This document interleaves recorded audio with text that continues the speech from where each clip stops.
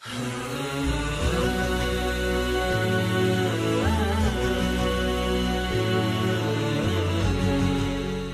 الله الرحمن الرحیم.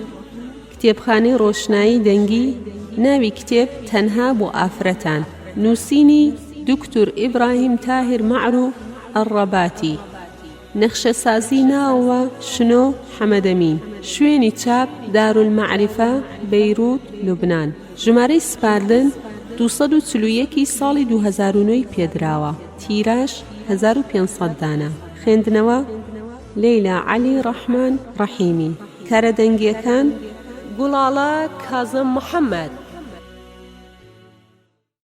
تەنها بۆ ئافرەتان، لێکۆڵینەوەیەکی پزیشکی و شەرعیە، بێنوێژی، خوێنداری، سکپڕی، ڕێگرتن لە سکپڕی، لەباربردن، منداڵبوون، زەیستانی، شیرپێدان، لە بێنوێژی کەوتن، دانانی دکتور ئیبراهیم تاهیر معروف ئەڕەباتی، پسپۆر لە پزیشکی کۆمەڵ، دکتۆرا لە دراساتی ئیسلامی، نارین.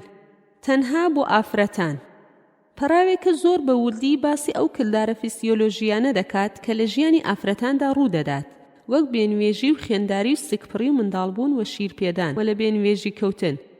هەروەها بە درێژی باسی دوو بابەتی گرنگی تر دەکات، ئەوانش ڕێگەگرتن لە سکپڕی و لە بارچوون و لە باربردنە کە لەوانەیە ئافرەتان ڕوبەڕوویان ببنەوە لە تەمەنی زاوزێیاندا، تاوەکو بەرچاوی ڕوون بێ و بزانێت چۆن مامەڵە و هەڵسوکەوتیان لەگەڵدا بکات. هیوام ڕەزامەندیتان و سوودوەرگرتنتانە، هەر لە ساغ و سەلامەت و سەرفەراز و سەرکەوتوو بن.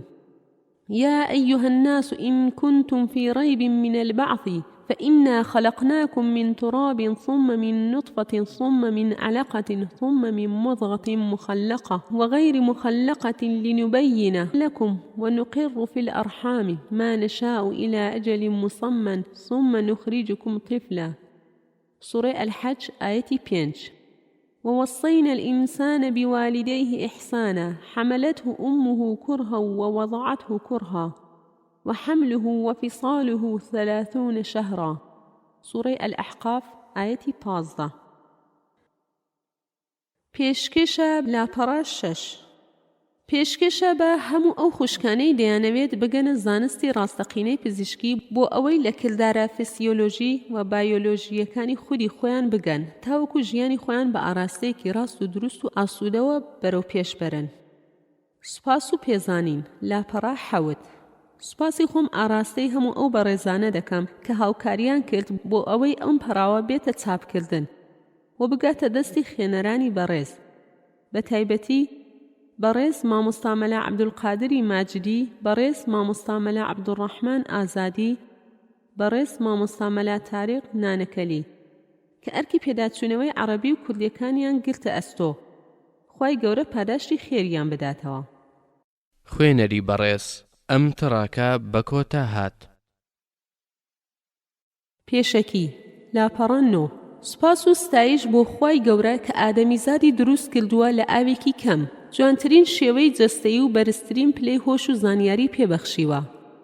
سەلات و سەلامی خوای گەورە لەسەر پێغەمبەری خوا کە هەموو کاروبارەکانی پێوەست بە ژیانی ئافرەت و خێزانداری بۆ مرۆڤایەتی ڕوون کردوتەوە.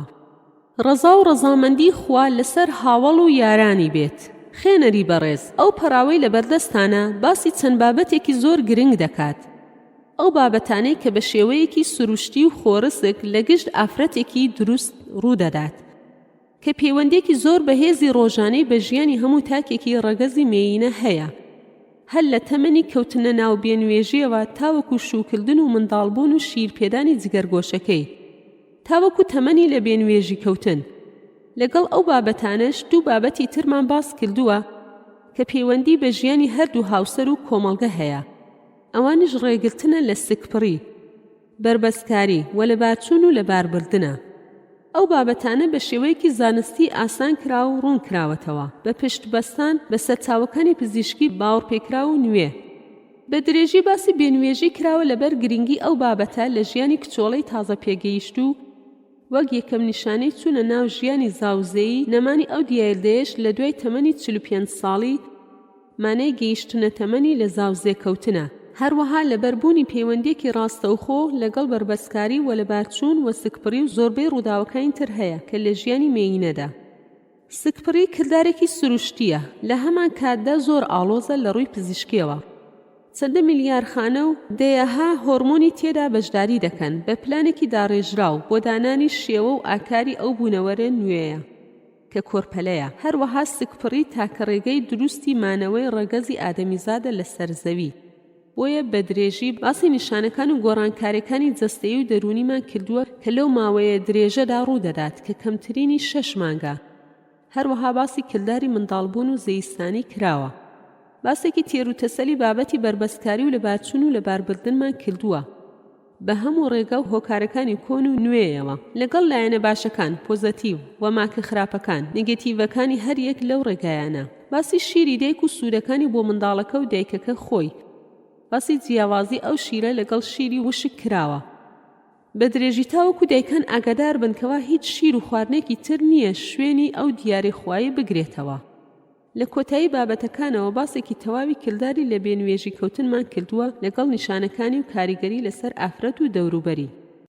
هۆکاری هەڵبژاردننی ئەو بابەتانە لاپەڕەتدا. زۆربەی خەڵکی ئێمە بە هەردوو ڕەگەزەوە شارەزایەکی زانستیان نییە دەربارەی ئەو کردارە فیسیۆلۆژی و بایۆلۆژیانەی ڕوودەدات لە ژیانی ئافرەت کە زۆربەشیان پەیوەندی بە ژیانی نێرینەوەش هەیە، چونکە ئافرەتان یان دایک یان خوشک یان هاوسەر یان خزمی نزیکی پیاون، کەواتە لە نزیکەوە یان لە دوورەوە بەم بابەتەوە پەیوەستن. بۆیە بە پێویستم زانی کە بە درێژی باسییان بکەم لەگەڵ وردەکاریەکانی، چونکە لای هێندێک کەس وایە ئەوانە شتی زۆر سادە و ساکارن. پێویست بەوە ناکات هیچی دەربارەیەوە بزانی یان هەرگرنگی پێنادات تاوەکو نەکەوێتە ناو یەشێک لە کێشەکانی پێوەست بۆ بابەتانەوە. 2. لەم چەند ساڵەی دوایی بەکارهێنانی شیری وشک و ئەنجامدانی بربەسکاری و لەباربردن زۆر بڵاوبوونەتەوە. لە زۆربەی وڵاتانی جیهان بە تایبەتی وڵاتانی ڕۆژاوا بربەسکاری و لەباربردن شێوەیەکی فەرمی و حکومی وەرگرتووە. پێشکەوتوترین هۆکاری بۆ بەکاردەهێنرێت تاوەکو خەڵکان زیاتر بەدەمیەوە بچن. ئەو دوو خاڵە وای کردووە کەوا بربەسکاری و لەباربردن بە کردارێکی سروشتی و ئاسان تەماشا بکرێت. پێویستی بەوە نەبێت کە بڕیاری پزیشک و فتوای زانایانی شەرعی بۆ بدرێت. بۆیە دەربارەی ئەو دوو بابەتە چوومەتە ناو قوڵایی و وردەکاریەکان و جۆرەکانی لایەنە باش و خراپەکانی پاساوی ئەنجامدانیان لە ڕووی پزیشکی و شەرعیەکەم ڕوون کردوێتەوە تاوەکو خەڵکان بە شێوەیەکی گشتی بە تایبەتتر پزیشکە بەڕێزەکان هەروەها بە ئاسانی بڕیاری بربەستانان و لەبارچوون نەدەن. هەروەها زانایانی ئاینی موفتیەکانیش بە شێوەیەکی زانستی میکانیزمی ئەو دوو بابەتە بزانن تاوەکو ئەگەر داوای فتوایان لێکرا بە شێوەیەکی بەرچاوڕوونی فتوا بدەن یان بە ڕاوێژکردن لەگەڵ پزیشکی پسپۆری نەخۆشیەکە بابەتەکە تاوتۆ بکەن تاوەکو بگەنە بڕیارێکی ڕاست و دروست و تووشی گوناه و تاوانیش نەبن بەهۆی فتواکانیان. چونکە پێغەمبەری خوا صلی الله علیه وسلم فەرموویەتی هەر کەسێک فتوایەکی وەرگرت و تووشی بە گوناه و تاوان بوو ئەوە گوناه و تاوانەکەی لەسەر ئەو کەسەیە کە فتواکەی بۆ داوە بێزانیاری. ومن ئەفتا بغیر علم فإنما إثمه على من أفتاه. ئەبوو داود و ئیبنی ماجە ڕیوایەتیان کردووە داواکارم لە خوای گەورە کە ڕێگای ڕاست و دروستمان پێ نیشان بدات هەموو لایەکیش سەرکەوتو سەرفەراز و لەشساغ و سەلامەت بکات ئەو ماندووبوونەشمان بەخێر بۆ بنووسێ بە ڕەحمەت و بەزەیی خۆی بیخاتە سەر تەرازووی چاکەکانمان. وآخر دعوانا أن الحمد لله رب العالمين والصلاة والسلام على سيد المرسلين. دكتور إبراهيم تاهر معروف هەولێر 15/2009. خوێنەری بەڕێز ئەم تڕاکە بە کۆتا هات. بەشەکانی ئەم پەڕاوە بەشی یەکەم بێنوێژی و خوێنداری خوێنبینین الحەیض والاستحاضة. بەشی دووەم سکپڕی دووجیانی الحەمل. بەشی سێم ڕێگرتن لە سکپڕی بربەسکاری العەزل منع الحەمل تەنظیم الأسرة. بەشی چوارەم لەبارچوون و لەباربردن الإسقاط والإجهاض. بەشی پێنجەم منداڵبوون و زەیستانی و شیرپێدان الولادة والنفاس والرضاعة. بەشی شەشەم لە بێنوێژی کەوتن سن الياس. بەشی یەکەم بێنوێژی و خوێنداری الحەیض والاستحاضة. باسی یەکەم بێنوێژی لە ڕووی پزیشکی و شەرعیەوە. باسی دووەم خوێنداری خوێنبینی. باسی یەکەم بێنوێژی لە ڕووی پزیشکی و شەرعیەوە. بەندی یەکەم بێنوێژی لە ڕووی پزیشکی. بڕگەی یەکەم پێناسەی بێنوێژی و سوڕی مانگانەی ئافرەت. بڕگەی دووەم گرنگی بێنوێژی. بڕگەی سێم ماوەی بێنوێژی مدەت الحەید. بڕگەی چوارەم بڕی خێنی بێنوێژی. بڕگەی پێنجەم ڕەنگی خێنی بێنوێژی. بڕگەی شەشەم شوێنێتی ڕوودانی کردداری بێنوێژی. بەندی دووەم نیشانەکانی پێش بێنوێژی. بڕگەی یەکەم نیشانەکانی جەستەیی. بڕگەی دووەم نیشانەکانی دەرونی. بەندی سێم بێنوێژی لە ڕووی شەرعیەوە. بڕگەی یەکەم واتای بێنوێژی. بڕگەی دووەم ناوەکانی بێنوێژی. بڕگەی سێم گرنگی بێنوێژی. بڕگەی چوارەم کاتەکانی هاتن و بەسەرچوونی بێنوێژی.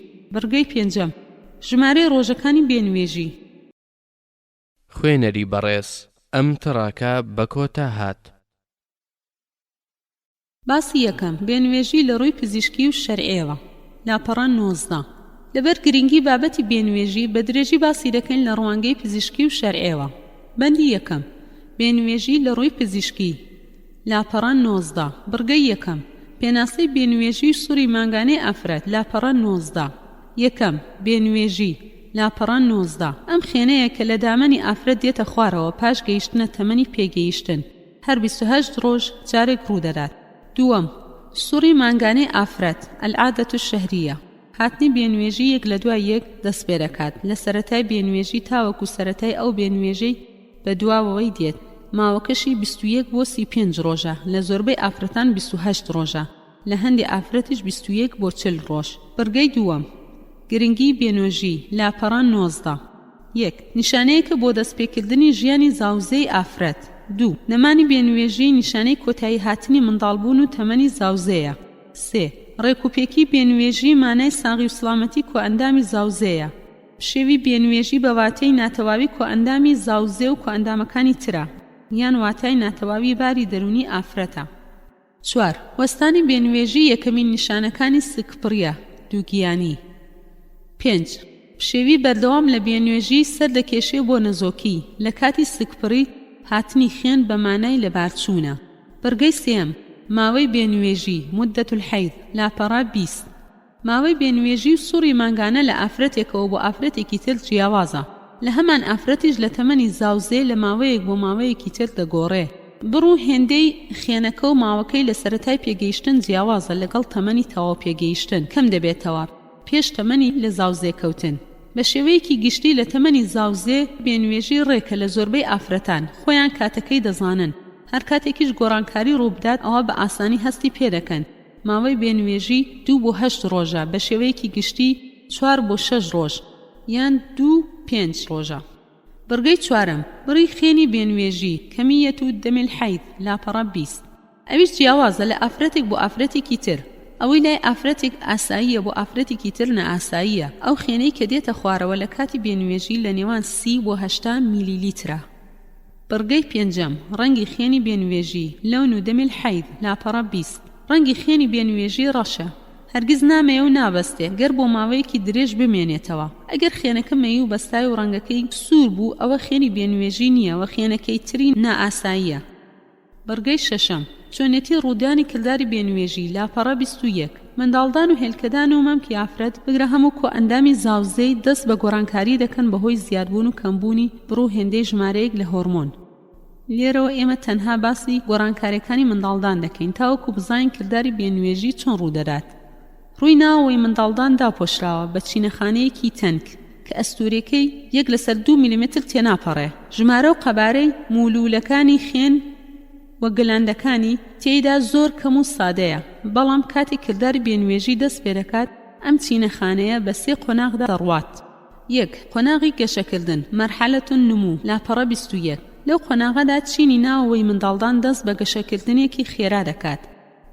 ئەستوری لە 1/2 میلیمتر زیاد دەکات بۆ 5 میلیمتر واتە 10 جارانی خۆی لێدێت. لە هەمان کاتدا ژمارەی و قەبارەی گەلاندەکانی تێدا زۆر زیاد دەکات و شێوەی لولەیی وەردەگرن. ژمارەی و قەبارەی مولولەکانی خوێنیش بە شێوەیەکی سەرسوڕهێنەر زیاد دەکات تاوەکو وای لێدێت شێوەی لولپێج وەردەگرن لەبەر زۆری و چڕوپڕی. هەروەها جوڵەی منداڵدانی زیاد دەکات. جوڵەی خۆشی و ڕاکێشانی پێوە دیار دەبێت. هۆی ئەو گۆڕانکاریانش بریتێ لە ڕژانی هۆرمۆنی ئیسترۆجین لە چیکڵدانۆچکەی گراف لەناو هێلکەداندا دێت. ئەو هۆرمۆنە بە هۆرمۆنی هەڵچوونی ئارەزووی جنسی ناسراوە. ئەو هۆرمۆنە هۆرمۆنی مێینەیە لە ڕووی دیاریکردنی شێوە و دیمەن و سفەت و هەڵسوکەوتی ئافرەتەوە. مەمکەکان گەورە دەکات، چەوری لەسەر سینگ و کڵۆت و سمت و ژێرپێستەوە کۆ دەکاتەوە و تاوەکو ئەو شوێنانەی نزم دیارن پڕیان بکاتەوە و لەبەر چاو جوان دیار بن. ئەو گۆڕانکاریەی باسمان کردن لە چینی ناوەوەی منداڵدان ئەویش بەهۆی کاریگەری ئەو هۆرمۆنەیە تاوەکو ئامادەی بکات بۆ وەرگرتنی هێلکەی پیتێنراو. هەروەها وا دەکات لە چینی ناوەوەی دیواری زێ کە هێندێ شلەی ترشەلۆک دەربدەن تاوەکو ئەو میکرۆبانە بکوژێت کە لەوانەیە هێرش ببەنە سەر سپێرم تۆی نێرینە لە کاتی تێپەڕبوونی بەناو ئەندامی مێینە. ئەو هۆرمۆنە سەرسوورهێنەرە هەر بەو کارانە ناوەستێت، بەڵکو وا دەکات مێینە ئارەزووی بەرەولای هاوسەرەکەی بڕوات و لە بەرچاوی خۆشەویست بێت. کاریگەریشی لەسەر هەڵسوکەوتی ئافرەتیش هەیە بە زیادکردنی ئارەزووی خۆجوانکردن و ڕازاندنەوە و لەنجەولاری. لە هەمان کاتدا ئەو بڕە هۆرمۆنەی نێرینە تیستۆستیرۆن کە لە ئافرەتدا هەیە لە ڕژێنەی گلاندی سەر گورچیلەوە دێت. ئەویش هۆکارە بۆ جوڵاندنی ئارەزووی جنسی ئافرەت تاوەکو جوودبوون ڕوو بدات و هێلکە بگاتە ئاواتی خۆی. ئەو گۆڕانکاریانەی لەناو منداڵدان ڕوویداوە بە فێڕۆ نەڕوات. 2. قۆناغی دەردان مەرحەلەت الئیفراز لاپەڕە 22.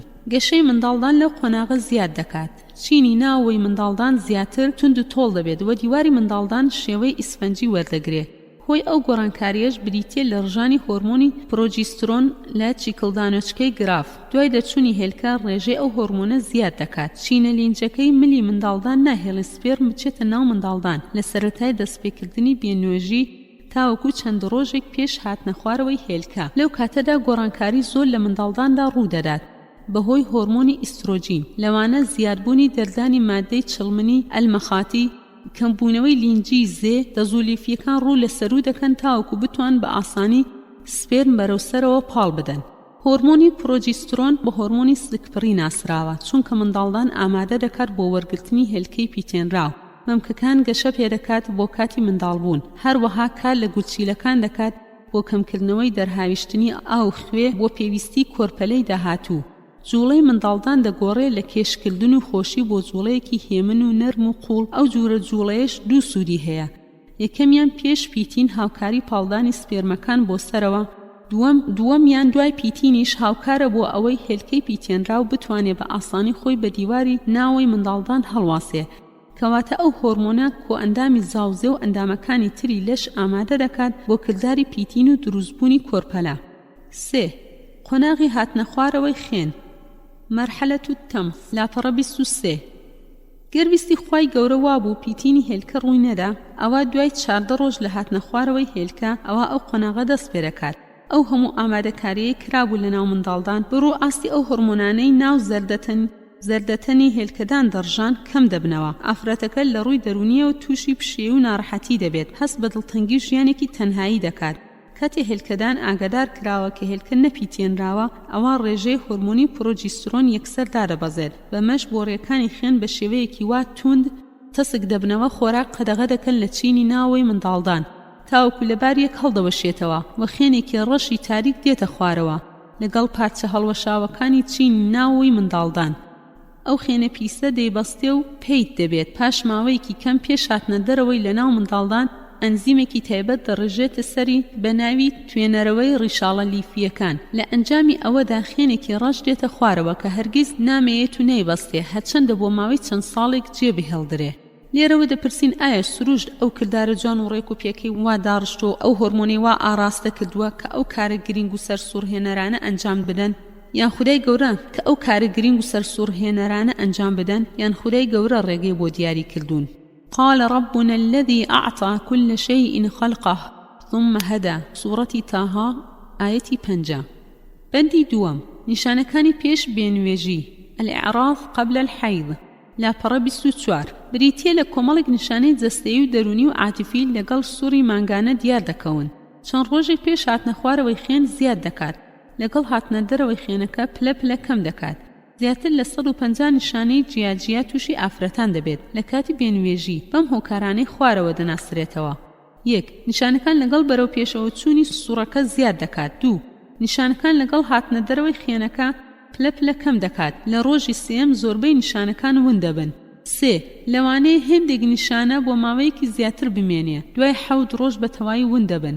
4. نیشانەکان دەبێت لە 3 سووری یەک لە دوای یەکەوە هەبێت. 5. نیشانەکان بگاتە پلەیەکی وا لە توندی لە کاروباری ڕۆژانەی سست و بێتوانای بکات. ئەگەر نیشانەکان ئەو سبەتانەی نەبوو کە باسمان کردن ئەوە بە نیشانەی بێنوێژی ناژمێردرێن، بەڵکو ئەگەری نەخۆشی تری جەستەیی و دەرونی لێرەکرێت وەک نەخۆشی خەمۆکی ئەلکابە. بەڕگەی یەکەم، نیشانەکانی جەستەیی الأعراض الجەسەدیە. کۆ ئەندامی زاوزێ بە شێوەیەکی گشتی ئاوسانی پێوە دیارە. ئافرەت هەست بەم شتانە دەکات: سستێکی گشتی، ئازار و قورسایی لە خوارەوەی سکی و پشتی، پاڵەپەستۆ لەسەر میزەڵدان، گرژێکی تون لە سەروی ڕان هەڵدەکشێ بە ئاراستەی خوارەوەی ڕان و دوایی بۆ ناوەوەی لەش. ئەو نیشانانش بەهۆی گرژبوونەوەی ماسوولکەکانی منداڵدانە کە هەوڵ دەدات پاشماوەکان فڕێ بداتە دەرەوە. لەگەڵ ئەو کرشبوونە و خاوبوونەوەی ماسوولکەکانی منداڵدان هەست بە ئازارێکی کەم دەکات، دوایی بەرەبەرە زیاد دەکات، ڕژێنەی چەوری زیاد دەبێت. لە هێند ئافرەت دەنگکۆڵەی گەنجی، حەب الشەباب و تامیسکەی سەللێ و ئوقبول عەلە الشوفات پەیدا دەبێت. هەست بە ماندووبوون و سەریەشە دەکات، زیادبوونی لیک و پشێوی هەرس و دڵتێ هەڵچوون و ئارەزوی ڕشانەوە. زۆر جار سکچوونێکی سووکی توش دەبێت، لێدانی دڵ زیاد دەکات، دەنگی دەگۆڕێ، ڕووساری سوور و زەرد هەڵدەگەڕێ، جۆخینەیەکی ماک شینی کاڵ لە ژێرچایی پەیدا دەبێت. مەمکەکان پڕ و توند بە ئازار دەبن، لەوانەیە تووشی شەقەسەر بێت، پاڵەپەستۆی ناوچاوی کەم دەبێت بەهۆی بەرزبوونەوەی ئاستی هۆرمۆنەکانی ئیسترۆجین و پرۆجیسترۆن و ئەندرۆجین. ئاوسانی کۆڕنیەی چاو دروستبوونی پشێ و لە بینین. هەرچەندە بێنوێژی بە کردارێکی فیسیۆلۆژی ئاسایی دادەنرێ، بەڵام زۆر جار ئافرەت تووشی کەمخێنی دەکات، بە تایبەتی ئەگەر بڕی خێنەکە و ماوەکەی زۆر بوو. بەمەش لێدانی دڵ زیاد دەکات، پەستانی خێن کەم دەبێت، هەست بە سەرسوورە و بێهێزی و تەمەڵی دەکات، پلەی گەرمی لەشتا دەبەزێ، چونکە کردداری زین لە چالاکی کەم دەبێتەوە. ئەمەش دەبێتە هۆی دابەزینی وزە و دەرپەڕاندن. ئەو گۆڕانکاریانەی لە شانەکان ڕوودەدات ئەمانن: فڕێدانی چینی ناوەوەی دیواری منداڵدان، بەمەش منداڵدان دەڕوشێت و کەمێک زامدار دەبێت. چینەخانەکانی ژێرەوەی ئەو چینە تەنکتر دەبێت. لە هەمان کاتدا ڕژاندنی ترشەڵۆک و مادەپاکەرەوەکانی ناو زێ کەم دەبێتەوە. بەمەش میکرۆبەکان دەتوان بە ئاسایی هێرش بۆ کۆئەندامی زاوزێ بەرن و تووشی هەوکردنی بکەن، لەگەڵ بوونی خێنی پیس لەناو ئەو کۆئەندامە کە وەک ناوەندێکە بۆ گەشەی میکرۆبات ئەگەری توشبوون بە هەوکردن زیاد دەکات. هەروەها چالاکی ڕژێنە گلاندەکان کەم دەبێتەوە، بەمەش زۆربەی ئۆرگانەکانی لەش چالاکیان دادەبەزێت. بەڕگەی دووەم، نیشانەکانی دەرونی الأعراض النفسية التي ترافق الحيض لاپەڕە 27. پشێوی دەرونی لە زۆربەی ئافرەتان دیار دەکەوێت کە خۆی دەنوێنێ لە هەستکردن بە دڵتەنگی، بێهێزی، نەفەستەنگی، لەشقورسی، گۆڕانی مەزاج و ئارەزوو، هەڵچوون، گۆڕینی هەڵوێست بێبیرکردنەوە، زوو تووڕەبوون، بێبوونی هۆکارێکی تایبەت، سەریەشەیەکی تون، ژیان لای ئەو تامی نییە و زۆر جار دەست بە گریان دەکات. ئەو نیشانانە ئاساین، بەڵام ماوەیەکی کورت پێش هاتنە خوارەوەی خێن زۆر جار ئەو نیشانانە زیاد دەکات و تەزووی گەرم بە لەشیدا تێدەپەڕێت، وای لێ دەکات دڕقی لە خەڵکانی دەوروبەری بێتەوە، هاوار بکات بە سەریاندا کە پێشتر ئەو جوورە هەڵوێستانی نەبووە.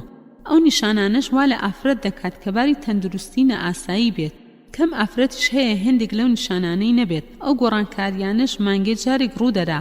مەحاڵە کار لە هێزی دەرونی بیر و هۆش و جەستەی ئافرەت نەکات و تووشی جۆرێک لە پشێوی لاسەنگی نەکات، وەک خاوبوونەوەی کۆئەندامی دەمار و هێزی دەرونی، ناڕێکی و کۆبوونەوەی ئاستی حکم و ئیختیارکردن، دەرچوونی هێندێک گوتە و کردداری خۆنەویست.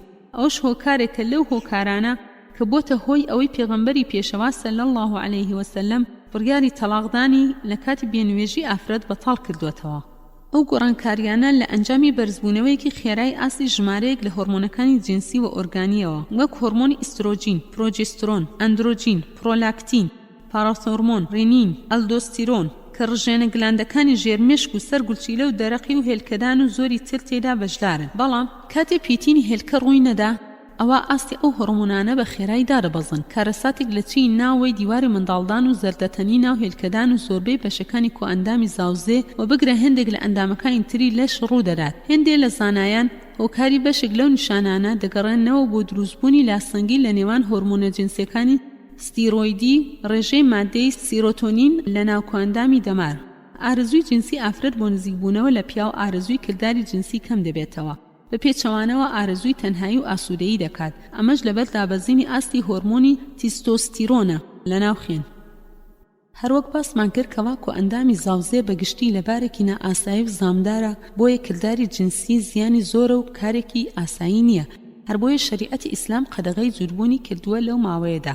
ويسألونك عن المحيض قل هو أذى فاعتزلوا النساء في المحيض ولا تقربوهن حتى يطهرن. سورة البقرة آية 222. ئەو نیشانانە کاتین و بەسەر دەچن و هیچ شوێنەوارێکی خراپ بەجێ ناهێڵن.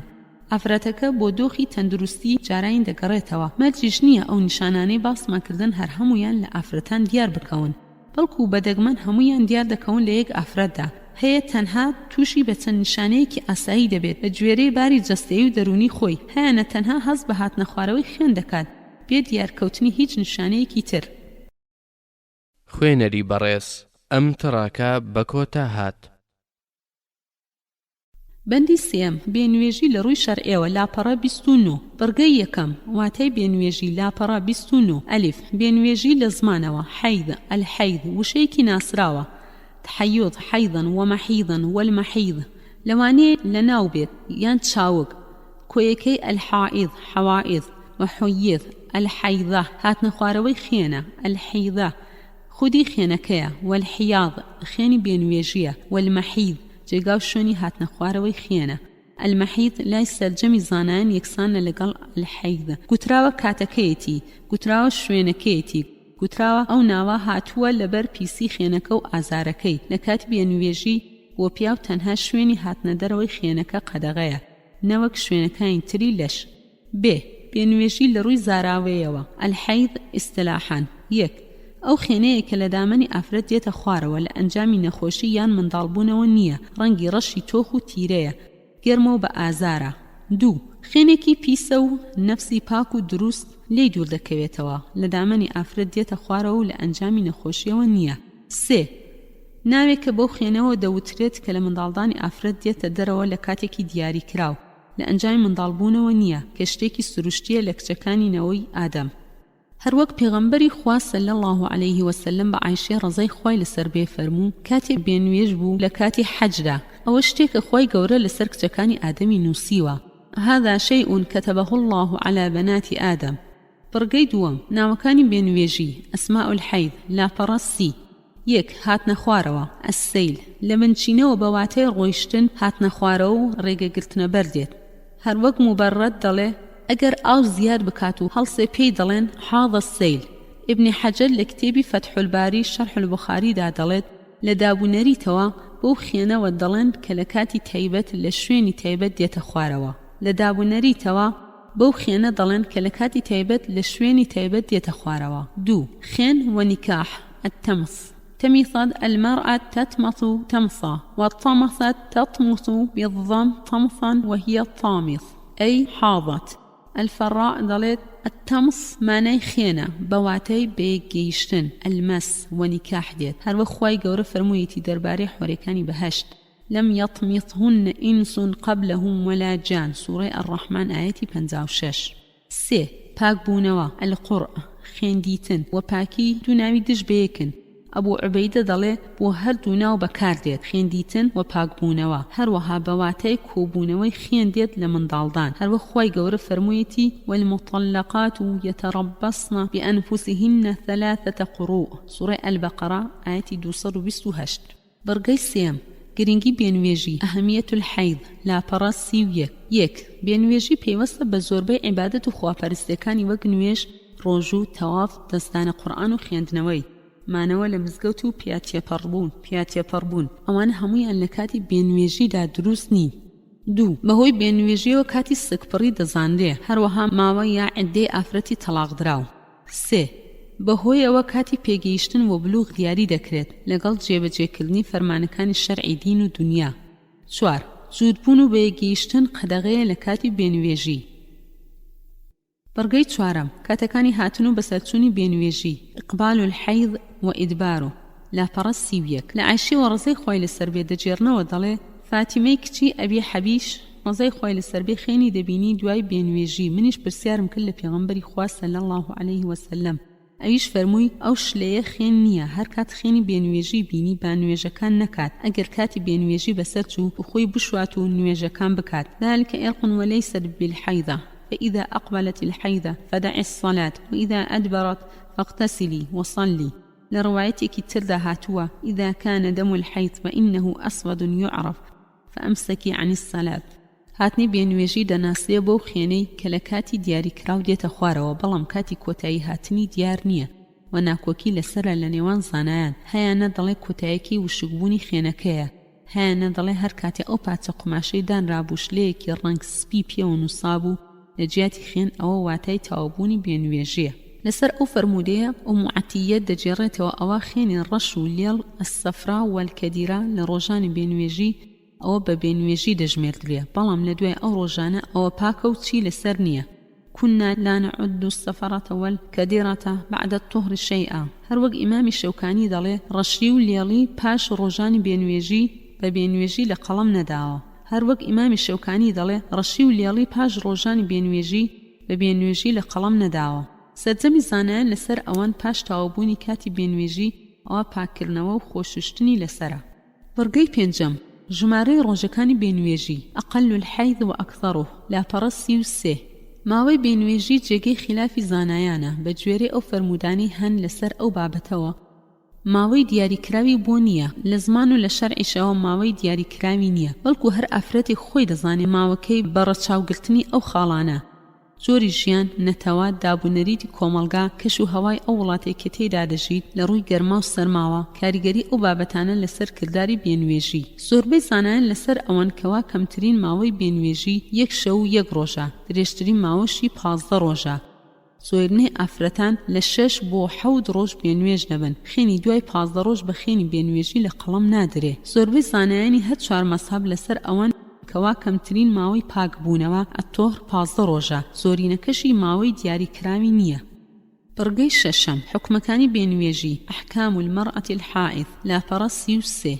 لەبەربوونی ئەو هەموو نیشانانەی کە لەسەرەوە باسمان کرد ئاینی ئیسلام زۆر ئەرک و فەرمانی لەسەر ئافرەتان لابردووە یان کەمی کردوتەوە وەک چاوپۆشیکردن لە جێرانەوەی نوێژەکان دواخستنی ڕۆژۆکان بۆ کاتێکی تری گونجاو فەرمانی بە هاوسەرەکەی کردووە کە نزیکی نەکەوێتەوە چونکە ئازاری زیاد دەکات و زیانی تەندروستی هەیە بۆ هەردووکیان ئیمامی ئیبنی تەیمیە لە کتێبی فیقه النساءدا دەڵێ لە کاتی بێنوێژی و منداڵبووندا 8 شت قەدەغە دەکرێت نوێژ ڕۆژ و خوێندنی قورئان دەستلێدانی قورئان و هەڵگرتنی تەوافی ماڵی خوا چوونە ناو مزگەوت و بەناو تێفەڕبوونی بەیەکگەیشتن لەگەڵ هاوسەر زەوق وەرنەگرتن بەو شوێنانەی دەکەوێتە نێوان چۆک و ناو ئەگەر خێنەکە وەستا پێش خۆششتن و پاکردنەوە هیچ جێک لەوانەی سەرەوە ناتوانێت ئەنجام بدات جگە لە ڕۆژ و تەلاق یەکەم نوێژ و ڕۆژ و لاپەڕە 34 ئافرەت کاتی بێنوێژی نوێژ ناکات و نوێژەکان ناجێڕێتەوە لە ئەبی سەعیدی خودری ڕەزای خوای لەسەر بێ دەجێڕنەوە کە پێغەمبەری خوا صلی الله علیه وسلم دەربارەی کەم و کورتی دینی ئافرەتان فەرموویەتی کاتی بێنوێژی نوێژ ناکات و ڕۆژ و ناجێڕێتەوە ئەلیس ئیذا حاضت لم تصل ولم تصوم هەروەها دەجێڕێتەوە کە پێغەمبەری خوا صلی الله علیه وسلم فەرموویەتی نوێژەکان ناکات و ناجێڕێتەوە تدعو الصلاة معاذا ڕزای خۆی لەسەر بێ دەجێڕێتەوە کەوا ئافرەتێک کاتە لای ئایشە ڕزای خۆی لەسەر بێ وتی گەر پاک بووینەوە لە بێنوێژی ئایا نوێژەکان بجێڕینەوە فەرمووی ئایا تۆ لە خەواریجەکانی ئێمە لە کاتی بوونی پێغەمبەری خوا صلی الله علیه وسلم لە ناومان نوێژەکانمان نەدەکردەوە نوێژ ژمارەکانی زۆرە و هەموو ڕۆژێک دووبارە دەبێتەوە جێڕانەوەی قورسە لەسەر ئافرەت پێچەوانەی ڕۆژووی کە ساڵێ یەک جارە لەوانەیە تەنها چەند ڕۆژێک بگرێتەوە ئیمامی شەوکانی دەڵێ لە ئیمامی نەوەوی وەرگیراوە کەوا سەرجەمی زانایان لەسەر ئەوەن کە لەسەر ئافرەت پێوەست نییە جێڕانەوەی نوێژەکان تەنها ڕۆژووەکان دەجێڕێتەوە نوێژ عیبادەتێکی جەستەیی و دڵ و دەرونیە یەکێکە لە فەرزە هەرە گەورەکان کۆڵەکەی ئیسلامە پێویست و مەجە یەکێک ئەنجامی بدات کە بەواتای تەواوی پاکی پاک بێت تاوەکو بەدڵێکی پڕترس و خۆشەویستی و هەست و بیرێکی هوشیار بوەستێ لەسەر پێیەکانی بەرامبەر خوای گەورە بۆ ماوەیەک بەلانی کەمەوە ڕۆژێ 5 جار هەروەها نوێش هێندی جوڵانەوەی تایبەتی وەک خۆی دانەواندن و کڕنۆشبردن و هەڵسانەوەی تایە ئەو مەجانە هەموو پێویستن تاوەکو ئەداکردنی نوێژەکە دروست بێت ئەگەر تەماشای ئافرەتێکی بێنوێژ بکەین دەبینین ئەو مەجانەی تێدا بەدی ناکرێت بەهۆی نائاسایی باری جەستەیی و دەرونی نالەباری و پشێوی هۆش و بیری هاتنە خوارەوەی خێنێکی ناسروشتی لە ڕەنگ و بۆن بۆیە ئافرەت ناتوانێت ئەو ئەرکە گرینگە جێبەجێ بکات هەر بۆیە خوای گەورە و بەبەزەیی مۆڵەتی ئافرەتی داوە کە ئەنجامی نەدات تاوەکو نەکەوێتە بارێکی ناهەموار بەرامبەر قوڵقێنەری هەروەها بە بەرچاوی کەس و کاری تا پاک دەبێتەوە و باری تەندروستی دەگەڕێتەوە دۆخی ئاسایی پێشوو، هەروەها ئەو نوێژانەی کە نەکراوە لەو ماوەیەدا نایجێڕێتەوە. دەربارەی ڕۆژوو، ئافرەتی بێنوێژ تووشی چەند نیشانەیەکی نەخۆشی دەبێت لە کۆئەندامی هەرس، هەروەک باسمان کردن، توانای بەرگری لەشی کەم دەبێتەوە بەرامبەر هێرشی میکرۆبەکان، چالاکی جەستەیی و دەرونیشی دادەبەزێ. هەر بۆیە خۆی گەورە فەرمانی داوە بە ڕۆژوو نەبێت تاوەکو پاک دەبێتەوە و تەندروستی ئاسایی دەبێتەوە. دەربارەی جێڕانەوەی ڕۆژوو پێویستە ڕۆژووکانی بگرێتەوە. دەربارەی جێڕانەوەی ڕۆژوو پێویستە ڕۆژووکانی بگرێتەوە تاوەکو خێر و چاکێ ئەو ڕۆژانەی لەدەست نەدات کە تەنها ساڵی یەک جار دێت و دەڕوات، بەڵام لە کاتێک بێت کە چالاکە و لە ڕووی جەستەیی و دەرونی ئامادەیە. دووەم، چوونە لای ئافرەتی بێنوێژ، وەطع الحائض، لاپەڕە 36. بەڕای سەرجەمی زانایان جووربوونی هاوسەر لەگەڵ خێزانی لە کاتی بێنوێژی جائیز نییە بە هیچ شێوەیەک، چونکە خوا پێغەمبەری خوا صلی الله علیه وسلم قەدەغەی کردووە ئەگەر هەر یەکێک ئەو هەڵەیە بکات ئەوە کەفارەی لەسەرە. جووربوون لەگەڵ ئافرەتی زەیستانیش هەمان حکمی هەیە بە بەڵگەی ئەو ئاەتە ويسألونك عن المحيض قل هو أذى فاعتزلوا النساء في المحيض ولا تقربوهن حتى يطهرن فإذا تطهرن فأتوهن من حيث أمركم الله إن الله يحب التوابين ويحب المتطهرين. سورة البقرة آية 222. مەبەستی لە ئەعتەزیلوهن بەواتەی جووتنەبوونە بێنوێژی ئازارە و نزیک مەکەون تاوەکو پاک نەبێتەوە، هەر کات پاک بوونەوە دەتوان لیان نزیک ببنەوە. هەروەک خوا فەرمانی داوە خوا تۆبەکاران و پاکەکانی خۆش دەوێت. لە ئەنەسی کوڕی مالیکەوە ڕزای خوای لەسەر بێت دەجێڕنەوە کە پێغەمبەری خوا صلی الله علیه وسلم فەرموویەتی دەتوان لەگەڵ ئافرەتی بێنوێژ ڕاببێرن تەنها جووتبوون نەبێت. ئیصنعوا كل شيء إلا النكاح. لە مەیمونەوە ڕزای خوای لەسەر بێت دەجێڕنەوە کاتێ پێغەمبەری خوا صلی الله علیه وسلم بیویست بایە ڕابواردن بکات لەگەڵ یەکێک لە خێزانەکانی کاتی بێنوێژی، ئەوە فەرمانی بەداپۆشینی دامێنی دەکرد. إذا أراد أن يباشر امرأة من نسائه أمرها فأتزرت وهي حائض. إمامي الشوكاني دەڵێت ئەو فەرمودەیە واتای ئەوەیە کەوا هەموو لەشی ئافرەت حەڵاڵە تەنها زێنە بێت، ئەویش دەبێت پاچە قماشێکی لەسەردا بنرێ. هەروەها ئیبن تەیمیە دەڵێت دەتوانێت ڕابواردن لەگەڵ هەموو لەشی بکات و بێدانانی پاچە قماش، تەنها جووتبوون حرامە. بێنوێژی ئازارە بۆ ئافرەت، نزیک بوونەوە لە ئافرەت ئەو ئازارە زیاد دەکات و دەبێتە هۆی گواستنەوەی میکرۆبەکان و هەوکردنی کۆئەندامی زاوزێ و منداڵدان و هێلکەدان، لەوانەش ببێتە هۆی گیرانی بۆڕی هێلکەدان. هەروەها ئەگەری زۆرە هەوکردنەکە بگوازدێتەوە بۆ کۆئەندامی نێرینە. لەبەر ئەو هۆیانەیە ئاینی ئیسلام فێرمان دەکات چۆن مامەڵە بکەین لەگەڵ ئافرەتی بێنوێژ تاوەکو دوور کەوێتەوە لە زیانە ترسناکەکانی دواڕۆژ. هەموو یەکێک دەتوانێت لەگەڵ خێزانی خۆی ئارەزوو جنسیەکانی تێر بکات لە کاتی بێنوێژی بەمەرجێ سنوور نەبەزێنێ. هەر بۆیە عایشە ڕزای خوای لەسەر بێ فەرموویەتی کێ لە ئێوە دەتوانێت خۆگر بێ هەروەک پێغەمبەری خوا صلی الله علیه وسلم خۆی دەگرت. هەر یەکێک متمانەی بە خۆی هەیە بە ئارەزوەکانی تێر بکات، بەڵام خلاف و جیاوازی لەسەر شوێنەکەیە. ئایا هەموو لەشێتی یان لە نێوان ناوک و چۆکی قەدەغەیە هەروەک چۆن جووتبوون قەدەغەیە؟ زانایان سێ جۆڕایان هەیە. یەکەمیان دەڵێ حرام و بەڵگەشیان نییە، ئەویش بۆ ئەوەیە تاوەکو نەکەوێتە ناو حرام و شوبها. دووەمیان مەکروهە، کەراهیەتی تەنزیهی بە بەڵگەی ئەو فەرمودانە پێغەمبەری خوا صلی الله علیه وسلم فەرموویەتی دەتوان لەگەڵ ئافرەتی بێنوێژ ڕاببێرن تەنها جووتبوون نەبێت. لە مەیمونەوە ڕزای خوای لەسەر بێ دەجێڕنەوە کاتێ پێغەمبەری خوا صلی الله علیه وسلم بیویستایە ڕابواردن بکات لەگەڵ یەکێک لە ئافرەتەکانی کاتی بێنوێژی، ئەوە فەرمانی بەداپۆشینی دامێنی دەکرد. سێم، مەرجی ئەوەی تایە کە دەبێ متمانی بە خۆی هەبێ، دوور بکەوێتەوە لە جووتبوون، دوورکەوتنەوە لە نێوان چۆک و ناوک. ئەو ڕایی دوایی ئیمامی نەوەوی پەسەندی کردووە. هەروەها نووستن لەگەڵی جایزە لە ژێر یەک پێخەف، هەروەک پێغەمبەری خوا صلی الله علیه وسلم لەگەڵ خێزانەکانی دەخەوت، سەری دەشوشت، سەری دەخاتە کۆشی عایشە و قورئانی دەخوێند کاتی کەوتنە بێنوێژی. سێم، تەلاقدانی ئافرەتی بێنوێژ، لاپەڕە 39. تەلاقدان لە کاتی بێنوێژی جێگەی خلافی زانایانە، دەکەوێت یان نا. کاتێک کە پێغەمبەری خوا صلی الله علیه وسلم بیستی عەبدوڵای کوڕی عومەر کوڕی خەتابی ڕزای خوای لەسەر بێ خێزانی تەلاق داوە لە کاتی بێنوێژی، بە ئەویشی فەرموو پێی بڵێ بابی گەڕێنێتەوە وەلای بمێنێتەوە تاکو پاک دەبێتەوە.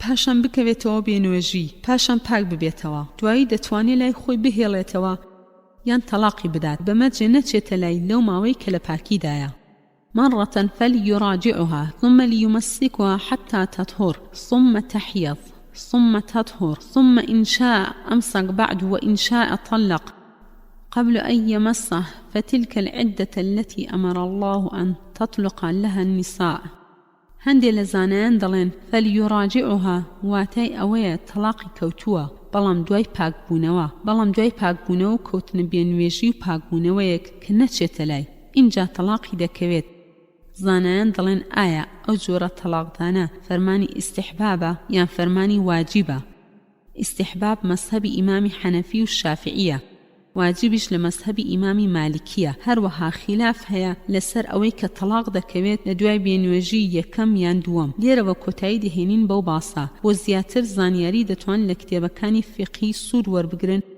و لە وردەکاریەکانی بکۆڵنەوە ئەوەی گرینگە لێرەوە باسی بکەین ئەوەیە ئایا هۆکار و عیلەتی نەکەوتنی تەلاق چیان کاتی بێنوێژی ئایا لەبەر ئەوەی عیدەکەی درێژ دەکاتەوە هەروەک لە مەذهبی ئیمامی شافعی و مالکی و زۆربەی هاوڵانی ئیمام ئەحمەد داهاتووە یان لەبەر ئەوەیە چونکە ناتوانێت بچێتە لای تەلاقیش ناکەوێت تەنها لەو کاتە نەبێت کە ئارزووی توانای چوونە لای ئافرەتی هەبێت هەروەک ئیمامی ئەبوو حەنیفە و هەندێک لە هاوڵانی ئەحمەد ڕایان وایە یان ئەو بابەتە شتێکی تەعەبودیە وەواتای ڕوونی نییە هەروەک هەندێک لە مالکیەکان دەڵێن لێرەوە دەمەوێت هەندێک خاڵ ڕوون بکەمەوە دەربارەی هۆکاری نەکەوتنی تەلاق کاتی بێنوێژی ئەلیف ڕێزگرتن و چاودێریکردنی ئەو بارە دەرونیە نالەبارەی کە ئافرەت تێدا دەژیت لە لاسەنگی میزاج دابەزینی هاوسەنگی کردارەکانی لەش زیادبوونی هەڵچوون و دەمارگیری ب ڕێزگرتن و چاودێریکردنی ئەو بارە تەندروستیە نالەبارەی کە ئافرەت تێدا دەژیت هەروەک نەخۆشێک دێتە بەرچاو بەهۆی ئەو گۆڕانکاریە زۆرەی بەدی دەکرێت لەژێر هۆرمۆنەکان و کاریگەری فیسیۆلۆژی و بایۆلۆژیەکان ئەو دوو خاڵە کاریگەری زۆریان هەیە لەسەر کردەوە و هەڵوێستی ئافرەت لەوانەیە هێندێ هەڵوێست و کردەوەی خۆنەویست بکات خۆی لەو کردەوانە ڕازی نییە لە کاتی پاکبوونەوەی و پەشیمانە لیان ئاینی ئیسلام ئەو گۆڕانکاریانە لە بەرچاو دەگرێت و ڕێزی دەگرێت بۆیە ئاگاداری پیاوان دەکاتەوە کە لەو کاتاندا ئافرەت تەلاق نەدەن چونکە ئەو کردارە ناشیاوانەی کردوویەتی کاتیە بەویستی خۆی نەیکردووە جیم کەمبوونەوەی ئارزووی جنسی ئافرەت لەو ماوەیەدا بەهۆی دابەزینی کتوپڕی هۆرمۆنەکانی جنسی وا دەکات ئافرەت نەتوانێت سۆز و خۆشەویستی پیاو بۆ خۆی ڕاکێشێ هەروەک ئاشکرایە ئارزووی جنسی یەکێکە لە چەک و سلاحەکانی ئافرەت بۆ کێشکردنی دڵی پیاو بۆ لای خۆی وەلابردنی خەم و پەژارە و تووڕەبوون و ماندووبوونی کە هەر ئەوانان هۆکاری تەلاقدانن لە کاتی بێنوێژی ئەو چەکە ڕۆڵی نامێنێ بۆیە تەلاقدان دێتە پێشەوە گەر ئەو ماوەیە تەواو بوو ئەوان نزیکبوونەوە خۆشەویستی دروست دەبێتەوە بەڵام گەر ئافرەتەکە پاک بوو پیاوەکە نەچۆوە لای ئافرەتەکە و ئارەزووی تەلاقدانی هەبوو ئەوە واتای ئەوەیە تەلاقدانەکە لەژێر کاریگەری ئەو ماوەیە نەئاسایی نەبووە بەڵکو هۆکاری تر هەیە و لێک جیا دەکرێنەوە دال ئافرەت لە کاتی بێنوێژیدا زیاتر لە هەموو کات پێویستی بە سۆز و عەتف مامەڵەی نەرم ڕێزگرتن دڵنەڕەنجاندن هەیە چونکە باری دەرونی لاسەنگە و چاودێری پێویستە نەوەک لە جیاتی ئەوە دەروون و هەستی بریندار بکەیت و نەفسیەتی ورد و خاش بخەیت بە وشەی تەلاق ئەوانەش پێچەوانەی بەزەی و سۆز و خۆشەویستی و ڕێزگرتنە کە لە ڕەوشتە جوانەکانی ئیسلامە وەک بەزەی و سۆز و ڕێزگرتنێک ئاینی ئیسلام قەدەغەی تەلاقی کردووە چونکە لەوانەیە ئەو تەلاقدانە لاسەنگی دەرونیەکەی زیاد بکات ببێتە هۆکارێک بۆ پشێوی عەسەبی تند و قوڵ و لە دەستانی کۆنتڕۆڵی عەسەبی لە ئەنجامدا هێندێک کاری نادروست بێتە کایەوە وەک تێکچوونی دەماری و دەرونی شێتبوون خۆکشتن و هەتا دوایی لێرەوە چاودێری و ڕێزگرتنی ئیسلاممان بۆ دەردەکەوێت بەرامبەر بە ئافرەت بە تایبەتی لە کاتە نەئاساییەکاندا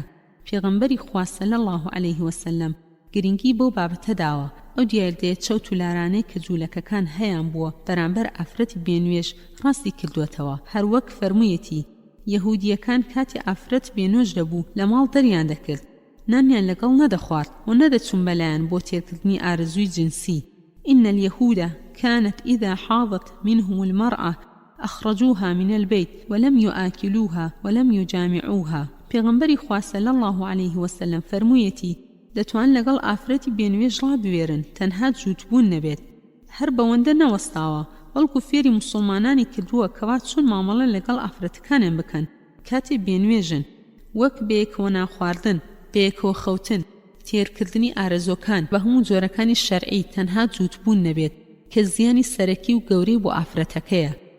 ئەوەیە فەرمان و ڕێنمایەکانی ئاینی ئیسلام چۆن ڕەچاوی باری تەندروستی و کات و شوێن دەکات، چۆن ئافرەت بەرز دەکاتەوە و ڕێز لە کردارە فۆسیۆلۆژیەکانی دەگرێت، چۆن دەرونی ئاسوودە دەکات و خەم و ئازارەکانی جەستەیی و دەرونی دەڕەوێنێتەوە بۆ مامەلە شیرن و جوانانە. ئەوەیە ئاینی فیترەت و خۆڕسک کە غەریزە کەپ ناکات و لە نای ببات، جڵەوی بۆ شل ناکات و هیلاکی بکات، ناوەندە ڕێگەی گرتووە و ئاراستەی ڕاستی و دروستی دەکات بێ زیاد و کەمی، لا تەفریت ولا ئیفرات، ڕێگەش نادات بەو لاو بەولادا لار بێتەوە. چوارەم، خوێندنەوەی قورئان و مانەوە لە مزگەوت، قراءة القورآن والمكث في المسجد. لاپەڕەت 42 لە ئیبنی عومەرەوە ڕزای خۆی لەسەر بێ دەجێڕنەوە کە پێغەمبەری خوا صلی الله عليه وسلم فەرموویەتی ئەوانەی جەنابەت بوونە، ئەوانەی بێنوێژن نابێ قورئان بخێننەوە. لا يقرأ الجنوب والحائض شيئا من القرآن. لە ئاشێوە ڕزای خۆی لەسەر بێ دەجێڕنەوە کە پێغەمبەری خوا صلی الله عليه وسلم فەرموویەتی مزگەوت بۆ ئەوانەی جەنابەت بوونە هەروەها ئەوانەی بێنوێژن حەڵاڵ نییە. لا أحل المسجد لحائض ولا جنوب. سەرجەمی زانایان لەگەڵ ئەوەدان کەوا ئەوانەی جەنابەت بوونە ئەوانەی بێنوێژن نابێ قورئان بخێنەوە و بچنە مزگەوتەکان. تەنها مەزهەبی ئیبنی حەزمی ئەڵظاهری و هەردووکیانی ڕەوا کردووە چوونە مزگەوت و خوێندنەوەی قورئان. شیخ عەبدولعەزیز ئیبن الباز دەڵێ بۆیان ڕەوایە قورئان بخێننەوە چونکە هیچ بەڵگەیەکی تەواوی قەتعی لەدەست نییە کە بێنوێژ قورئان نەخێنێ. ئەو قەدەغەیە بۆ ئەوانەیە کە جەنابەت بوونە. ئەو فەرمودەی ئیبن عومەریش کە دەربارەی ئەو دوو چینە هاتووە لاوازە، ئافرەتی بێنوێژ بۆی هەیە قورئان لەبەر بخێنێ. جیاوازیش لە نێوان بێنوێژ و زەیستان و جەنابەت ئەوەیە جەنابەت کاتەکەی کورتە، بەدەست خۆیەتی دەتوانێت بە زووترین کات خۆی بشوات و پاک بێتەوە. ئەگەر ئاویش نەبوو ئەوە دەتوانێت تەیەموم بکات و نوێژەکانی بکات و قورئان بخێنێ. بەڵام بێنوێژ و زەیستان بەویستی خۆیان نییە، بەڵکو ناچارن چاوەڕوان بن تاوەکو پاک دەبنەوە. ئەوەش لەوانەیە کاتێکی زۆری بوێت کە دەگاتە چەند ڕۆژێک یان زیاتر. هەر بۆیە ڕەوایە بۆیان قورئان بخێنن تاوەکو لە بیریان نەچێت و لەو خێرە گەورەیەش بێبەش نەبن. بەنسبەت مانەوە لە مزگەوت لە ئوم سەلەمەوە دەجێڕنەوە کە پێغەمبەری خوا صلی الله عليه وسلم چۆن ناو مزگەوت و بە دەنگێکی بەرز فەرمووی مزگەوت بۆ ئەوانەی جەنابەت بوونە هەروەها ئەوانەی بێنوێژن حەڵاڵ نییە. أن المسجد لا يحل لحائض ولا جنوب. ئیمامی شەوکانی دەڵێ ئەوانەی جەنابەت بوونە لە مزگەوت نامێننەوە.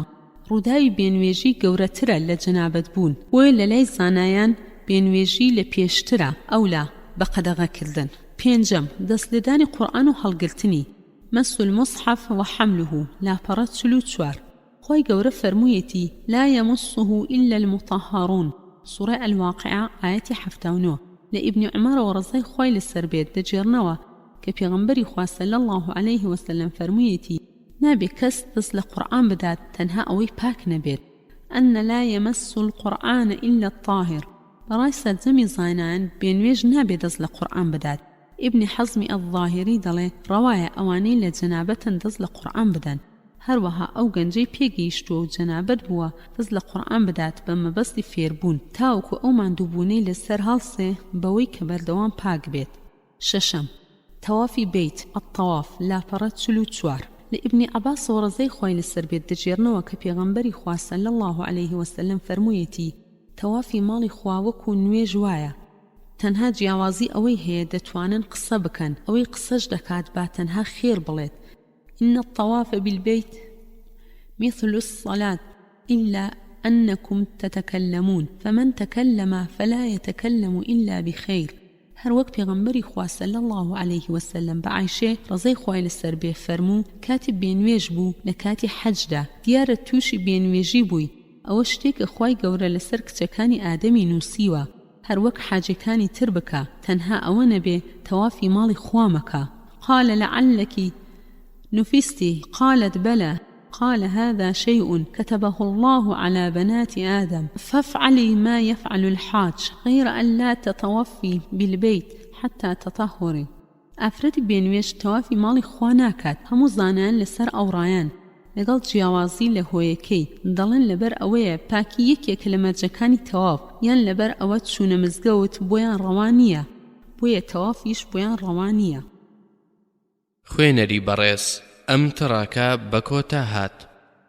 باسی دووەم خوێنداری خوێنبینین الاستحاضة نصف العسر الوظيفي للرحم بەندی یەکەم واتە و جۆرەکانی خوێنداری بڕگەی یەکەم واتای خوێنداری بڕگەی دووەم جۆرەکانی خوێنداری بەندی دووەم هۆیەکانی خوێنداری بڕگەی یەکەم هۆیەکانی نائۆرگانی بڕگەی دووەم هۆیەکانی ئۆرگانی بەندی سێم حوکمەکانی خوێنداری بڕگەی یەکەم واتای خوێنداری بڕگەی دووەم گرنگی خوێنداری بڕگەی سێم جیاوازی نێوان بێنوێژی و خوێنداری بڕگەی چوارەم جیاوازی لە نێوان حوکمەکانی ئافرەتی بێنوێژ و خوێنداری بڕگەی پێنجەم ڕای دانەر لەسەر نزیکبوونەوە لە ئافرەتی خوێندار باسی دووەم خوێنداری بەندی یەکەم واتە و جۆرەکانی خوێنداری بڕگەی یەکەم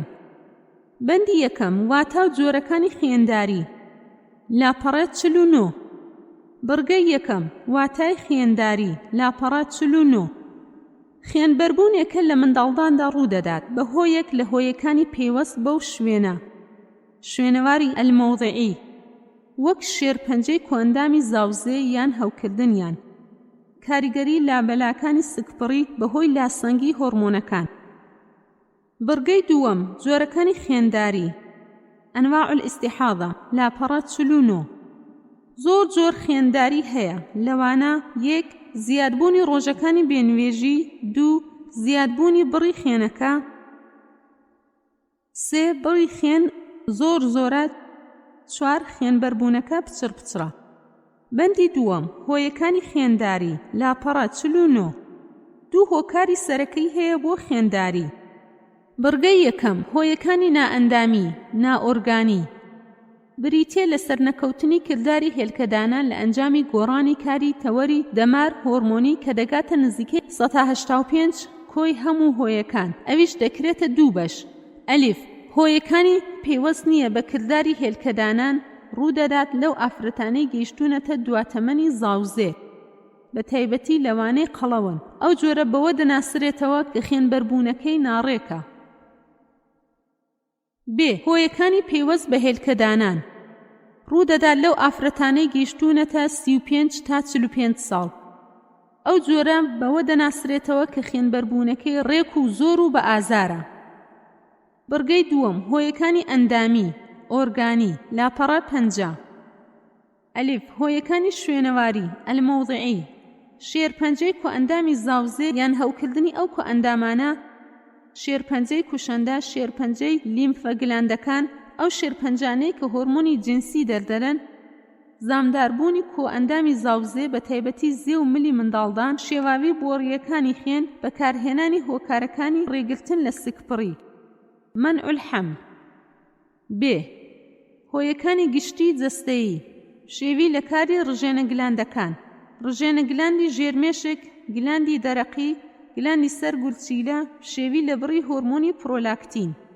نەخۆشیەکان نەخۆشی شەکرا نەخۆشیەکانی خوێن جگەر گورچیلە زیانی دەرمانی دەرمانەکانی کە مادەی ستیرۆیدیان تێدایە دەرمانەکانی چارەسەری شێرپەنجە کێشەی سکپڕی لە دەرەوەی منداڵدان سکپڕی هێشۆیی لە بارچوون جۆری هەڕەشەیی ناتەواو تەواو ژەهراوی هۆکاری دەرونی کێشەکانی دەرونی وەک لاسەنگی پشێوی هەڵچوون بەندی سێم حوکمەکانی خوێنداری لاپەڕە 51 بڕگەی یەکەم واتای خوێنداری لاپەڕە 51 بریتێ لە خوێنهاتنی بەردەوام دوای تێپەڕبوونی ڕۆژەکانی بێنوێژی ژمارەی ڕۆژەکانی بێنوێژی ئافرەت خۆی دەیزانێ بەهۆی شارەزایی بەردەوامی خۆی واتە ئەگەر خوێن هاتە خوارەوە لەو کاتانەی کە ئافرەت خۆی دیاری کردبوو ئەوە بێنوێژە ئەگەر لە کاتەکانی تردا بوو ئەوە خوێنداریە ئیستیحاضەیە خوێنداری لە ڕووی زاراوەیەوە بریتێ لە هاتنە خوارەوەی خوێن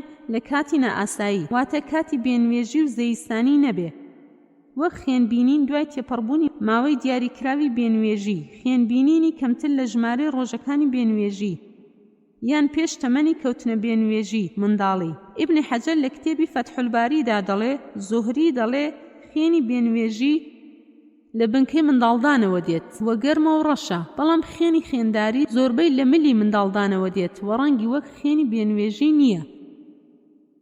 بڕگەی دووەم، گرنگی خێنداری. ئەهەمیەت الاستیحاضە، لاپەڕە 52. ئیسلام گرنگێکی زۆری داوە بە بابەتی جیاوازی لە نێوان خێنی بێنوێژی و خێنداری، چونکە هەر یەکیان حکمی تایبەتی خۆی هەیە. ئافرەتی بێنوێژ نوێژ ناکات، ڕۆژوو ناگرێت، تەواف ناکات، قورئان دەست لێ نادات و ناچێت مزگەوت بۆ مانەوە، هاوسەری ناچێتە لای، بەڵام ئافرەت لە کاتی ئیستیحاضە هەموو ئەو عیبادەتانە ئەنجام دەدات. تەنها خلافی لەسەر نزیکبوونەوەی لە هاوسەری بۆ جوود بوون. لە عایشەوە ڕزای خۆی لەسەر بێ دەجێڕنەوە دەڵێ فاتمەی کچی ئەبی حەبیش خێنی دەبینی دوای بێنوێژی.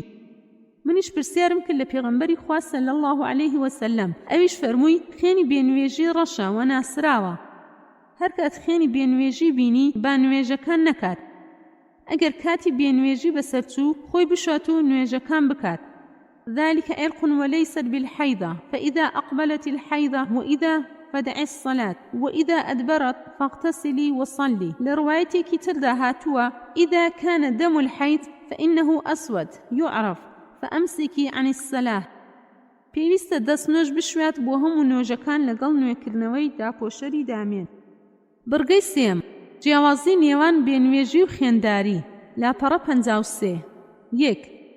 خێنی بێنوێژی ڕەشە، خێنی خێندار زۆربەی ڕەنگی سوورە. 2. خێنی بێنوێژی بۆنێکی تایبەتی هەیە، خێنداری بۆنی تایبەتی نییە. 3. خێنی بێنوێژی نابێ کەمتر بێت لە شەو ڕۆژێک و زیاتر بێت لە 8 ڕۆژ. گەل لەو ماوەیە کەمتر بوو یان زیاتر ئەوە زۆربەی بە خێنداری دادەنرێ، بەڵام لە شەرعەوە کەمترینی 1 شەو ڕۆژە و زۆرینەی 15 ڕۆژ. لەو ماوەیە کەمتر یان زیاتر ئەوە زۆربەی بە خێنداری دادەنرێ. ئەوە ڕای شافعی و حەنبەلی و مالیکیەکانە. 4. هاتنە خوارەوەی خێنی بێنوێژی بە تەوژمە، خێنداری لەسەر خۆ دێتە دەرەوە. 5.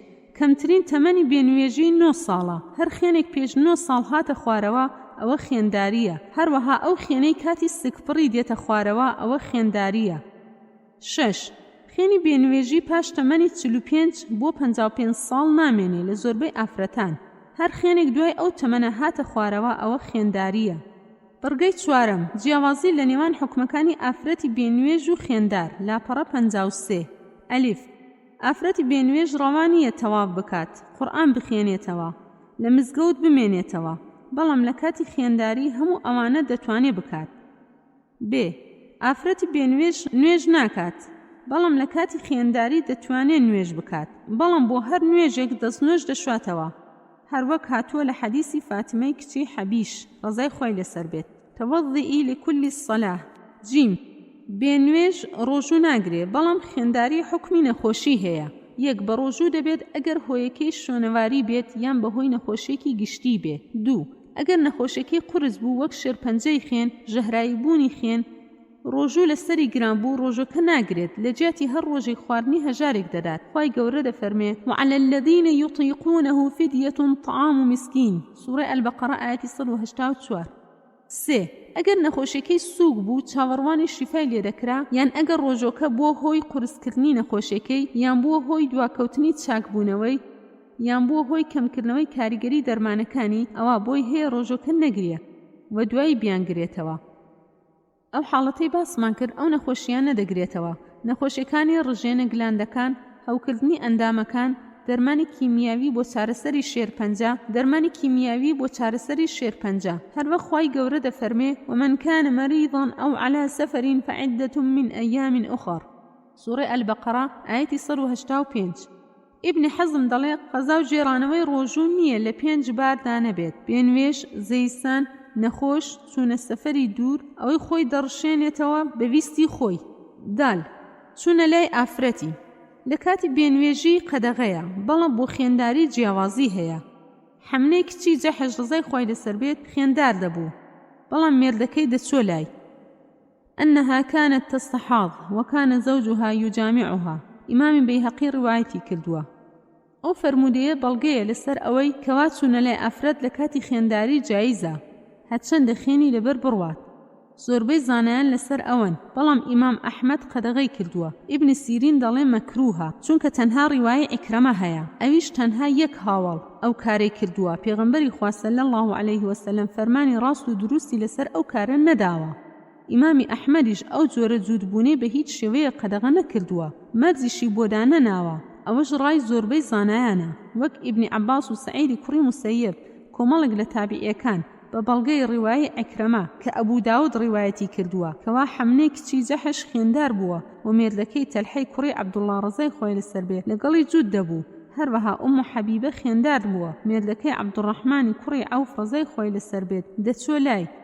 ئەگەر جوودبوون لەگەڵ ئافرەتی خوێندار حرام بووایە، ئەوە پێغەمبەری خوا صلی الله علیه وسلم بۆمانی ڕوون دەکردەوە. ئەوانەی دەڵێن دروست نییە جوودبوون کاتی خوێنداری، بەڵگەیان ئەوەیە کە عایشە ڕەزای خۆی لەسەر بێ فەرموویەتی خوێندار نابێ مێردەکەی لەگەڵی جوود بێت، چونکە ئازار و زیانی تایە. چۆن هۆکاری قەدەغەکردنی جوودبوون لەگەڵ ئافرەتی بێنوێژ بریتیە لە بوونی ئازار، هەر هەمان هۆکار جوودبوون لەگەڵ ئافرەتی خوێندار قەدەغە دەکات، چونکە ئەویش ئازار و زیانی هەیە. بڕگەی پێنجەم، ڕای دانە لەسەر نزیکبوونەوە لە ئافرەتی خوێندار. وەطء المستحاضة لاپەڕە 56. هەروەک باسمان کرد هۆکاری توشبوون بە خوێنداری زۆرە، هەر جۆرێک لەوانە نیشانەی تایبەتی خۆی هەیە. هەروەها جۆری ئازار، ڕەنگی خوێن، بۆنی خوێن، ماوەی خوێن هاتنە خوارەوە، هەموو ئەوانە دەگۆڕێن لە نەخۆشیەک هۆکار بۆ نەخۆشیەکی تر. لەبەر ڕۆشنایی ئەوانەی لەسەرەوە باسمان کرد دەتوانین کردداری جوودبوون لەگەڵ ئافرەتی خوێندار بکەینە بە سێ بەشەوە لە ڕووی قەدەغەکردن یان ڕێگەپێدانەوە. یەکەم، قەدەغەکردن لە دوو باردا یان لە دوو حاڵەتدا. یەک، بوونی هۆیەکانی شوێنەواری، ئازار و زیانی تایە وەک ئەوەی کە هەیە لە بێنوێژی، چونکە هەموو ئەو نەخۆشیانە بە تایبەتی شێرپەنجە و هەوکردن خانە و شانەکانی ئەو شوێنە دەڕوشێنن و زامداری دەکەن.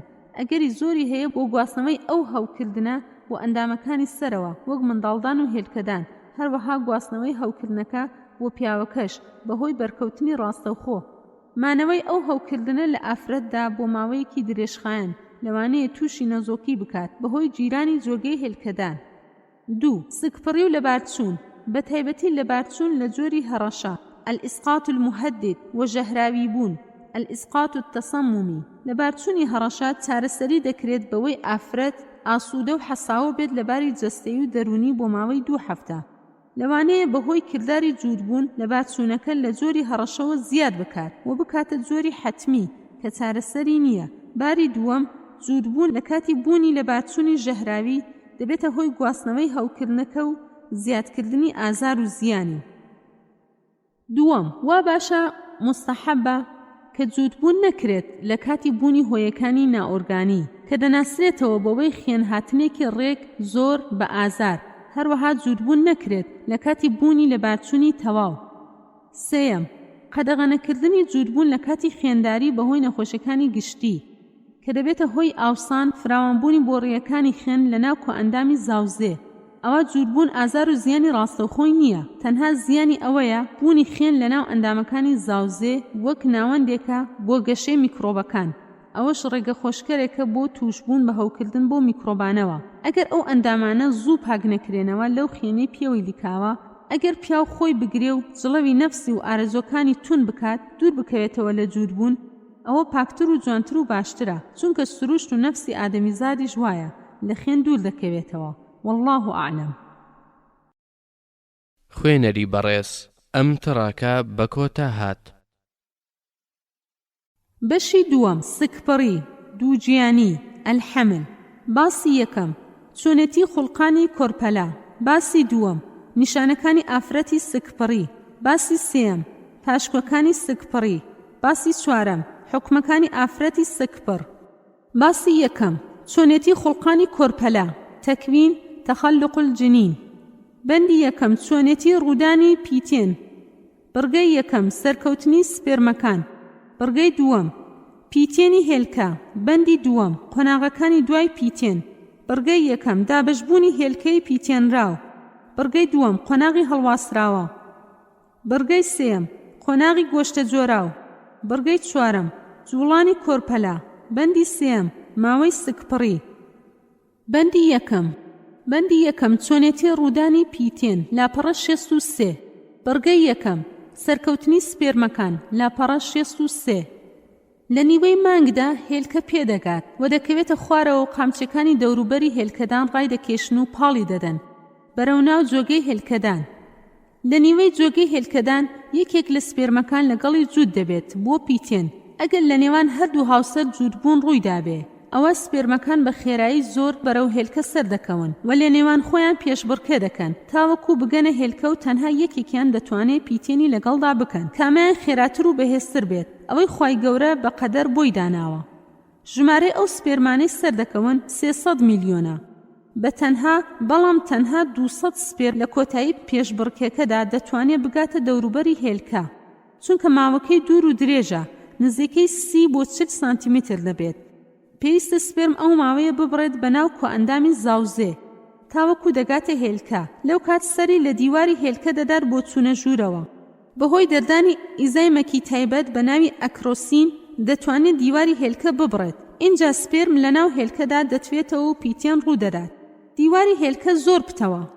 سپێرم ناتوانێت لە هەموو شوێنێکەوە بچێتە ژوورەوە بەڵکو شوێنی تایبەت هەیە بە ناوی شوێنی تەنک منتەقەت و شەفاف یان پێیان دەڵێن ناوچەی پێشوازیکردن لە سپێرم. هەر کات پیتێن ڕوویدا لەگەڵ یەک سپێر ئەوە ئەو ناوچانەی پێشوازی لەسەر دیواری هێلکە هەڵدەگیرێن و هیچ سپێرمێکی تر ناتوانێت بچێتە ناو هێلکە هەرچەندە زۆر بەهێزیش بێت. ئەگەر ئەو ڕووداوەش ڕوویدا ئەوە دەبێتە هۆی کوشتنی هێلکە و سپێرمی یەکەم هەروەها سپێرمی دووەم بەمەش کۆرپەلە هەرگیز دروست نابێت. ئەو ڕووداوە نادروستە گەر ڕوویدا ئەوە لە زانستی پزیشکی پێی دەڵێن سکپڕی هێشۆیی الحەمل العنقودی.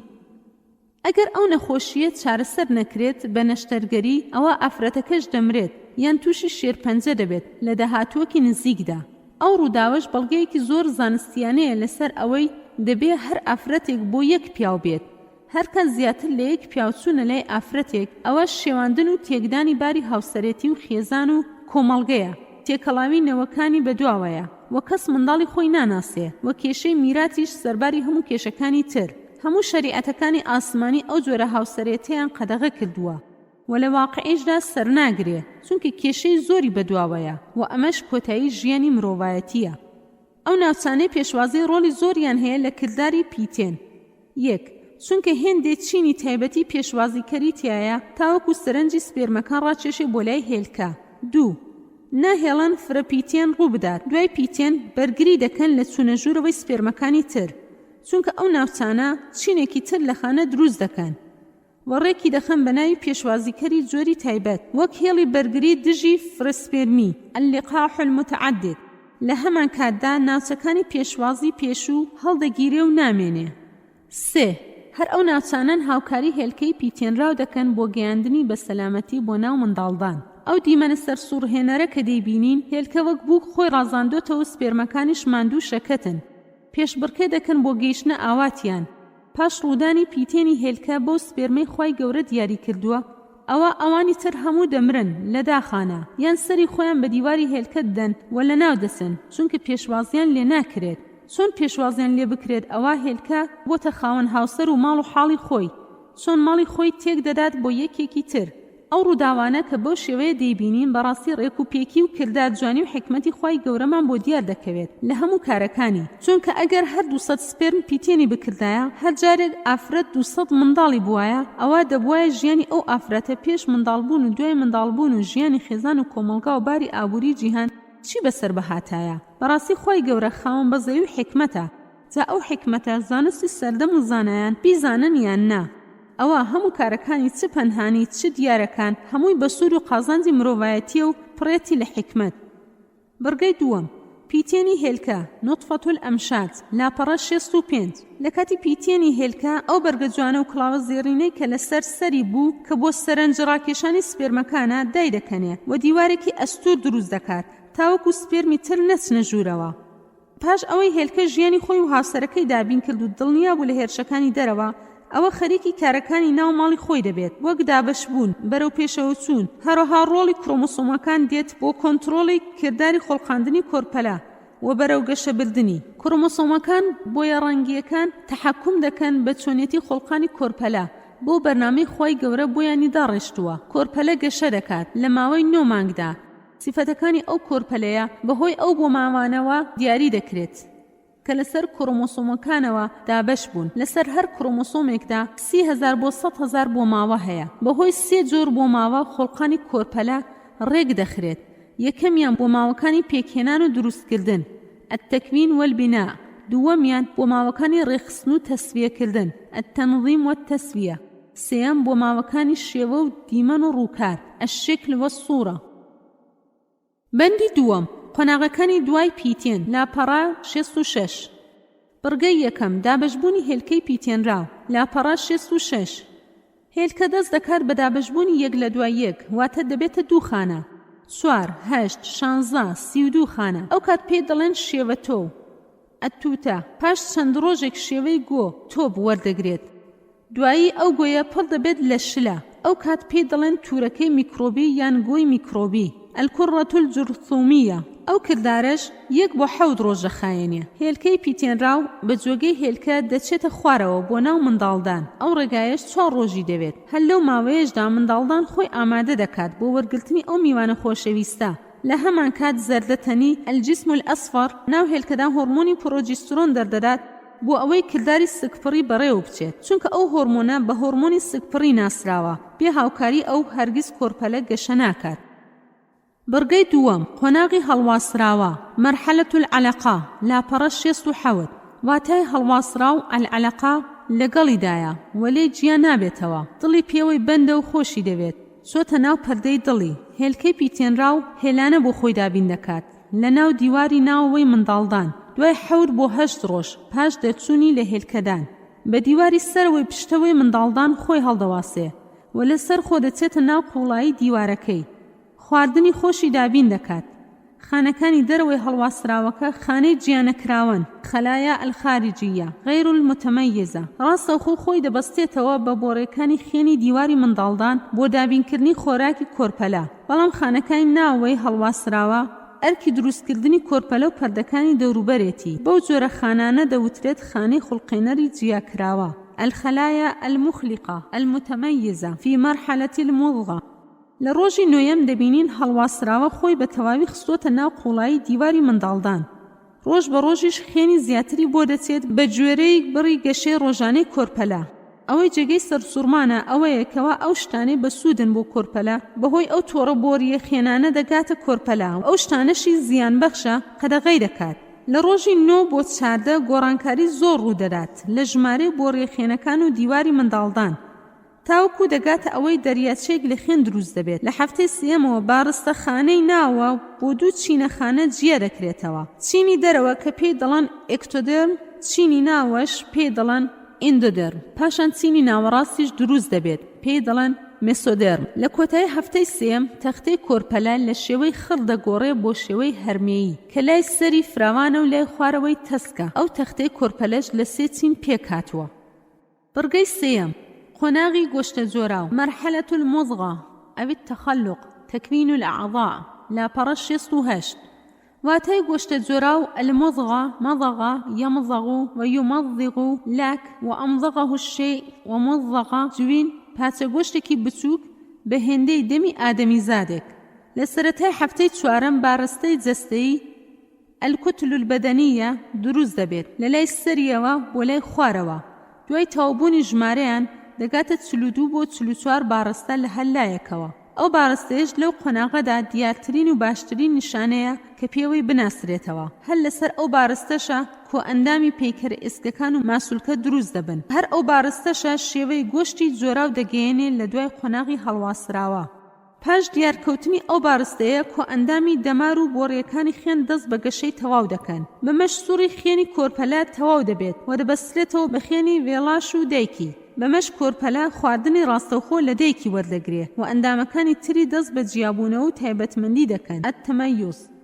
لێرەش بۆمان دەردەکەوێت کە قۆناغی گۆشتە جوراو بە 2 باردا تێدەپەڕێت. باری یەکەم بریتێ لە قۆناغی جیاکردنەوە، مەرحەلەة غەیر ممەیزە، چونکە هێشتا هیچ ئەندامێک شێوەی خۆی وەرنەگرتووە و خۆی جیا نەکردوێتەوە. ئەو قۆناغش لە سەرەتای هەفتەی سێم دەست پێ دەکات تاوەکو کۆتایی هەفتەی 4. بۆ قۆناغە دەڵێن قۆناغی گۆشتە جوراوی نەخوڵقاو، مەرحەلەة المضغة غەیر المخەلقە. باری دووەم دەست پێ دەکات لە هەفتەی پێنجەم تاوەکو کۆتایی هەفتەی حەوتەم کە تێیدا بارستەی جەستەیی دەگۆڕێ بۆ ئێسکانەکان و دواییش بە ماسوولکە دەور دەدرێن و دادەپۆشرێن هەروەها ئەندامەکان شێوەی خۆیان وەردەگرن و خۆیان جیا دەکەنەوە کۆ ئەندامی هەر سوپەنکریاس و جگەر و چاو و گوێ لە دوای ئەوان کۆ ئەندامی هەناسە و لە دواتر کۆ ئەندامی میزەڕۆ جیا دەکرێنەوە بەو قۆناغەش دەڵێن مەرحەلەت الموضغەة المخلقە دوای ئەو سێ قۆناغە سەرەکیەی باسمان کردن تووتە و هەڵواسراوە و گۆشتە جووراو اینجا بەو مەخلوقی نوێ دەڵێن هەڵگیراو الحەمیل تاوەکو ئەو قۆناغەش کۆرپەلەی ئادەمیزاد و زۆربەی گیانلەبەرانی تر بە یەک دەچن و ناتوانرێ بە ئاسانی بە شێوە ڕووکات جیا بکرێنەوە لێرەوە خاڵێکی زۆر گرنگ سەر هەڵدەدات و زانایانی سەرسوورمان کردووە تاوەکو ئێستا وەڵامیان بۆ نەدۆزیوەتەوە ئەویش ئەمەیە ئایا بۆچی خانەکانی لەشی کۆرپەلەی ساوا هەر کۆمەڵێکیان تەنها یەک سیفەت دەگوازنەوە یەک ئۆرگان دروست دەکەن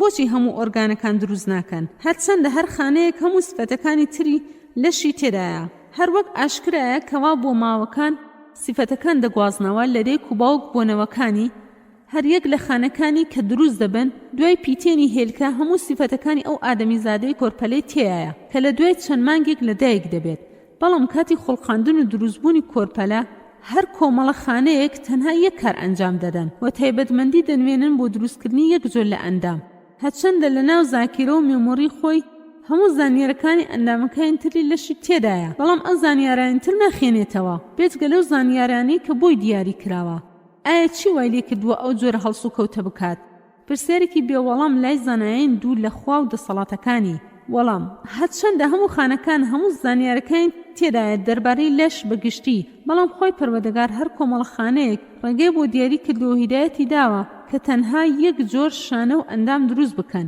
تەنها ئەو سیفەتە بۆ ماوەیانە بخێننەوە کە لەسەر کڕۆمۆسۆمەکانەوە هەیە کە تەنها پەیوەندیدارە بۆ ئەندام و ئۆرگانەوە زانیارەکانی تر پشتگوێ بخەن هەر بۆیە کۆمەڵە خانەیەک تەنها پەیوەندیدارە بە دروستکردنی چاو ئەوان تر پەیوەندیدارن بە دروستکردنی کۆئەندامی هەرس و هەتا دوایی بەڵام ئەگەر ویستی خۆی گەورە وابوو بۆ ماوەکان زانیارەکان بە هەڵە بخێننەوە یان شوێنی بۆ ماوەکان بگۆڕدرێ ئەوە کۆرپەلەیەکی ناتەواو دروست دەبێت کە لە زانستی پزیشکی ناسراوە بە بازدانی بۆ ماوەیی زانا لۆرانس ئالان دەڵێت جێگەی سەرسوورمانە لە زانیاری بایۆلۆژیدا کەوا بۆ ماوەکان هەمان زانیاریان هەیە بەڵام دوایی هەریەکیان تایبەتمەندی خۆیان دەنوێنن لە کاتی دروستبوونی خانەکان بەمەش جیاوازی شانە و ئەندامەکان دەردەکەون لە شێوە و کار و کرداردا لە کۆتایی هەفتەی هەشتم قۆناغێکی نوێ دەست پێ دەکات هەڵگیرا و شێوەی دەگۆڕێ بۆ شێوەی ئادەمیزاد هەموو کۆ ئەندامەکانی تەواو دروست بوونە ئەو کاتە پێی دەڵێن کۆرپەلە ئەلجەنین و لە کۆرپەلەی گیانەوەرانی تر جیا دەکرێتەوە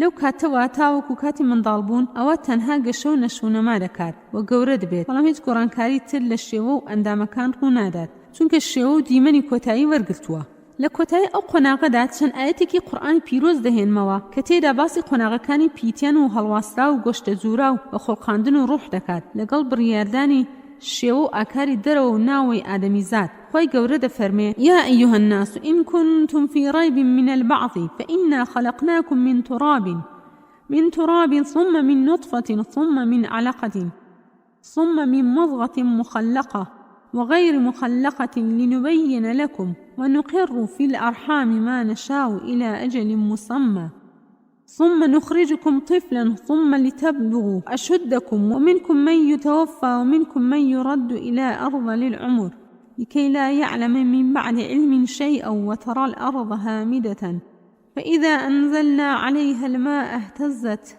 وربت وأنبتت من كل زوج بهيج سورة الحج آياتي 5 لو آياتدا قۆناغەکانی خۆڵقانی کۆرپەلەمان بۆ ڕوون دەکاتەوە بە هەمان شێوە و ڕیزبەندی کەوا زانستی سەدەی 20م پێگەیشتووە هەروەها باسی ئەو نەهێنیە دەکات کەوا قۆناغی گۆشتە جووراو لە دووباری جیاواز خۆی دەنوێنێ نەخوڵقێنەر و خوڵقێنەر هەروەک باسمان کرد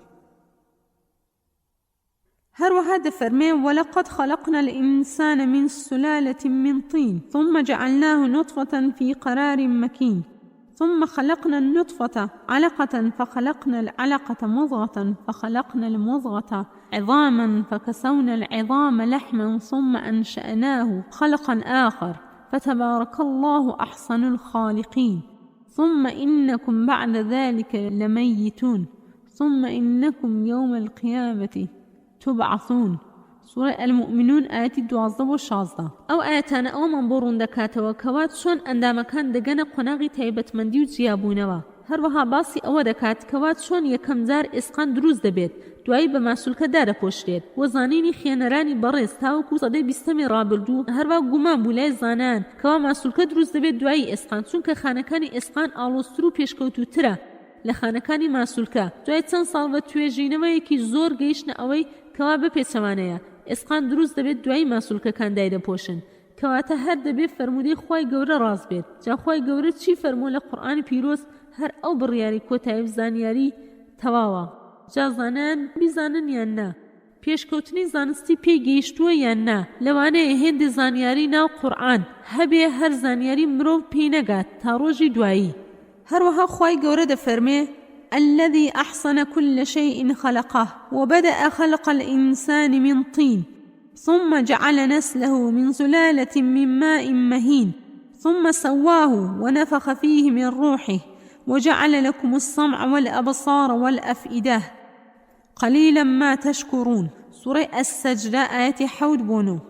ئەو ئاەتانە ئەومان بۆ ڕوون دەکەنەوە کەوا خوای گەورە وەڵامی ئەو پرسیارەی کەوا زانایانی سەرسوڕمان کردووە دەداتەوە، کەوا هەر زاتی پاکی خۆیەتی فەرمان دەداتە خانەکان بۆ تایبەتمەندی و خوڵقانی شانە و ئەندامەکان بەهۆی ئەو نەفخە ڕوحەی کە دەیخاتە ناو خانەکان. هەر وەک چۆن فەرمانی بۆ بڕەکەمە هۆرمۆنانە داوە کە ئەو کارە سەرسوور هێنەرانە ئەنجام بدەن لە جوڵانی هێلکە و ئامادەکردنی منداڵدان بۆ لە باوەشگرتنی ئەو مەخلوقە نوێیە. بە هەمان شێوە دەبینین کەوا چۆن ئەندامەکان کارەکانیان دابەش کردووە لە نێوان خۆیان بە تایبەتی ڕژێنە گلاندەکان بۆ زانیاری زیاتر دەربارەی کار و فەرمانی هۆرمۆنەکان بڕوانە کتێبی دانەر، پیاوان وەژنان، تەوکاری نایەکسان.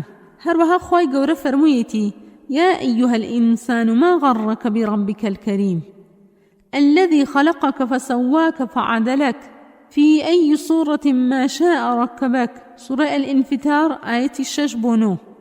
ئەو ئاەتانە ئەوەمان بۆ ڕوون دەکەنەوە کەوا خوای گەورە پاش خوڵقاندنی ئەندامەکان شێوەی تایبەت بۆ کۆرپەلەیە نوێ دەبەخشێ کە کۆرپەلە خۆشی نازانێت چی بۆ دیاری کراوە. پێویستی خۆی نییە کە شێوەی خۆی و جوانی ڕێکوپێکی دیاری بکات. هەر وەک لە یەکێک لە فەرمودەکان هاتووە کەوا خوای گەورە هەر لەو کاتەوە ڕزق و ڕۆزی و ئەجەل و باری ژیانی لە خۆشی و ناخۆشی بۆ دیار دەکات. بڕگەی 4 جوڵانی کۆرپەلە لاپەڕە 73. ئەو قۆناغەش لە کۆتایی مانگی 3 و سەرەتای مانگی 4 دەست پێ دەکات کەوا کردداری بەیەکەوە گەیشتنی کۆ ئەندامی دەمار لەگەڵ ماسوولکەکان و ئەندامەکانی تر ڕوو دەدات. بەمەش ئەندامەکان لە کۆ ئەندامی ناوەندی دەمار فەرمان وەردەگرن. کۆرپەلە دەست بە جوڵەی خۆویست دەکات لەناو منداڵدان خۆی هەڵجێر وەرجێر دەکات. ئافرەتەکەش هەست بەم جوڵەیە دەکات. هەر لەو کاتەوە دەبێتە ئادەمیزاتێکی سەربەخۆ و خاوەنجیانی تایبەت و بەهۆی خەتەکانی سەرپەنجەی گەورەی جیا دەکرێتەوە لە گشت مرۆڤەکانی تری سەرزەوی. دووبارە زانایان لە سەدەی ڕابردوو گەیشتنە ئەوەی کەوا ناسینەوەی ئادەمیزادان بە شێوەیەکی زانستی بەهۆی ئەو هێڵانەی سەرپەنجەی گەورەی دەستێتی، چونکە هەرگیز شێوەی ئەو هێڵانە لە یەکێک بە ئەوی تریان ناچێت هەرچەندە جنک و برابن. هەر لە ڕۆژ دوایش خوای گەورە ئەو هێڵانە دروست دەکاتەوە پاشەوەی لە ژێر گڵ و خۆڵدا ڕزی دەبن.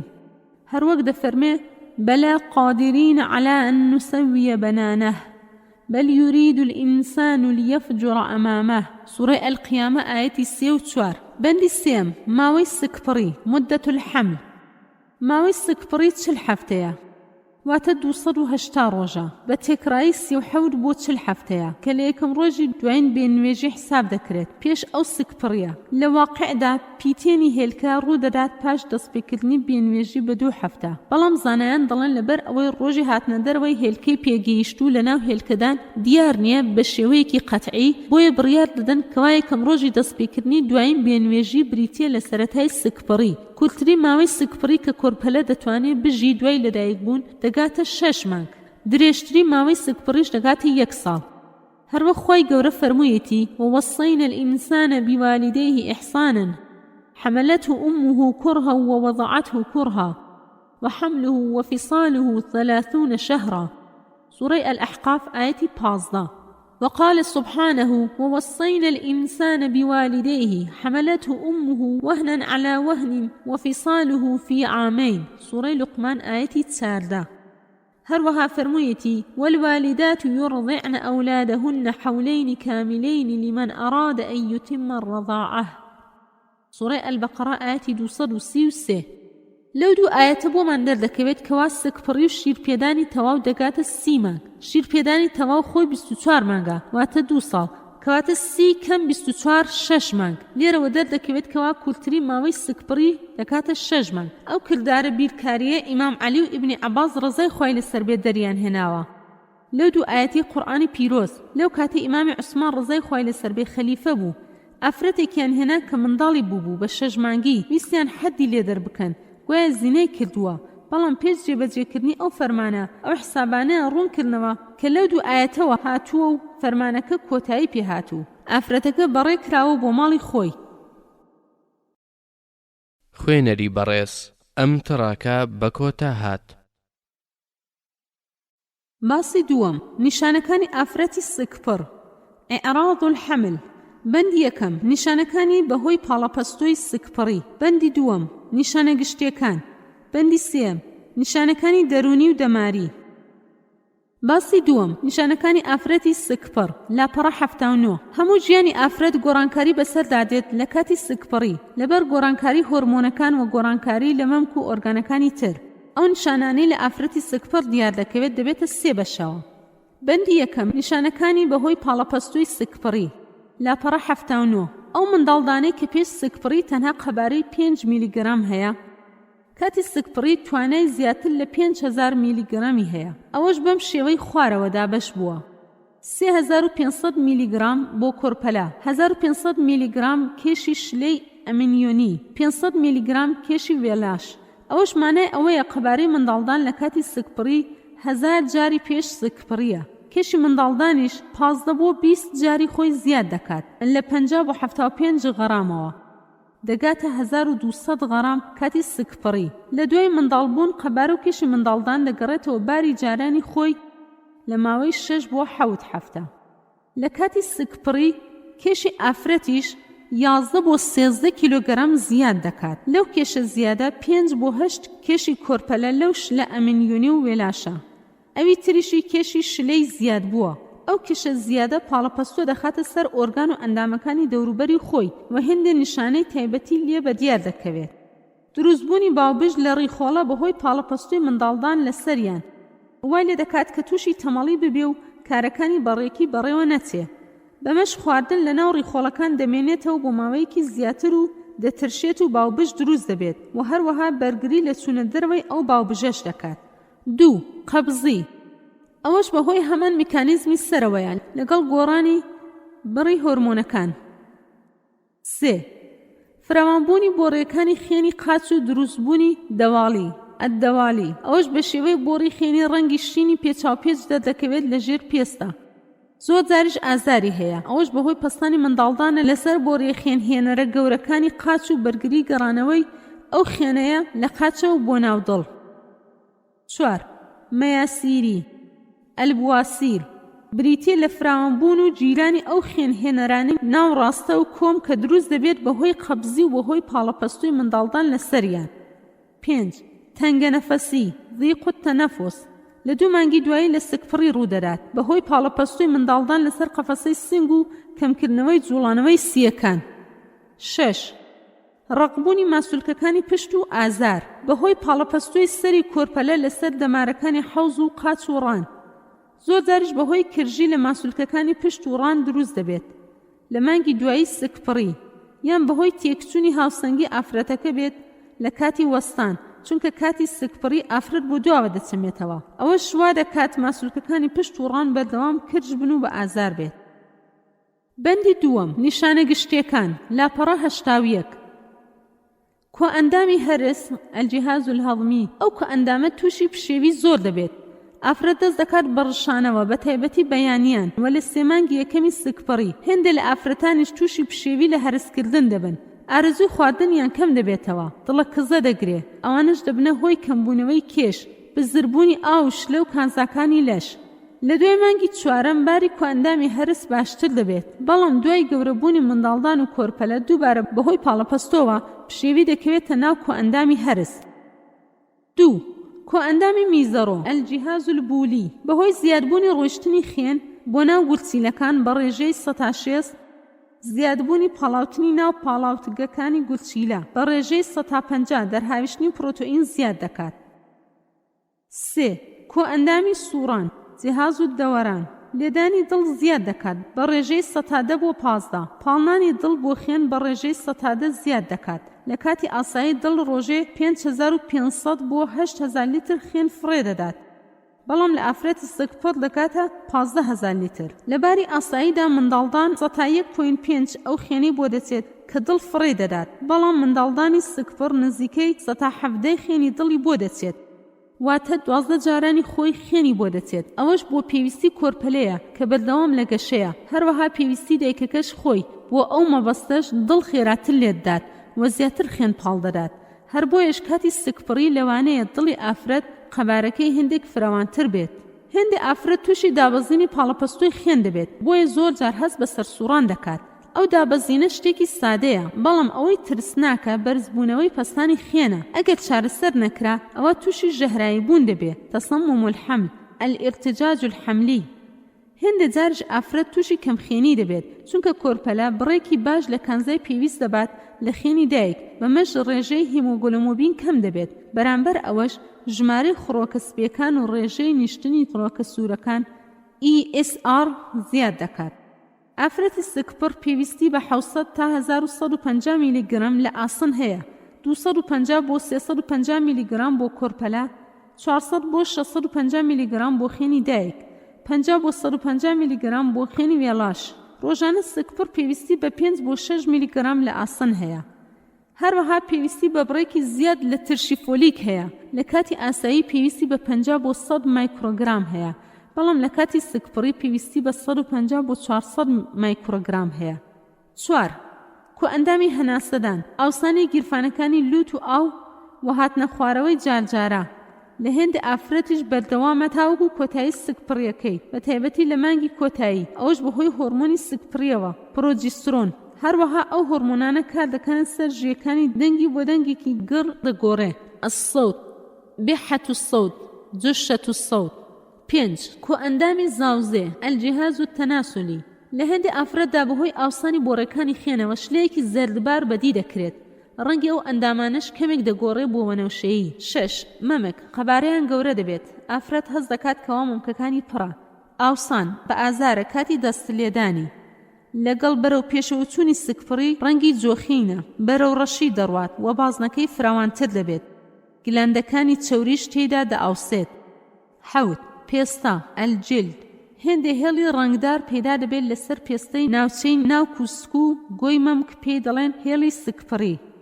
ئەفلام الحەمل لە زۆربەی زۆری 190 ئافرەتان لە مانگی حوتەم دەردەکەوێت و لە دوای 1 مانگ پاش منداڵبوون دەڕوات. لە 170 ئافرەتی سکپڕ دیاردەی ڕەشبوونی نیمچەقاوەیی پێستە دیار دەکەوێت لەسەر ڕوومەت و نێوچاوان بە ناوی ئیسڤیداد الجلد القەتامینی، لەوانەیە بۆ ماوەی چەند ساڵێک بمێنێتەوە، بە تایبەتی گەر بە ڕۆژ بکەوێت. هەروەها لەوانەیە ئافرەت تووشی خورانی پێستەی شوێنەواری یان گشتی بێت لەگەڵ پچڕانی هێندێ بۆڕی خوێنی ورد لە ناوچەجیەکانی لەش. 8. چاو ئەلعیون دابەزینی پاڵەپەستۆی ناوچاو بەهۆی بەرزبوونەوەی ئاستی هۆرمۆنی ئیسترۆجین و پرۆجیسترۆن و ئەندرۆجینی ناو خوێن. ئەوسانی قەرەنیەی چاو لێڵبوونی هاوێنەی چاو بەهۆی بەرزبوونەوەی ئاستی ئیسترۆجین. ئەگەر ئافرەتەکە خۆی ئاوی سپی یان ئاوی ڕەشی هەبوو ئەوە کاتی سکپڕیشی زیاد دەکات. 9. سکپڕ پێویستی بە وزەی زیاتر هەیە، بە بڕی 300 کیلۆکالۆری 1 ڕۆژ، واتە پێویستی بە 85,000 کیلۆکالۆری وزەی زیاد هەیە لە ماوەی 280 ڕۆژی سکپڕی. هەروەها پێویستی بە پرۆتئینی زیاد هەیە بە ڕێژەی 3.3 گرام، واتە 925 گرام زیاتری پێویستە لە ئافرەتی ئاسایی. 10. دابەزینی بڕی هۆکارەکانی بەرگری بە هەموو جۆرەکانیان IgA IgM بە تایبەتی IgG، بەو هۆیەش بەرگری لەش کەم دەبێتەوە. 11. زیادبوونی کێشی دایک بە 10 بۆ 13 کیلۆگرام، 5 بۆ 8 کیلۆگرام بۆ کۆرپەلە و وێلاش وەشلێ ئەمینیۆنی، ئەوی تریش بۆ کێشی دایک خۆیەتی. بەندی 3. نیشانەکانی دەرونی و دەماری لاپەڕە 84 لەگەڵ ئەو نیشانانە جەستەیی و فسیۆلۆژیانەی باسمان کردن دەبینین هێندێ نیشانەی دەرونی و دەماریش دیار دەکەوێت لە ئافرەتی سکپڕ ئەویش لە نێوان ترس و پاڕانەوەیە پەژارە و خۆشیە ترس لە سکپڕی و نیشانەکانی پاڕانەوە لە خوا و خۆشی هاتنی نەوەیەکی نوێیە ئافرەت زوو هەڵدەچێت بە بچووکترین هۆکار تووڕە دەبێت نیشان دەرونەکان کورد دەکەینەوە لەو خاڵانەی خوارەوە 1. دڵهەڵچوونی بەیانی و مەجیرانی هەڵسوکەوتی ئافرەت دەگۆڕێ بەوەی ئارەزووی هێندێشتی ناسروشتی دەکات هەست بە ساردی و گەرمی سەرسوورەکەی کەم دەکات ڕقی لە بۆن دەبێتەوە ئارەزووی زۆری بۆ هێندێ خواردن و شتی ناسروشتی دەچێت لە مانگەکانی سەرەتای سکپڕی ئەوش پێ دڵن ئەلخەمخەمە ئەو ئەڕەمڕەمە هۆکارەکەشی دەگەڕێنەوە بۆ ئەوەی ئافرەت ئارەزووی دەچێتە ئەو مادانەی کەوا لەشی پێویستێتی وەک مادەی ئاسن و کەلسیۆم بۆیە ئارەزووی دەچێتە خۆڵ و گەچ 2. خوراندن ئەلحکاک ئارەزوویەکی زۆر دەکات بە خۆ خوراندن بە تایبەتی لە مانگەکانی دوایی و لە ناوچەی سکوڕان و سم پزیشکەکان هۆکارەکانی ئەو گۆڕانکاریە دەگەڕێنەوە بۆ گۆڕانی ئاستی هۆرمۆنەکان و کاری دەمارەخانەکان 3. بورانەوە ئەلئیغما هێندێ لە ئافرەتان تووشی سەرسوڕە دەبن لە مانگەکانی سەرەتای سکپڕی لەگەڵ بورانەوەیەکی سووک بەهۆی گۆڕانی هاوسەنگی خوێن لە نێوان دایک و کۆرپەلەی 4. سەریێشان ئەوجاع الڕاس لە سەرەتای سکپڕی دەست پێ دەکات کە توندە لە ناوەڕاست یان مانگەکانی کۆتایی کەم دەبێتەوە دوایی دێت 5. خەوزڕان ئەلئێرق هەرچەند لە ئافرەتی سکپڕ ئارەزووی خەوی هەیە بەڵام لە کۆتایی سکپڕی تووشی خەوزڕان دەبێت بەهۆی نادروستی هەرس تەنگە نەفەسی کرژبوونەوەی ماسوولکەکان جوڵانەوە ناڕێکەکانی کۆرپەلەی ناوسکی ترسی منداڵبوون و نیشانە پێوەستەکانی هەر لەبەر ئەو نیشانانەی باسمان کرد خوای گەورە کاتێ باسی سکپڕی دەکات بە بارگرانی قورسی و ناڕەحەتی ناوی دەبات هەر بۆیش فەرمانی داوە بە ڕێزگرتنی دایک هێناوێتی ئاستی خواپەرستی و هاوبەش پەیدانەکردن بۆی نابێت بەرامبەریان ڕووگرش بین تەنها نابێت وشەی ئۆف بەرامبەری بەکار بهێندێ هەروە خوای گەورە فەرموویەتی ووصينا الإنسان بوالديه إحسانا حملته أمه كرها ووضعته كرها سورة أحقاف آياتي 15 خوای گەورە فەرموویەتی ووصينا الإنسان بوالديه حملته أمه وهنا على وهن سورة لقمان آياتي 14 هل لبر أو هۆیانەشەوە ئافرەت پێویستی بە چاودێرێکی تەواو دروست و باش هەیە لەلایەن دەوروبەری بەتایبەت هاوسەر و منداڵەکانی بەڵام دەبینین لە دەستورەکانی مادی زۆر پێیان ڕەوایە کە ئافرەتان کار بکەن و بژێوی خۆیان پەیدا بکەن جا هەر چ کارێک بێ هەرچەندە نادروست و ناپەسەند و قورس بێت بێڕە چاوکردنی باری تەندروستی و جەستەیی و دەرونی هەر ئەو هیلاکی و ماندووبوونەی بۆ ئافرەتان ڕەوا کردووە بە ئازادی و سربەستی و مافی ئافرەت ناوی دەبن لێرەوە داواکارم کە ئافرەتانی تێگەیشت و چاوێن بکەنەوە و دۆست و دوژمنی خۆیان بناسن بزان کێو کامە بەرنامە ئاسوودەیی و خۆشی و سربەزی ئەوانی دەوێت بەرنامە و منهەجی دروست و نادروست لێک جیا بکەنەوە وەسوود و قازانجی خۆیان بزان لەکوێیە بە ڕیکلام و هێمای بریقەدار و ڕەنگاوڕەنگ هەڵنەخەڵەتێن بزان کام کار بۆیان گونجاوە و دەتوان ڕەزامەندی خوای تێدا بەدی بکەن و مەرجەکانی شەرعیش ڕەچاو بکەن لە کاتی چوونە دەرەوە و کارکردن بۆ زیاتر زانیاری دەربارەی کاری گونجاو بۆ ئافرەت و مەرجەکانی چوونە دەرەوە بۆ کارکردن بگەڕێوە کتێبی دانەر پیا و ژنان تەوکاری نایەکسان باسی سێیەم پاشکۆکانی سکپڕی ملحقات الحمل بەندی یەکەم شلەی ئەمینیۆنی بەندی دووەم پەتی ناوک بەندی سێم وێڵاش باسی سێم پاشکۆکانی سکپڕ لاپەڕە 89 پێش کۆتایی هێنانی باسی سکپڕی ویستم بە کورتی باسی پاشکۆکانی سکپڕی بکەم بۆ زیاتر شارەزابوونی خوشکان و برایانی بەڕێزم بەندی یەکەم شلەی ئەمینیۆنی السائل الأمينيوني لاپەڕە 89 ئەو شلەیەی کە دەوری کۆرپەلەی داوە لە کاتی سکپڕی ئەویش ئەرک و فەرمانی زۆری هەیە گرنگترینیان ئەمانەن پارێزگاریکردنی کۆرپەلە لە پاڵەپەستۆکانی دەرەکی قەدەغەکردنی پێکەوەلەکانی ئەندامەکانی کۆرپەلە پارێزگاری و کۆنتڕۆڵی پلەی گەرمی لەشی کۆرپەلە ئاسانکردنی کردداری منداڵبوون قەبارەی شلەی ئەمینیۆنی چەسپاو نییە لە ماوەی سکپڕی لە سەرەتای هەفتەی دێم تەنها 30 میلیلیترە دەگاتە قەبارەی 1000 میلیلیتر لە هەفتەی 38 سکپڕیش دوایی بەرەو دابەزین دەڕوات دەگاتە 350 میلیلیتر لە کۆتایی ڕۆژەکانی سکپڕی بەندی دووەم پەتی ناوک الحەبل السری ئەو پەتەیە کە کۆرپەلە بە وێلاش دەبەستێتەوە هەر ئەویشە خۆراک و ئۆکسەجین بۆ کۆرپەلە دابین دەکات بەهۆی سوڕی خوێنی دایک هەرچەندە سوڕی خوێنی دایک لەگەڵ خوێنی کۆرپەلە تێکەڵاو نییە ڕاستەوخۆ بەڵکو پەردەیەکی زۆر تەنگی هەستیار هەیە لە نێوانیان کە ڕێگەی شتە باشەکان دەدات و ڕێگەی شتە خراپەکان نادات بچنە ناو لەشی کۆرپەلا. درێژی ئەو پەتە 50 سانتیمترە، تیرەکەشی 1.5 بۆ 2.5 سانتیمتر دەبێت. 2 خێنبەر و 1 خێنهێنەری تێیە. خێنهێنەرەکە خۆراک و ئۆکسیجین دەبات بۆ کۆرپەلا. خێنبەرەکانیش خێنی پیسبوو بە دۆمۆکسیدی کاربۆن دەبەنەوە بۆ سیەکانی دایک بۆ دەرهاویشتنی. بەندی سێم وێلاش ئەلمەشیمە پێکاتۆ لە 2 گۆی بەرامبەر بە 1 پێکەون و ساو. دایک و کۆرپەلە بەشدارن لە دروستکردنی. تیرەکەشی لە نێوان 15 بۆ 20 سانتیمتر، ئەستوری 3 سانتیمتر، کێشەکەی 500 گرامە. ڕووکەشی وێلاش کە بەستراوە بە کۆرپەلا پەردەیەکی ناسک و لووسە، بۆڕی خێنی تیا دیارە، لە ناوەڕاستیشی پەتی ناوک بەستراوە یان بە یەکێک لە لایەکانیەوە، بەڵام ئەو لایەنەی بەستراوە بە منداڵدان زبرە و لە 15 بۆ 20 بەش پێکاتوە. لە نێوان بەشی منداڵدان و بەشی کۆرپەلا پەردەیەک هەیە پێی دەڵێن پەردەی وێلاش. سوڕی خێنی دایک و کۆرپەلە جیا دەکاتەوە کە ڕێگەی شتە باشەکان دەدات و ڕێگەی شتە خراپەکان نادات بچنە ناولەشی کۆرپەلا وەک بەکتریا و نەخۆشیەکان مەگەر بەدەگمەن نەبێ. ئەرک و فەرمانەکانی وێلاش ئۆکسیجین دەبات بۆ کۆرپەلا. خێنی پیسبوو بە دۆمۆکسیدی کاربۆنیش بۆ ناو خێنی دایک دەبات بۆ دەرهاویشتن. خۆراکی هەرسکراو بۆ کۆرپەلە دەبات بە بڕ و ڕێژە و کاتی دیاریکراو هەروەها ئاڵوگۆڕ. باسی چوارم حکومەکانی ئافرەتی سکپڕ ئەحکام المەرئەة الحامل. بەندی یەکەم ڕۆژوگرتن. بەندی دووەم حەدەکان و سکپڕی. بەندی سێم پاداشتی ئافرەتی سکپڕ. باسی چوارم حکومەکانی ئافرەتی سکپڕ لاپەڕە 93. سکپڕی حکمی تایبەتی خۆی هەیە. دەتوانین بڵێن ئەو حکمانە بە حکمی هەڵاوێردرا و ئەلئیستیثنا دادەنرێ، چونکە ئافرەت لەو ماوەیەدا کە 6 بۆ 9 مانگە باری تەندروستی و جەستەیی و دەرونی لاسەنگی تایە دەتوانین بڵێن لە نێوان ساغی و نەخۆشیدایە. لەوانەیە بە بچووکترین هۆکار تووشی نەخۆشیێکی تەواوی جەستەیی یان دەرونی بێت. هەر بۆیە ڕەوان نییە بە هیچ شێوەیەک ئافرەت بیخەیتە ناو کارێکی قورس و کێشەیەکی دەرونی بە تایبەتی لە مانگەکانی دوایی. هەر ئەو هۆیانەشە وای کردووە لە هێندە زانایان کە ئافرەت دوور بگرن لە پۆستەکانی باڵای وڵات، چونکە کێشە و ململانی زۆری تێدایە و باری ئافرەت لەو ماوەیەدا بەرگەی ئەو کارانە ناگرێت. بۆ هەموو یاسایەکی شتی نامە و دەگمەن هەیە. بۆ زانیاری زیاتر دەربارەی کاری ئافرەت بڕوانە کتێبی پیاوان و ژنان تاواکاری نایەکسان دانەر. بەندی یەکەم ڕۆژوگرتن لاپەڕە 93.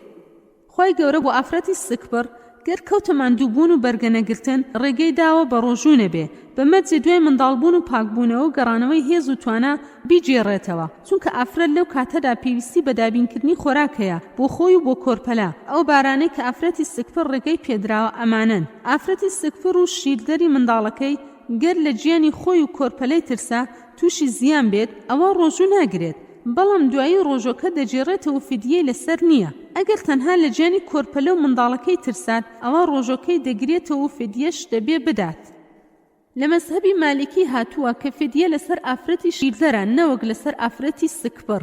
ئیبنی قودامەی حەمبەلی دەڵێ ڕۆژوگرتنەوە و فیدیە لەسەر ئەو ئافرەتانە هەیە کە لە ترسی کۆرپەلە و منداڵە شیرەخۆرەکەی ڕۆژوو ناگرێت بە بەڵگەی ئەو ئاەتانە: وعلى الذين يطيقونه فدية طعام مسكين.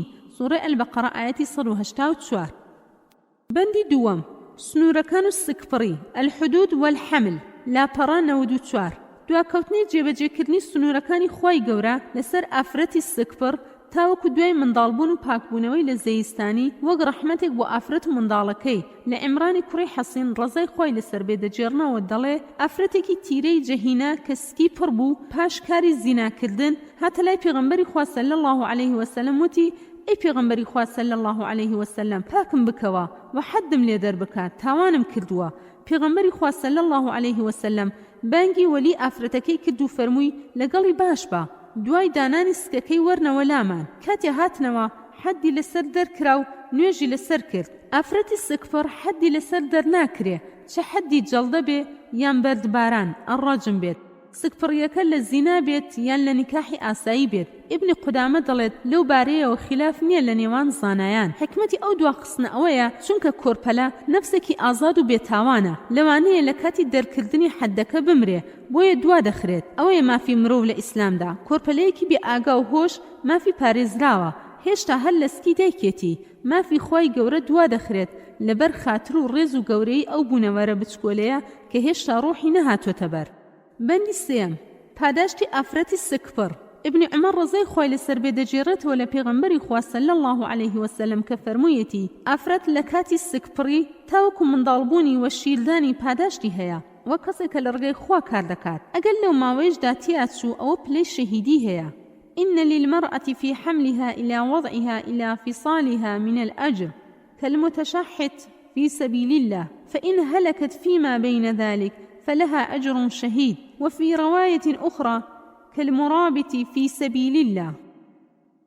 خوێنەری بەڕێز ئەم تڕاکە بە کۆتا هات.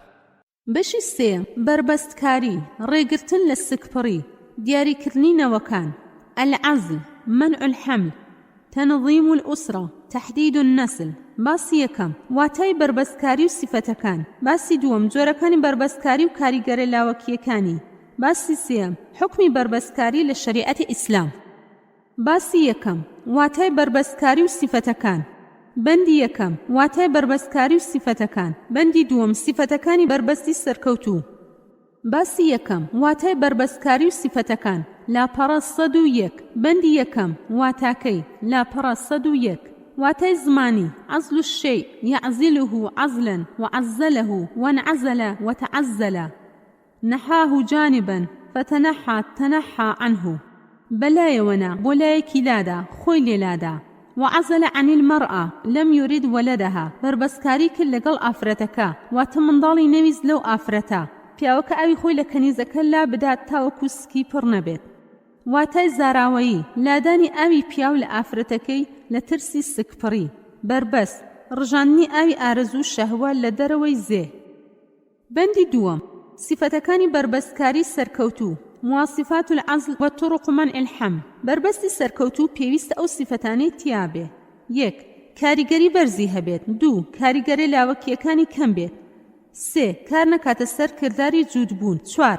بە ئاسانی دەست بکەوێت. 5. پاش بەکارنەهێنانی نەبێتە بربەست لە بەردەم گەڕانەوەی کردداری زاوزێ سەر لە نوێ. 6. نرخی هەرزان بێت. 7. لە هەموو شەریعەکانی ئاسمانی ڕێگە پێدراو بێت. 8. بە ئاسانی دابەش بکرێت. 9. باشترە چاودێری پزیشک و چاودێری تەندروستی پێویست نەبێت. بۆ گەیشتنە ئەنجامی دروست و سەرکەوتنی بربەستکاری زۆرجار پزیشکەکان دوو ڕێگە یان دوو هۆکار بەیەکەوە بەکاردەهێنن. سەرکەوتنی ئەو کارە دەوەستێت لەسەر چۆنێتی دەستنیشانکردنی ڕێگەی بربەستکاری، گونجانی بۆ جەستەی بەکارهێنەر ئادەمی زادەکە، شارەزایی پزیشکەکە لە دانان یا بەکارهێنانی هۆکارەکە، بەڵام زۆربەی سەرنەکەوتن بەهۆی نەزانینی بەکارهێنانە لەلایەن بەکارهێنەرەوە. باسی دووەم جۆرەکانی بربەستکاری و کاریگەری لاوەکیەکانی. أنواع العزل وسائل العزل طرق العزل ومضاعفاته. بەندی یەکەم بەکارهێنانی هۆرمۆنەکان. بڕگەی یەکەم هۆرمۆن لەسەر شێوەی دەنگ حەب. بڕگەی دووەم دەرزی هۆرمۆنەکان. بڕگەی سێم دانانی دەستگایەک لە ناو منداڵدان. بەندی دووەم بەکارهێنانی بربەست. بڕگەی یەکەم بربەست بۆ پیاوان. بڕگەی دووەم بربەست بۆ ئافرەت. بەندی سێم ڕێخستنی سروشتی خێزان.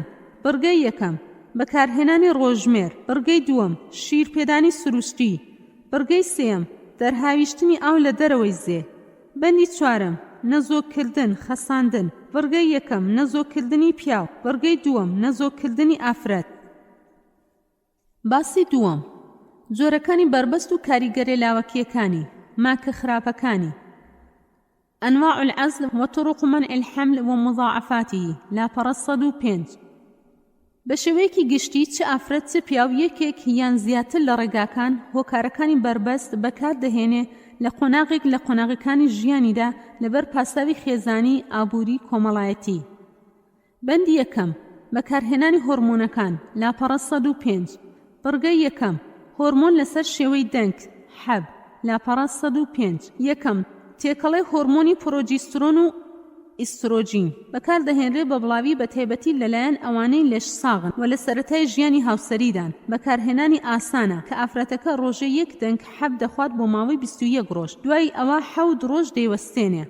چۆنێتی کارکردنی ئەو ڕێگەیە. میکانیزمی کارکردنی. 1. قەدەغەی پێگەیاندنی هێلکە دەکات لە هێلکەدان. 2. پووکاندنەوەی چینی ناوەوەی دیواری منداڵدان. 3. قەدەغەی هەڵواسینی هێلکەی پیتێنراو دەکات بە دیواری منداڵدانەوە. 4. شڕی مادەی لینجە و چڵمەکانی ملی منداڵدان زیاد دەکات تاوکو سپێرم نەتوانێت سەر بکەوێت بۆ ناو منداڵدان.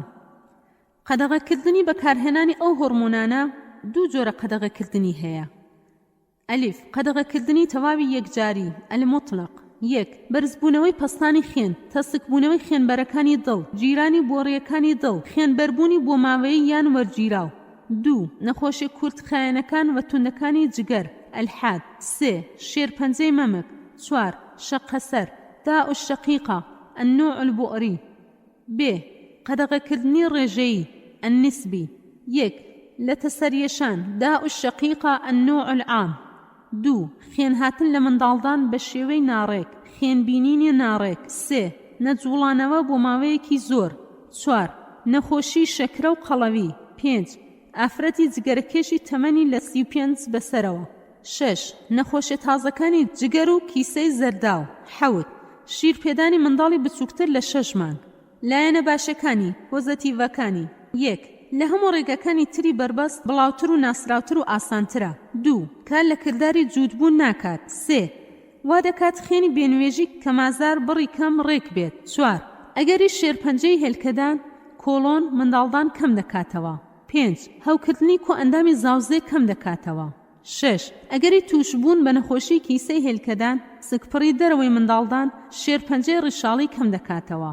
حەوت لە هەموو تەمەنەکاندا بەکاردێت. هەشت ڕێژەی کاریگەر و سەرکەوتنی بربەستکردنی بەرزە دەگاتە 99.9. لایەنە نیگەتیڤەکانی ماکە خراپەکانی. ئەلیف ناوەندە کۆ ئەندامی دەمار، خەمۆکی، سەریەشە، کەمبوونەوەی ئارەزووی خواردن، دەنگکۆڵەی گەنجێتی، حەب شەباب، زیادبوونی کێشی لەش و پفبوونی دەموچاو. بێ کۆ ئەندامی هەرس، دڵ هەڵچوون، ڕشانەوە، زەردووی، ئەلیەرقان، ئیسفرار و دەم. جیم کۆ ئەندامی میزەڕۆ، هەوکردنی میزەڵدان، شێواندنی سوڕی مانگانە، تووشبوون بە نەخۆشی توورەکەی هێلکەدان، گەشەی شێرپەنجەی ڕیشاڵی هێلکەدان و منداڵبوون. دال مەمک ئازاری مەمک بە تایبەت کاتی گوشین ئەگەری تووشبوون بە شێرپەنجەی مەمک بە تایبەتی لەوانە لە 40 ساڵ بەسەرەوەن. هێ کاریگەری لاوەکی تر وەک زیادبوونی پارچەی قاوەی لەسەر دەم و چاو، ئازاری قاچ کاتی ڕۆیشتن، بەرزبوونەوەی پەستانی خوێن و جیرانی بۆڕیەکانی خوێنی دڵ لەو کەسانەی جگەرە دەکێشن. دووەم حەبی پرۆجیسترۆن بە تەنها لاپەڕە 108 هەمان میکانیزمی کارکردنی هەیە. باشتر وایە ئەو حەبە بەکار نەهێندێ لەو بارانەی خوارەوە. یەک سکپڕی. دوو شێرپەنجەی مەمک. سێ نەخۆشیەکانی دڵ. چوار نەخۆشی کورتخایەنەکان و توندەکانی جگەر. پێنج هاتنە خوارەوەی خوێن لە دامێن کە نازانرێ هۆی چییە. شش بوونی نەخۆشی توورەکەی هێلکەدان لە ناو خێزانەکان. حەوت شیرپێدانی منداڵی بچووکتر لە 6 مانگ. لایەنە باشەکانی. یەک ڕێژەی کاریگەر و سەرکەوتنی بربەستکردنی بەرزە دەگاتە 99.5. دوو لە هەموو تەمەنێک بەکاردێت هەرچەندە لە 35 ساڵ بەسەرەوە بێ و جگەرە بکێشێت.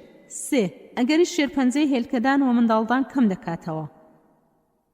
چوار هەوکردنی کۆ ئەندامی زاوزێ کەم دەکاتەوە. پێنج ئازار و ناڕەحەتی بێنوێژی نییە.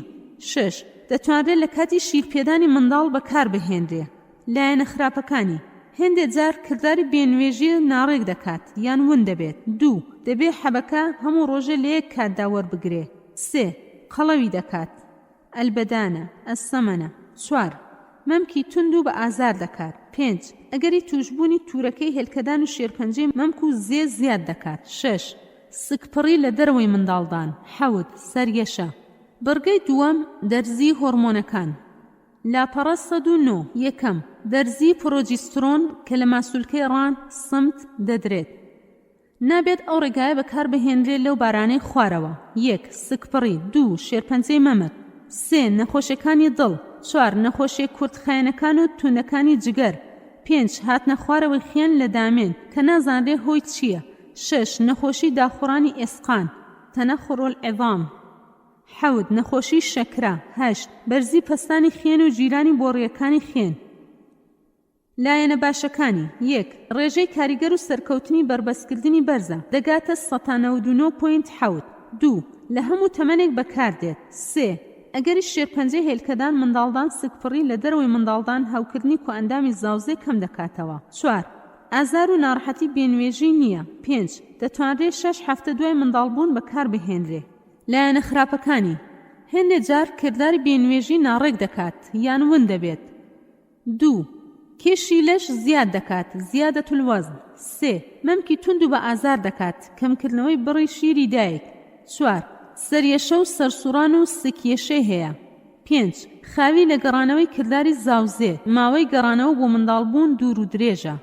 6 داخوڕانی ئێسقانەکان. 7 لێدانی دەرزیەکە یەکێکی شارەزای پێویستە. 2 دانانی پارچەیەک لە کانزای تەنک و باریک لە ژێر پێستە کە هۆرمۆنی پرۆجێسترۆن بە شێوەیەکی لە سەرخۆ دەڕژێتە ناو خوێن زۆر کاریگەرە و شیری دایک کەم ناکاتەوە لەلایەن ئەو ئافرەتانە بەکاردێت کە ناتوانن بەرگەی ماکە خراپەکانی حەبی تێکەڵاو بگرن. لایەنە خراپەکانی: 1 نرخی گرانە. 2 بۆ ماوەی 5 ساڵ کار دەکات. گەر هەردوو هاوسەر پەشیمان بوونەوە لە بڕیاری بەربەست ئەوە دەبێت تاوەکو 5 ساڵ چاوەڕوان بن. 3 هێنانە دەرەوەی چاودێری پزیشکی پسپۆڕی دەوێت. بەرگەی سێم دانانی دەستگایەک لە ناو منداڵدان لاپەڕە 110 ئەو دەستگایە لە کانزای مس دروست کراوە لەلایەن پزیشکی ئافرەتانەوە دادەنرێت. باوترین جۆری بریتیە لە تی کوپەر 380. 2 چۆنێتی کارکردنی: 1 قەدەغەی هەڵواسراوە دەکات. 2 سپێرمەکان ژەهراوی دەکات. 3 کاریگەری لەسەر چینی ناوەوەی ماسوولکەکانی منداڵدان دەکات. لایەنە باشەکانی ئەو ڕێگایە: بربەستە لە بەردەم سکپڕی بۆ ماوەی 3 بۆ 5 ساڵ. 2 ڕاستەوخۆ دوای دانانی کاریگەری دەست پێ دەکات. 3 ڕێژەی کاریگەری بەرزە دەگاتە 199.4. 4 کاریگەری لەسەر کردداری جوودبوون نییە. 5 کردداری دانان و لابردنی زۆر ئاسانە. 6 هیچ ناڕەحەتێکی بۆ ئافرەتەکە نییە. 7 هەر کات دەرهێنرا ئەوە ئافرەت دەتوانێت زاوزێ بکات. 8 پەیوەندی نییە بە وەرگرتنی دەرمان لەلایەن ئافرەتەوە. 9 شیری دایک کەم ناکاتەوە. لایەنە خراپەکانی: 1 زیادبوونی بڕی خوێنی بێنوێژی و ئازار و ماوەکەی. 2 ئەگەری هاتنە دەرەوەی دەستگاکە. 3 ئازار و خوێن هاتن بەهۆی دانانی. 4 کوونبوونی منداڵدان. 5 ناتوانێت بەرگری لە نەخۆشیە جنسی گوازراوەکانی STD بکات. 6 لەوانەیە دووچاری هەوکردن بێت پاش چەند هەفتەیەک لە دانانی دەستگاکە. قەدەغەکردنی بەکارهێنانی: 1 هەوکردنی کۆ ئەندامی زاوزێ. 2 بوونی نەخۆشیە جنسی گوازراوەکان. 3 بوونی شێرپەنجە لە کۆ ئەندامی زاوزێ. 4 ئافرەتی خێندار یان ئەو ئافرەتانەی کە تاوەکو ئێستا منداڵیان نەبووە. 5 بوونی شێواوی بۆ ماوەیی لە منداڵدان تەشەبوه خەڵقی فی الرەحم. 6 هەستیاری یا حەساسیەی ئافرەت بۆ کانزاکە. جۆرێکی نوێ لەو دەستگایانە هەیە کە هۆرمۆنی پرۆجسترۆین تایە 52 میلیگرام کە ڕۆژانە 20 مایکرۆگرام دەداتە منداڵدان. ئەمە ژوا دەکات کە خوێنی بێنوێژی کەم بکاتەوە. بەندی دووەم مەکارهێنانی بربەست: العازل، الوقاع، لاپەڕە 112. بەرگەی یەکەم بربەست بۆ پیاوان: الوقاع للرجال، العازل، لاپەڕە 112.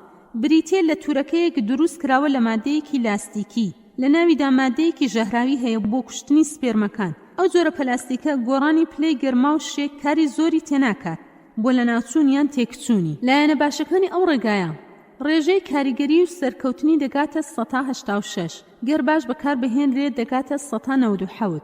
2 نرخی زۆر هەرزانە. 3 بەکارهێنانی ئاسانە. 4 لە هەموو تەمەنێک بەکاردێت. 5 بە ئاسانی دەست دەکەوێت و بڕیار و سەرپەرشتی پزیشکی ناوێت. 6 کار ناکاتە سەر هۆرمۆنەکانی لەش. 7 تا ڕادەیەک قەدەغەی توشبوون بە نەخۆشیە جنسی گوازراوەکانی دەکات وەک سوزەنەک و فەرهەنگی، ئەسیلان وە زەهری و ئەیدز و هەوکردنی ڤایرۆس جگەری. لایەنە نێگەتیڤەکانی ئەو ڕێگایە: 1 لەوانەیە ئەو تورەکەیە بدڕێت یان بێتە دەرەوە لە کاتی کردداری بەیەکگەیشتن بەمەش بربەستکاری هەرەستێنێ. 2 حەساسیەت دروستبوون بە مادەی لاستیک. 3 حەساسیەت دروستبوون بۆ مادە ژەهراوەکانی ناو تورەکەکە. 4 هەست و چێژی کردداری جوودبوون کەم دەکاتەوە. بەرگەی دووەم بربەست بۆ ئافرەت: الوقاع للنساء، لاپەڕە 113. هەروەک بربەستی پیاو لە هەمان جۆرە لاستیک دروست کراوە درێژەکەی 17 سانتیمترە. لایەنە پۆزتیڤەکانی: لاپەڕە 114. 1 ئەگەر پیاوەکە ڕازی نەبوو بە دانانی بربەست ئەوە ئافرەتەکە بەکاری دەهێنێ. 2 کەمتر ئافرەت تووشی حەساسیە دەکات بە بەراورد لەگەڵ بربەستی پیاو. 3 بەرگری لە توشبوون بە نەخۆشیە جنسی گوازراوەکان دەکات. 4 ڕێژە و کاریگەری سەرکەوتنی دەکاتە 180 بۆ 95. 5 دەتوانێت چەند کاتژمێرێک پێش جوودبوون دابنرێ. لایەنە نێگەتیڤەکان: 1 دانان و دەرهێنانی لای هەندێک ئافرەتان گرانە.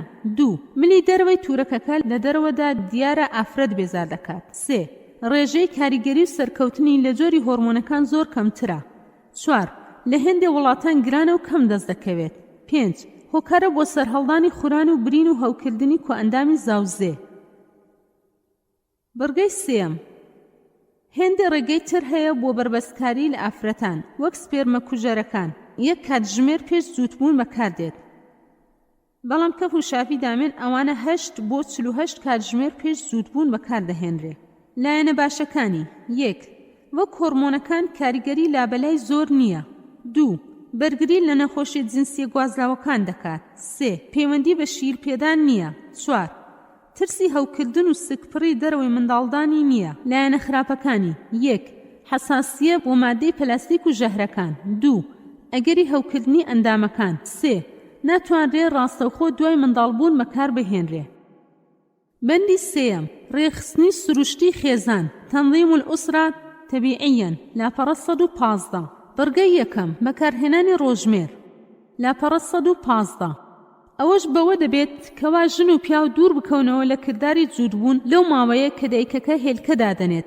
بۆیە پێویستە کاتی بەیەک گەیشتنی هێلکە و دەرچوونی لە ناو هێلکەدان بزانرێ تاوەکو ئەو ڕێگەیە سەرکەوتوو بێ. 1 گۆڕانی پلەی گەرمی جەستەی ئافرەت نیو پلە بەرز دەبێتەوە بۆ ماوەی 3 ڕۆژ. 2 گۆڕانی خەستی دەردراوەکانی کۆئەندامی زاوزێ. 3 گۆڕانکاری لە کۆئەندامی زاوزێ. 4 گۆڕانکاری دەرونی و ئارەزووی جینسی. ئەگەر سوڕی مانگانەی ئافرەت ڕێک بێت ئەوە ئافرەت دوای 7 ڕۆژ لە بێنوێژی هێلکەی پێگەیشت و دەردەهاویژێت. ئەویش ماوەی 2 ڕۆژ دەژیت. ئەگەر سپێرم نەهات لەو ماوەیەدا ئەوە هێلکە دەمرێت. دەرهاویشتنی هێلکە زۆر جا چەند ڕۆژێک پێش دەکەوێت یان دوای دەکەوێت چەند ڕۆژێک.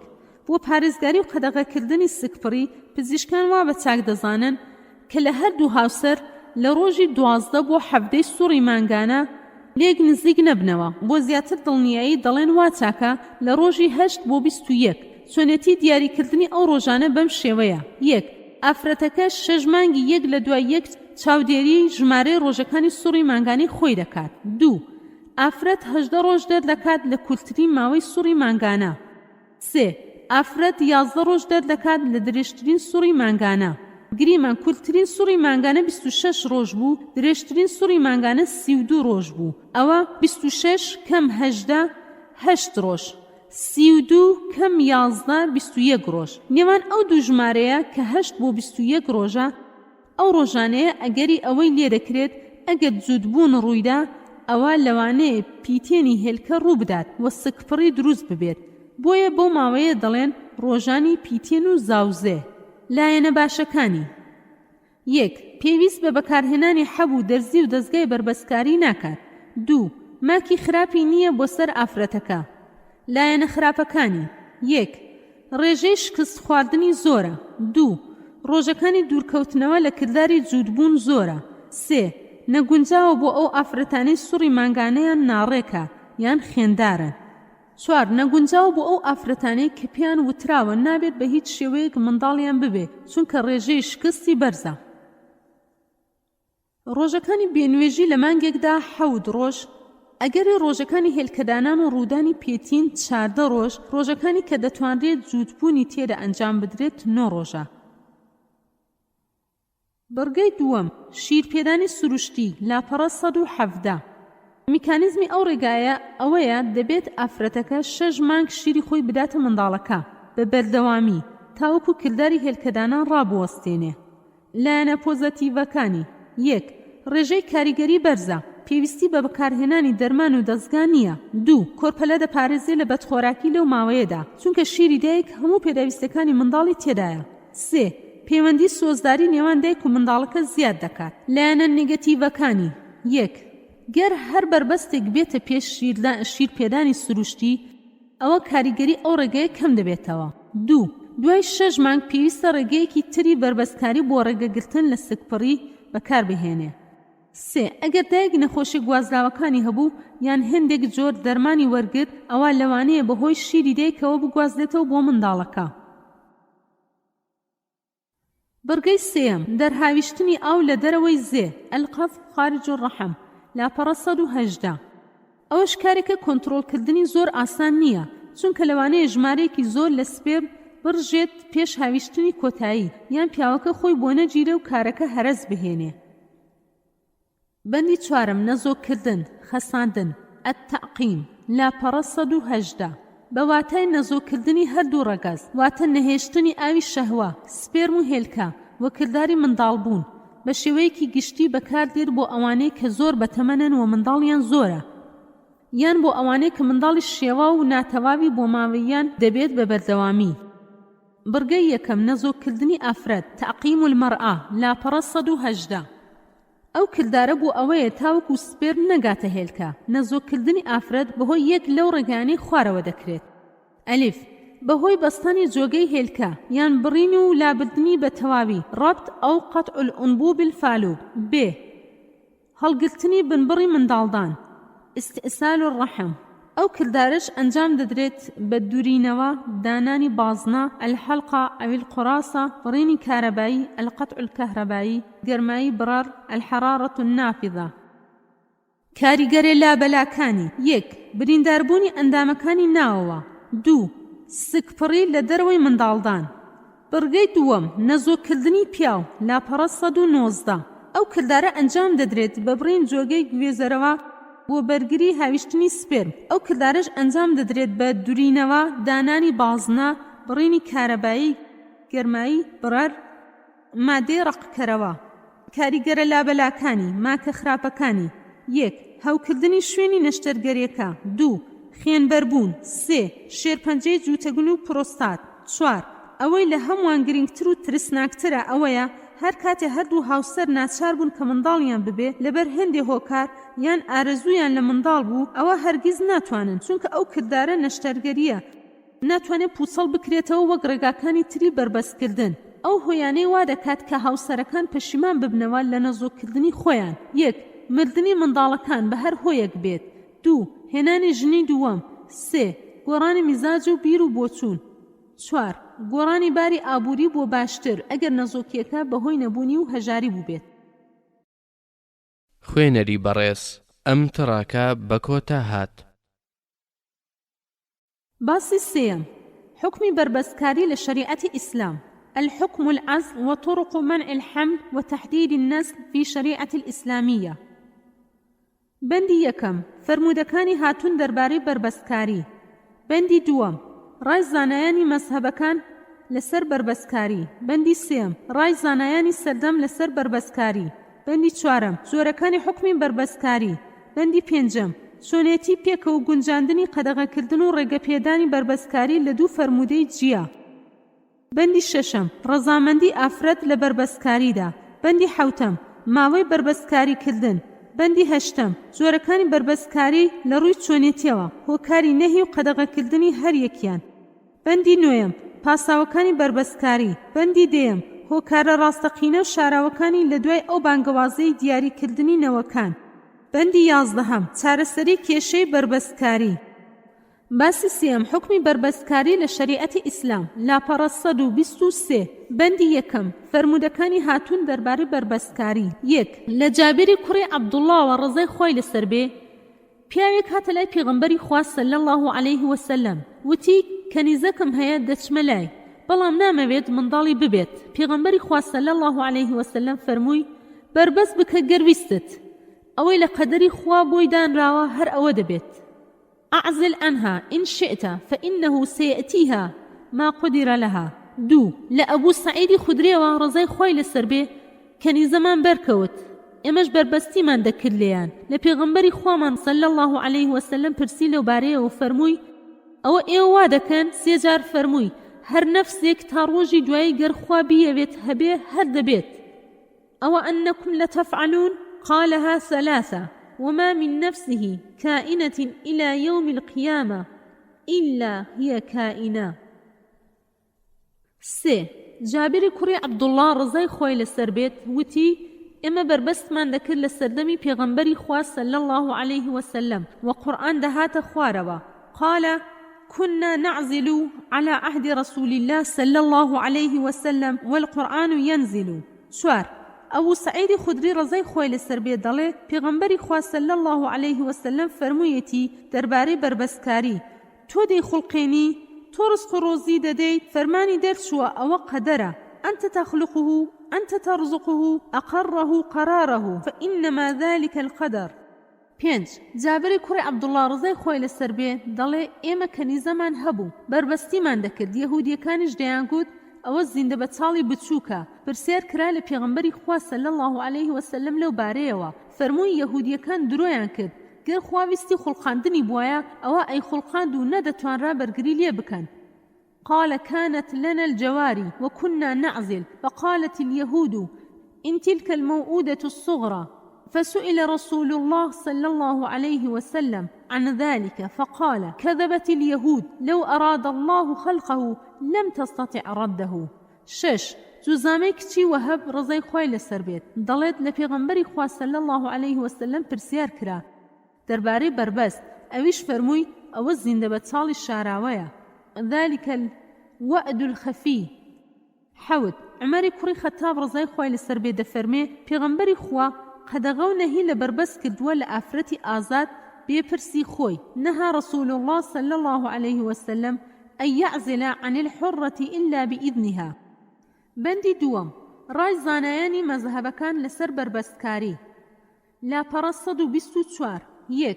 شافعیەکان پیاو دەتوانێت و بۆی ڕەوایە کە بربەستی ئاوی شەهوە بکات لە خێزانی ئاوەکە لە دەرەوەی زێ فڕێ بدات ئەوەش ئەلکراهەت و تەنزیهیە هێندێکیان دەڵێن ڕەزامەندی خێزانەکەی دەوێت ئەوان تر دەڵێن ڕەزامەندی خێزانەکەی ناوێت هەروەها دەربارەی ئەو فەرمودەیە وتراوە کە وەک زیندە بەچاڵی شاراوەیە گوتوویانە ئەو واتای کراهیەتە نەوەک حرامکردن.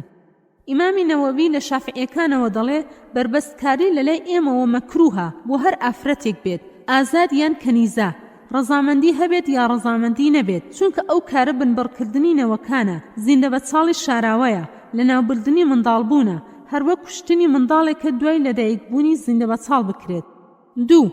حەنەفیەکان ئەو کارەیان ڕەوا کردووە بەمەرجی ڕەزامەندی ئافرەتەکە چونکە مەبەست لە جوودبوون منداڵبوونە ئافرەتیش مافی خۆی هەیە لە بوونی منداڵ بە بەربەستکردن ئەو مافەی ئافرەت دەفەوتێ بۆیە ڕەزامەندی ئافرەت پێویستە و مەرجە بە بەڵگەی ئەو فەرمودەیە کە عومەری کوڕی خەتاب ڕزای خۆی لەسەر بێت دەیجێڕێتەوە لە پێغەمبەری خوا صلی الله عليه وسلم پێغەمبەری خوا صلی الله عليه وسلم بربەستی قەدەغە کردووە لە ئافرەتی ئازاد بێ ڕەزامەندی خۆی نهى رسول الله صلی الله عليه وسلم أن يعزل عن الحرة إلا بإذنها. 3. حەنبەلیەکان ڕەوایە بربەستکاری بە ڕەزامەندی ئافرەت قەدەغەیە بربەستکردن لە ئافرەتی ئازاد چونکە منداڵبوون مافی ئافرەتیشی تێدایە بربەست زیانی بۆ ئەویش هەیە بۆیە ڕەزامەندی ئافرەت پێویستە. 4. مالکیەکان بربەستکاری ڕەوایە بە ڕەزامەندی ئافرەت جاچ بە خۆڕایی یان بە بەرامبەر. 5. زاهیریەکان بربەستکاری لە ئافرەتی ئازاد و کەنیزە ناڕەوایە بە بەڵگەی ئەو فەرمودەیە ئەوە زیندە بەچاڵی شاراوەیە. ابن حەزمی زاهیری دەڵێ ئەو فەرمودەیە بەڵگەیە لەسەر ئەوەی کە بربەستکاری قەدەغەیە ئەو فەرمودەیەش ئەوانی تر نەسخ دەکاتەوە. ئیمامی عەلی بربەستکردنی بە مەکروه داناوە ئیمامی عومەرش لە کوڕەکانی خۆی داوە لەسەر بربەستکاری هەروەها دەڵێ من دژی ئەو ڕایانم کە دەڵێ فەرمودەی جوزامە بە ڕاشکاوی بەو واتایە نایەت کە قەدەغەی بربەستکاری بکات چونکە بە یەکسوواندنی بربەست بە زیندە بەچاڵی شاراوە واتای حرامکردن نییە. بەندی 3. ڕای زانایانی سەردەم لەسەر بربەستکردن لاپەڕە 126. 1. یۆسف قەرزاوی بێگومان مانەوەی جۆری ئادەمیزاد یەکەم مەبەستی دروستکردنی خێزان و هاوسەرێتیە مانەوەی نەوەی ئادەمیزادیش بۆ ڕێگەیە نەبێت نابێت ئاینی ئیسلامیش هانی زۆربوونی نەوەکانی داوە پیرۆزی لە زۆری کوڕ و کچ کردووە لەگەڵ ئەوەشدا ڕێگەی داوە بە دیاریکردنی ژمارەی نەوەکان ئەگەر پێویست بوو لەگەڵ بوونی هۆکاری گونجاو. 2. وەهبەی زوحەیلی جائزە بەکارهێنانی بربەستی سکپڕی نوێ وەک حەبوو دەرزی و ڕێگەکانی تر بۆ ماوەیەکی کاتی بەڵام بەمەرجێ نەبێتە هۆی نەزۆکی بەردەوام بنبڕکردنی منداڵبوون. 3. ئەحمەد شەرباسی ڕای پەسەند ئەوەیە بربەستی کاتی بەکاربهێنرێ بە واتای ئەوەی کە بتوانرێ بە ئاسانی لابردرێ کاتی پێویست لەوانەیە هێندە نەخۆشی ببنە هۆی بربەستکاری چونکە چارەسەری ئەو نەخۆشیە ئێستا لامان قورسە بەهۆی بەڵام لەوانەیە پاش ماوەیەکی تر ئەو نەخۆشیانە چارەسەریان دەدۆزرێتەوە بۆ هۆیەوە هۆکاری بربەستەکە نامێنێ و بربەستکارێکەش هەڵدەگیرێ. بەو شێوەیە دەتوانین ئەو دوو حاڵەتە ببەستین بەیەکەوە: دانانی بربەست کاتی پێویست، لادانی کاتی نەمانی هۆکاری بربەستکاری. 4. محەممەد ڕەمەزان بووتی: زۆربەی فەرمودەکان لەگەڵ ئەوان کەوا بربەستکردن جائیزە، هەرچەندەوا دیار دەدەن کەوا مەکروهە. بێڕە چاوکردنی ئەوەی ئایا مەکروهە یان جائیزە، شەریعەتی ئیسلام ڕێگە و ڕوخسەتی داوە بۆ هەموو تاکێک لە کۆمەڵگە بۆ ماوەیەکی کاتی بربەستکردن بۆ شێوەیە کە گونجاوە بووی، بەمەرجی زیانی بۆ خۆی و خێزانی و کۆمەڵگەی نەبێ. 5. سید سابق: ئەگەر پیاوەکە منداڵی زۆر بوو، باری ئابووریشی باش نەبوو، نەیتوانی پەروەردەیان بکات، یان ئافرەتەکە لاواز بوو، یان سکەکانی زۆر لە دوای یەک و نزیک بوو، لەو حاڵەتاندا دەتوان بربەست بکەن. هێندە لە زانایان دەڵێن لەو حاڵەتاندا بربەست نەک تەنها جائیزە، بەڵکو ڕێگە پێدرا و باشە، المەندوب والمستحب. بەندی 4. جۆرەکانی حکمی بربەستکاری. لاپەڕە 127. پاش ڕوونکردنەوەی پوختەی ڕای زانایان، حکمی بربەستکاری ئەوانن: 1. ناپەسەند، مەکروهی تەنزیهیە، الکراهەت کراهەت تەنزیه. ئەوە ڕای شافعیەکانە بە بەڵگەی ئەو فەرمودەی جۆزامە ڕزای خۆی لەسەر بێت کە پێغەمبەری خوا صلی الله علیه وسلم دەفەرمێ بربەستکاری وەک زیندە بەچاڵی شاراوەیە. ذلك الوعد الخفي. 2. نهی و قەدەغە کراوە، منها عنه. ئەلیف بە بەڵگەی ئەو فەرمودەیە پێغەمبەری خوا صلی الله علیه وسلم کە ئەبوو سعیدی خودری ڕزای خۆی لەسەر بێ جێڕاوێتیەوە: ئەوە أنكم لتفعلون قالها 3 وما من نسمة كائنة إلى يوم القيامة إلا هي كائنة. هند لزانان دلين أو فرمودية نابت بلغا لسر أوا كمباحة. ابن سيرين دلا أو فرمودية زياتر نزيكا للنهي وقدغا كردن. إمام حسن بسري دلا أو برغي فرمودية لا عليكم ألا تفعلوا زول لزجرو بينا خوشبون دتشت. إمام قرطبي دلت أو بوداكوكية لسر نهي وقدغا. ب. ببلغي أو فرمودي پیغمبری خوا صلی الله عليه وسلم كأبو سعيد خدري رضي خوي لسر بدي جيرتوا: أنت تخلقه أنت ترزقه أقره قراره فإنما ذلك القدر. چونك خوي گوره خوي رزق روزي دادات بوينا باللترسي سكفري بربسكاري بكن. إمام النووي دلي اگر بربسكاري تان نكرد أول لزيانكاني ما ترسن، چونك خلقاندني هم نفسك بقدر ويستي خوايا ئەوەی بیاوێ بخڵقێ هەر دەبێت. جاگەر بربەستکاریتان کرد یان نا، ئەوەی نەیویستووە بیخڵقێنێ هەر نابێت جاگەر بربەستکاری بکەن یان نا، کەواتە سوود لە بربەستکاری نابینن، چونکە گەرویستی خوای لەسەر بوو ئەوە ئاوەکە پێشتان دەکەوێت. 3. بربەستکاری جائیزە، جەواز العەزل.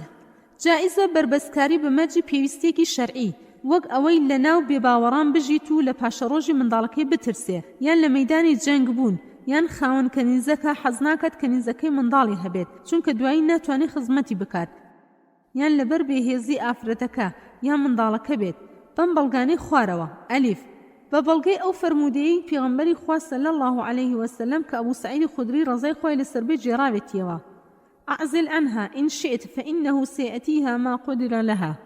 ب. جابری کوڕی عەبدوڵڵا ڕزای خۆی لەسەر بێ وتی ئێمە بربەستمان دەکرد لە سەردەمی پێغەمبەری خوا صلی الله عليه وسلم و قورئان دەهاتە خوارەوە. قال: كنا نعزل على عهد رسول الله صلى الله عليه وسلم والقرآن ينزل.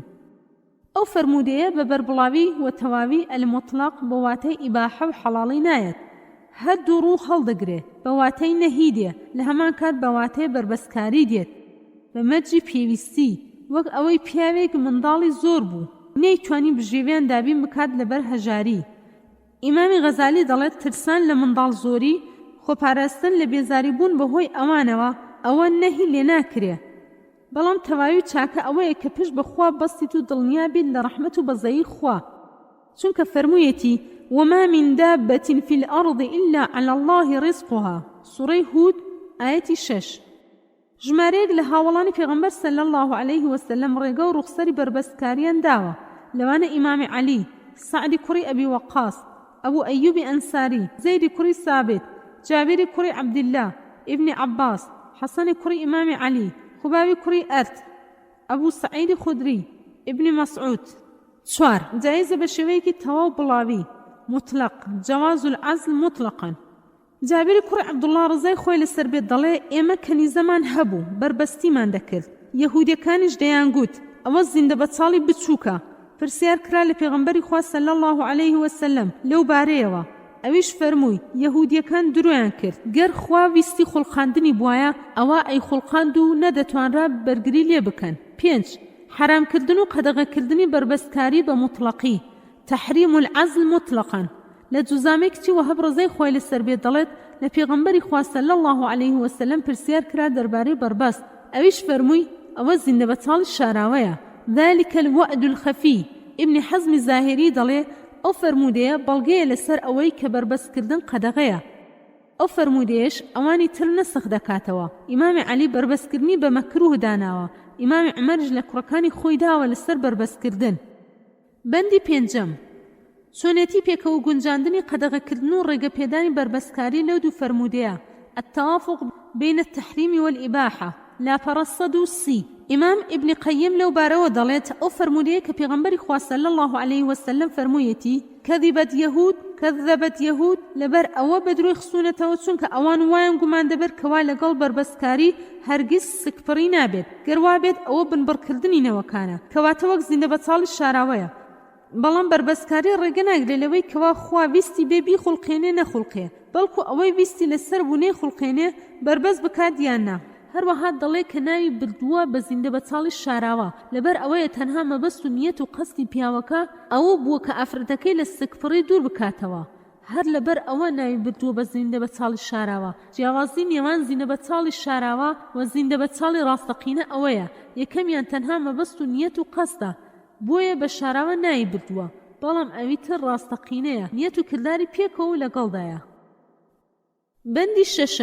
ڕەزامەندی ئافرەت لە بربەستکاریدا ڕێضا ئیذن الزەوجە لاپەڕە 131 بەڵگەی قورئانی لاپەڕە 131 ئیمام جەساس دەڵێ لەسەر پیا واجبە بچێتە لای خێزانی و مافی خۆی بداتێ چونکە خۆی گەورە فەرموویەتی فتەذەڕوها کەلمعەلەقە سوورەی النیساء ئایەتی 129 نابێ وای پێ بکات لەو ناوەندە بێت هاوسەری هەیە بەناو بەڵام بە کردار نێتی 2 بەڵگەی فەرمودەکان لاپەڕە 131 ئەلیف بە بەڵگەی ئەو فەرمودەیە کە عومەر کوڕی خەتاب ڕزای خۆی لەسەر بێ دەیجێڕێتەوە لە پێغەمبەری خوا صلی الله عەلەیه وسەلەم پێغەمبەری خوا صلی الله عەلەیه وسەلەم بربەستی قەدەغە کردووە لە ئافرەتی ئازاد بێ ڕەزامەندی ئافرەتەکە نەها رسول الله صلی الله عەلەیه وسەلەم ئەن یعزل عن الحرة إلا بإذنها ئەو فەرمودەیە کە ئیمامی عومەری کوڕی خەتاب ڕزای خۆی لەسەر بێ جێڕاوێتیەوە بەڵگەیە لەسەر ئەوەی کەوا دوای ڕەزامەندی ئافرەت بربەستکاری مباحە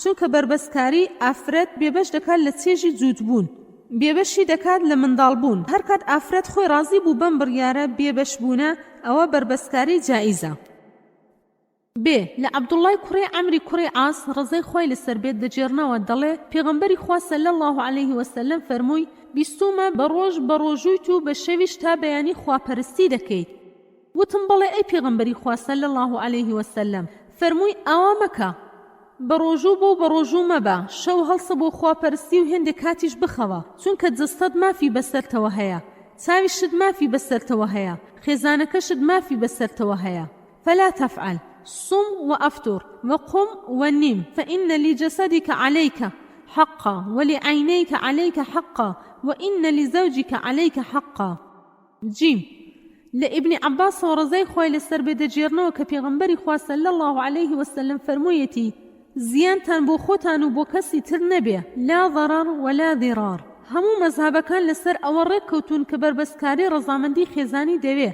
تنها هند للشافعيكان نبي چونك جوتبون چون ما فيكي بياو بسر افرتوا اوج ما فيكي افرت بسر بياوكا گر هيج بيانوكي نبيت سي بنمايكي فقهي القاعدة الفقهية لا برصد سيودو زيان بريقي الشرعي لا ددري الضرر يزال شرعا ئافرەت مافی بەسەر پیاوە هەیە ئەگەر مافی نەدرێت واتای پێگەیاندنی زیانە بۆ ئافرەتە بربەستیش هۆکارە بۆ نەمانی لەزەت و خۆشی جووتبوون واتە بربەست زیانە بۆ ئافرەتەکە کەواتە ڕەزامەندی ئەو پێویستە کەواتە بربەستکاری بۆ پێویستی و بیانوویەکی شەرعی جائیزە پاش ڕەزامەندی ئافرەت بەڵام بربەستی منداڵ نەبوون بە مەبەستی ئەوەی ئافرەت جوانی لەشی و ڕووکاری دەرەوەی تێگنەچێت یان بۆ کەمبوونەوەی نەوەکان بێت ئەوە جائیز نییە، چونکە پێچەوانەی مەبەستەکانی نیکاح و ژیانی هاوسەرێتیە.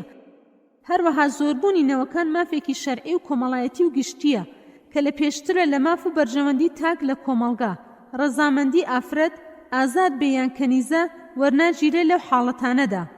ئەلیف حەنەفیەکان دەڵێن ئەگەر لەناو بێباوەڕی شەرخواز بێت دارولحەرب یان ئافرەتەکە ڕەوشتی باش نەبێت و پیاوەکە ئارەزوو نەکات منداڵ لەو ئافرەتە هەبێت چونکە نیازی ئەوەی هەیە دەستی لێبەردات. لە کتێبی فەتح القەدیر شەرح الهیدایەدا هاتووە ئەگەر پیاوەکە ترسا لە منداڵ لەبەر تێکچوونی خوو ڕەوشت و گۆڕانکاری سەردەم ئەوە مافی ڕەزامەندی وەرگرتنی ئافرەت نامێنێ. بێ لە کتێبی کەشاف القناعی حەمبەلەکاندا هاتووە دەڵێن بربەستکاری لە ئافرەتی ئازاد و کەنیزە جائیزە بێ وەرگرتنی ڕەزامەندی گەر موسڵمان لە وڵاتی بێباوەڕی شەرخواز بوو. هاوسەرێتی بۆ قازانجی هەردوو ڕەگەزە، لادانی دەرد و بەڵای ئارەزووی جنسیە، بۆیە چۆن پیاوەکە دەیەوێت بەڵای شەهوەی جنسی لەسەر خۆی لابەرێ بە جووتبوون، ئاواش دەبێت مافی ئافرەتەکە بدات ئەو بەڵای شەهوەی جنسی لەسەر لا بدات. هەروەها هاوسەرێتی هۆکاری بوونی منداڵ دروستبوونی خۆشەویستی و چاوداگرتن و ئارامگرتنی دڵەکانە. بەندی حەوتەم ماوەی بربەستکاریکردن المدة المسموح بها للعزل لاپەڕە 134 لای ئیمامی غەزالی تەنها 4 ڕۆژ ڕەوایە یان 4 مانگە، هەروەک ئەمانەی سوێن دەخۆن کە نەچن بەلای خێزانیان، هەروەک خوای گەورە دەفەرمێ للذين يؤلون من نسائهم تربص 4 أشهر فإن فاءوا فإن الله غفور رحيم. سورة البقرة آيات 226. ئیمامی ئیبنی حەزم دەڵێ هەر پاکبوونەوەیەک یەک جارە، واتە هەر 28 ڕۆژ جارێک بچێتە لای خێزانی بە بەڵگەی ئەو ئاەتە فإذا تطهرن فأتوهن من حيث أمركم الله. سورة البقرة آيات 222. ئیمامی ئیبن تەیمیە دەڵێ مافی ئافرەت بۆ نزیکبوونەوە لە مێردی خۆی ماوەی دیاری نییە، بەڵکو پێوەستە بە قەناعەتی ئافرەت و توانای جنسی پیاوەکە، بەمەجێ پیاوەکە شەکەت نەکات و لە ئیش و کاری ڕۆژانەی دوور نەخاتەوە. بەندی هەشتەم جۆرەکانی بربەستکاری لە ڕووی چۆنێتیەوە، هۆکاری قەدەغەکردنی هەر یەکیان. أنواع العزل من حيث الكيفية والعلة في النهي عنه لاپەڕە 134. 1. بربەستکاری بەهۆی ژننەهێنان العزل بترك النكاح أصلا لاپەڕە 134. ئاینی ئیسلام هانی مسلمانان دەدار بۆ پێکێنانی ژیانی هاوسەرێتی چونکە سوودی جەستەیی دەرونی کۆمەڵایەتی ڕامیاری زۆری هەیە. خوای گەورە دەفەرمێ پێغەمبەرانی زۆرمان بۆ ناردن خێزان و منداڵمان پێدان ولقد أرسلنا رسلا من قبلك وجعلنا لهم أزواجا وذرية. سورة الرعد آياتي 38. ابن عمر ڕزای خۆی لەسەر بێ دەڵێ ئێمە کۆمەڵێ گەنجی لات و هەژار لەگەڵ پێغەمبەری خوا صلی الله علیه وسلم بووین. فەرمووی ئەی کۆمەڵی گەنجان، هەر یەکێک لە ئێوە گەر توانای هەیە باژن بهێنێ، چونکە باشترە بۆ چاوداگرتن، پاراستنی دامێن، ئەوەی کە ناتوانێ با بەڕۆژوو بێ. یا معشر الشباب من استطاع منكم الباءة فليتزوج فأنه أغض للبصر وأحسن للفرج ومن لم يستطع فعليه بالصوم فإنه له وجاء. لقتادەی کوڕی دەعامەوە ڕزای خۆی لەسەر بێ دەجێڕنەوە کە پێغەمبەری خوا صلی الله عليه وسلم نەهی لە ژیانی ڕەبەنی کردووە لا ڕوهبانیەتە فی الئیسلام. حافظ دەڵێ فەرمودەی بەم شێوەم نەدیوە، تەنها ئەو فەرمودە نەبێ کە سعدی کوڕی ئەبی وەقاس بۆمان دەجێڕێتەوە کە پێغەمبەری خوا صلی الله عليه وسلم فەرموویەتی خوای گەورە لە جیاتی ڕەبەنایەتی ئاینێکی پاکی لێبوردەی بۆ ئێمە ناردووە. إن الله أبدلنا بالرهبانية الحنيفية الصمحة. لأنسي كري مالك ورزاي خوي لسربيد جيرنو كبيغمبري خوا صلى الله عليه وسلم فرمويتي جن بينو من ضالتان ببيه بمشي ويا من شانازيتان بيودكم لناو قلاني جيهان روجي دوائي تناكحوا تناسلوا فإني أباهي بكم الأمم يوم القيامة. ابن قدامة دليه ما بستي أو فرموديه أويا هان ما دارات كهوكاري من ضالبون بقرين بر. 2. واسهنان لجودبون باش جنهنان ترك الجماع بعد النكاح لا پەڕە 136. ئەو کارەش پێچەوانەی مەبەست و ئامانجەکانی ژنهێنانە کە بریتین لە زۆربوونی نەوەکان، هەروەها پێشێلی مافی ئافرەتە بەوەی بێبەشی دەکات لە چێژی جوودبوون و منداڵبوون. لە فەرمودەیەک هاتووە کە چوونە لای ئافرەت یەکێکە لە سەدەقەکان و پاداشتی هەیە لای خوای گەورە لە ئەبوو زەری غەفاریەوە ڕزای خوای لەسەر بێت دەجێڕنەوە کە پێغەمبەری خوا صلی الله عليه وسلم فەرموویەتی پاداشتت بۆ هەیە کاتێ چوویتە لای خێزانت وەلەکە فی جەماعی زەوجەتیکە ئەجر. ئیبنی قەییمی جەوزی دەڵێ بربەستکاری پێچەوانی ئامانج و مەبەستەکانی ژنهێنانە کە ئەویش زیادکردنی نەوەکانە، بەڵام بربەستکاری بڕینی ئەو هۆکارەیە خراپی مامەڵە لەگەڵ هاوسەر بڕینی ئەو چێژە سروشتیە کە فیترەت دایناوە، هەر بۆیش کۆمەڵی زانایان ئەو کارەیان بە ناپەسەند داناوە. چۆن پیا و مافی هەبوونی منداڵی هەیە ئافرەتیش بە هەمان شێوە، هەر بۆیە ڕەواترە منداڵ لە ئامێزی دایکی پەروەردە بکرێت. ئیبن حەجەری ئەسقەلانی لە کتێبی فەتحولباریدا دەڵێت مەکروهە و ناپەسەندە لەبەر ئەوەی مافی ئافرەت پێشێل دەکات، ئازاری جەستەیی پێدەگات، دژایەتی قەدەری خواشی تێدایە. 3. ڕشتنی ئاوی ئارەزوو لە دەرەوەی زێ قەسب الماء خارج الرحم لاپەڕە 137. ئەو کارەش ئافرەت بێبەش دەکات لە چێژی ڕشتنی شەهوە مافی منداڵبوون، لەگەڵ ئەوەشدا زانایان ڕێگەیان داوە پاش ڕەزامەندی ئافرەتی ئازاد. ئیمامی غەزالی دەڵێ ژن نەهێنان وازهێنان لە جوودبوون دوای ژنهێنان ڕشتنی ئاوی شەهوە لە دەرەوە هەموو ئەوانە هەموو ڕێگان بۆ بربەستکاری، وازهێنانیان باشتر بەڵام تاوانکاری نییە. چاکترین شت کە لەدەست دەچێت بەهۆی بەکارهێنانی بربەستکاری ئەویش منداڵبوونە کە سوودی بۆ مسلمانان و بۆ کاری تێکۆشان زۆرە. 4. هۆکارە نوێیەکانی بربەستکاری الوسائل الحديثة لاپەڕە 137. لە باس و بەندەکانی سەرەوە بە درێژی باسمان کردن، هەروەها کاریگەرە نەگێتیڤەکان و لابەلاکانی هەر یەکێک لەوانەمان باس کرد. هەر لەبەر ئەو زیانانەشە ئەو کارە بەکارێکی ناپەسەند لە قەڵەم دراوە لای زۆربەی زانایانی مەزهبەکان. 5. بنبڕکردنی نەوە ئیستئصال النەسل العەقیم الدائمی لاپەڕە 137. نەزۆکی کردن خەساندن بەواتای ئەوە دێ کە پیا و یان ژن ڕێگەیەک بەکاربهێن بۆ بنبڕکردنی ئارەزووی جنسی یان توانای جنسی بەمە جێبێتە هۆی لە کارکەوتنی کردداری سکپڕی و منداڵبوون. ئەحمەد شەرباسی دەڵێ هێندێ لە زانایانی سەردەم نەزۆکی کردنیان ڕێگە داوە بە بەڵگەی ئەو ئاەتە وەیەجعەل مەن یەشاء عەقیمە ئینەه عەلیم قەدیر سوورەی ئەششوڕا ئاەتی 15 کە خوای گەورە هێندێک کەسی نەزۆک کردووە هەرزادی خۆی زانە و خاوەندە سەڵاتە. زانایان دەڵێن مادام خوای گەورە هێندێک کەسی نەزۆک کردووە بۆ حکمەتێک کەواتە قەدەغەنیە یەکێک نەزۆک بکرێ بۆ بەرژەوەندیەک. لە کتێبی نەهایەت المحتاجی شافعیەکاندا هاتووە پرسیارێک لە شێخ عیزەدین کرا دەربارەی بەکارهێنانی ژن یان پیا و دەرمانێک بۆ بربەستکردنی سکپڕی، گوتی نابێت و حرامە. هەروەها شێخ عیمادی کوڕی یونس هەمان فتوای داوە. پرسیار کرا ئەگەر هەردوو هاوسەر ڕازی بوون بەم کارە وەڵامی داوە کە نابێ جائیز نییە. ئەوەی لێرە مەبەستیان بووە کە وازهێنانە لە منداڵبوون بە شێوەیەکی یەکجارەکی. لێرەوە بۆمان بەدیار دەکەوێت کە دەبێت جیاوازی بکرێت لە نێوان نەزۆکی کاتی و نەزۆکی کردنی یەکجارەکی بە هیچ شێوەیەک جائیز نییە. محەممەد ڕەمەزان بووتی دەڵێ بۆ هیچ ئادەمیزادێکی ڕاست و دروست نییە بچێت شێوەی خۆی یان پێکاتەی جەستەیی یان سفەتێکی خۆرسکی خۆی نەهێڵێ یان بگۆڕێ بە ئەنقەست، چونکەوە خراپترین هەڵگەڕانەوەی لە بەندایەتیکردن بۆ خوای خوڵقێنەر و خاوەن حکمت.